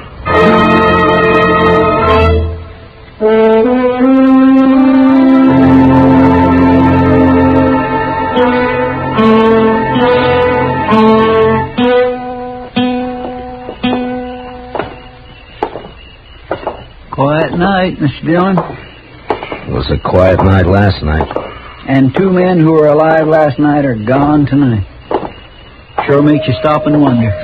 Well, at least one thing hasn't changed. That coyote's still there. I guess there'll always be coyotes around, Mr. Dillon.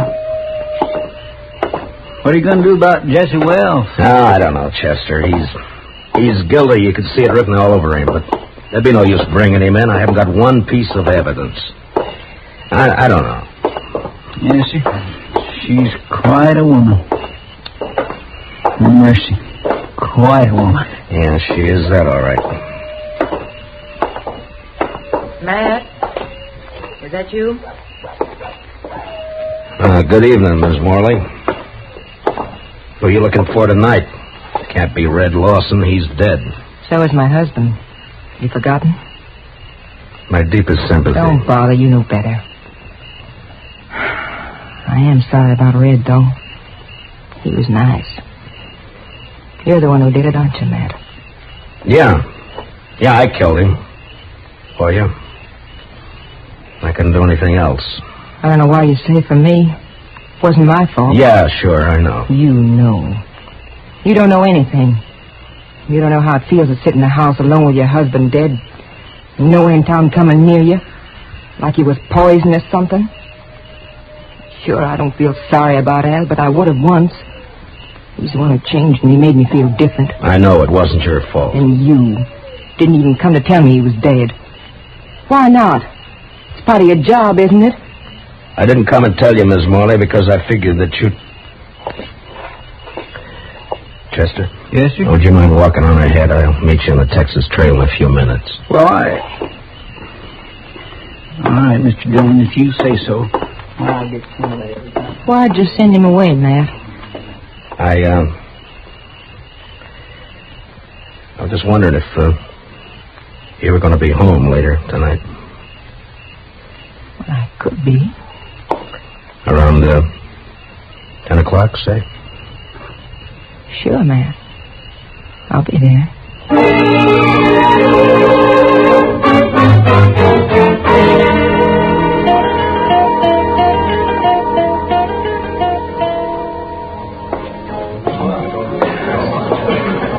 Well, Hiya, Kitty. Chester and I were trying to think of some way to rescue you from Ava's clutches. Only one thing, though, Mr. Dillon. I wasn't sure you wanted to be rescued. Kitty, has Doc been in tonight? Oh, I haven't seen him, Matt. Chester, will you see if you can find him and have him meet me here? Yes, sir. Right away, Mr. Dillon. Kitty, I wonder if you'd help me with something. Oh, sure, Matt. What?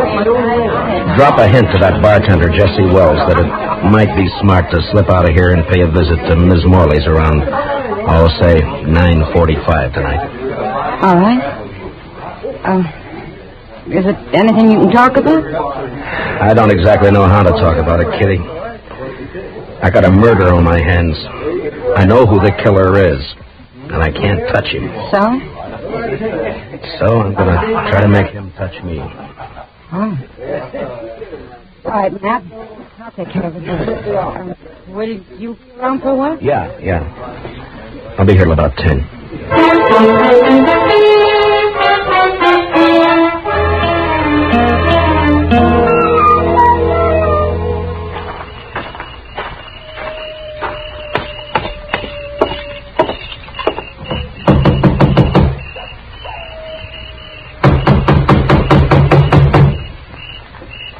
Who is it?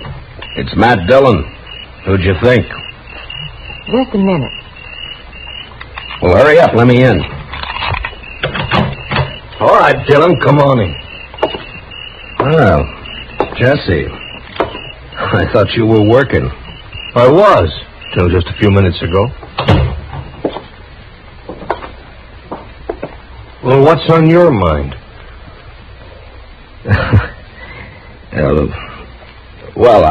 I think Mr. Dillon probably wants to ask me some questions or something. Yeah, I do, as a matter of fact. Jesse Wells, for instance. What? You didn't tell me he was going to be here, Ava? Well, What do you mean she didn't tell you? Wait, Ava, what about this? You were expecting. You knew he was coming. Of course you knew I was coming. You and Matt Dillon. For how long? And what kind of a fool does that make me? I'm afraid you were born a fool, Jesse. That's why she picked you. You're so wonderful you said if only Al didn't stand in our way. I didn't tell you to kill him. I didn't mention it once. You didn't have to. Just kept dropping hints, leading me on. And all the time you and Matt Dillon. She's too smart for you, Jesse. You should have realized that. Yeah. And instead I played right into your hands. Both of you. How, Jesse? Killing Al, getting him out of your way, giving the two of you a clear field. You're under arrest for murder, Jesse. What? Oh, you'd like that, wouldn't you? Both of you would. Sit around and laugh about it while you're waiting for me to hang. I said you're under arrest. Now hand over your gun. No, you don't, Dillon. You're not going to carry it that far. You're not taking me in for something both of you wanted me to do. Hand over your gun, Jesse. You want my gun, you got to take it away from me. Get away from the door. Oh, sure, I'll get away from you. Hold it, Mr. Wells!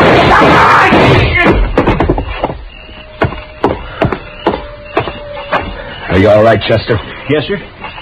It was close, but he missed me. Well, you two didn't miss him. I don't know which one of you fired first, but either bullet would have done it. Well, you got his confession all right, Mr. Dillon. Doc and I heard every word from the front porch there. We sure did. Only one thing, though, Matt. He didn't implicate the woman in it. Yeah, I know. Will you take charge, Doc? Oh, sure. I'd be glad to. Part of my job, you know. Matt. All right, Chester, let's go. Matt? Could I see you for a minute before you go? Matt? What's it add up to, Mr. Dillon? 3 men have been killed since the same time last night. Yeah. And you know, Mr. Dillon, I think maybe it's kind of all her fault. And you can't pin a thing on her. My.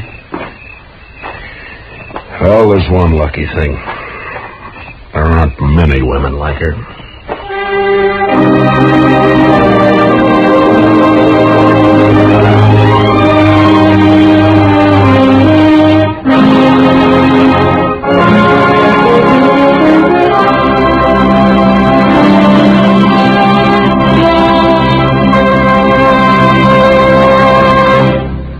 Gunsmoke, under the direction of Norman Macdonald, stars William Conrad as Matt Dillon, U.S. Marshal.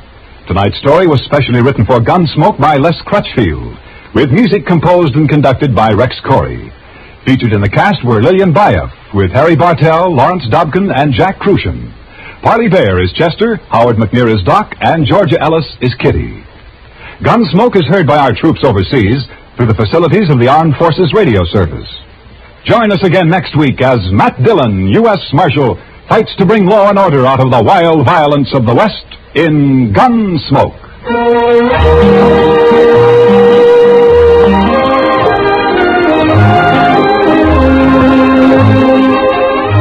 Strange Island tells the remarkable story of a tropical paradise that sank into the sea.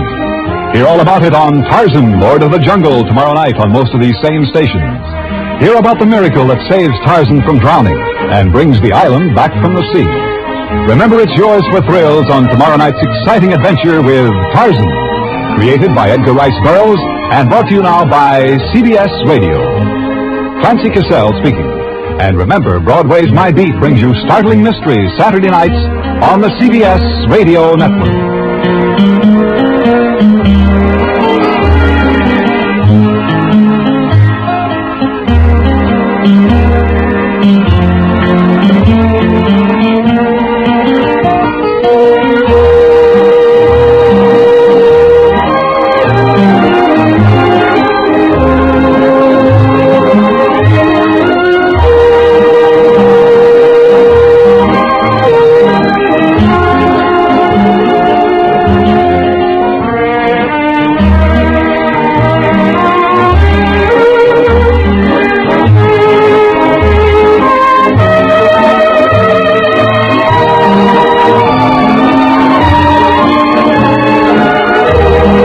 Thank you for listening to HOJO Radio.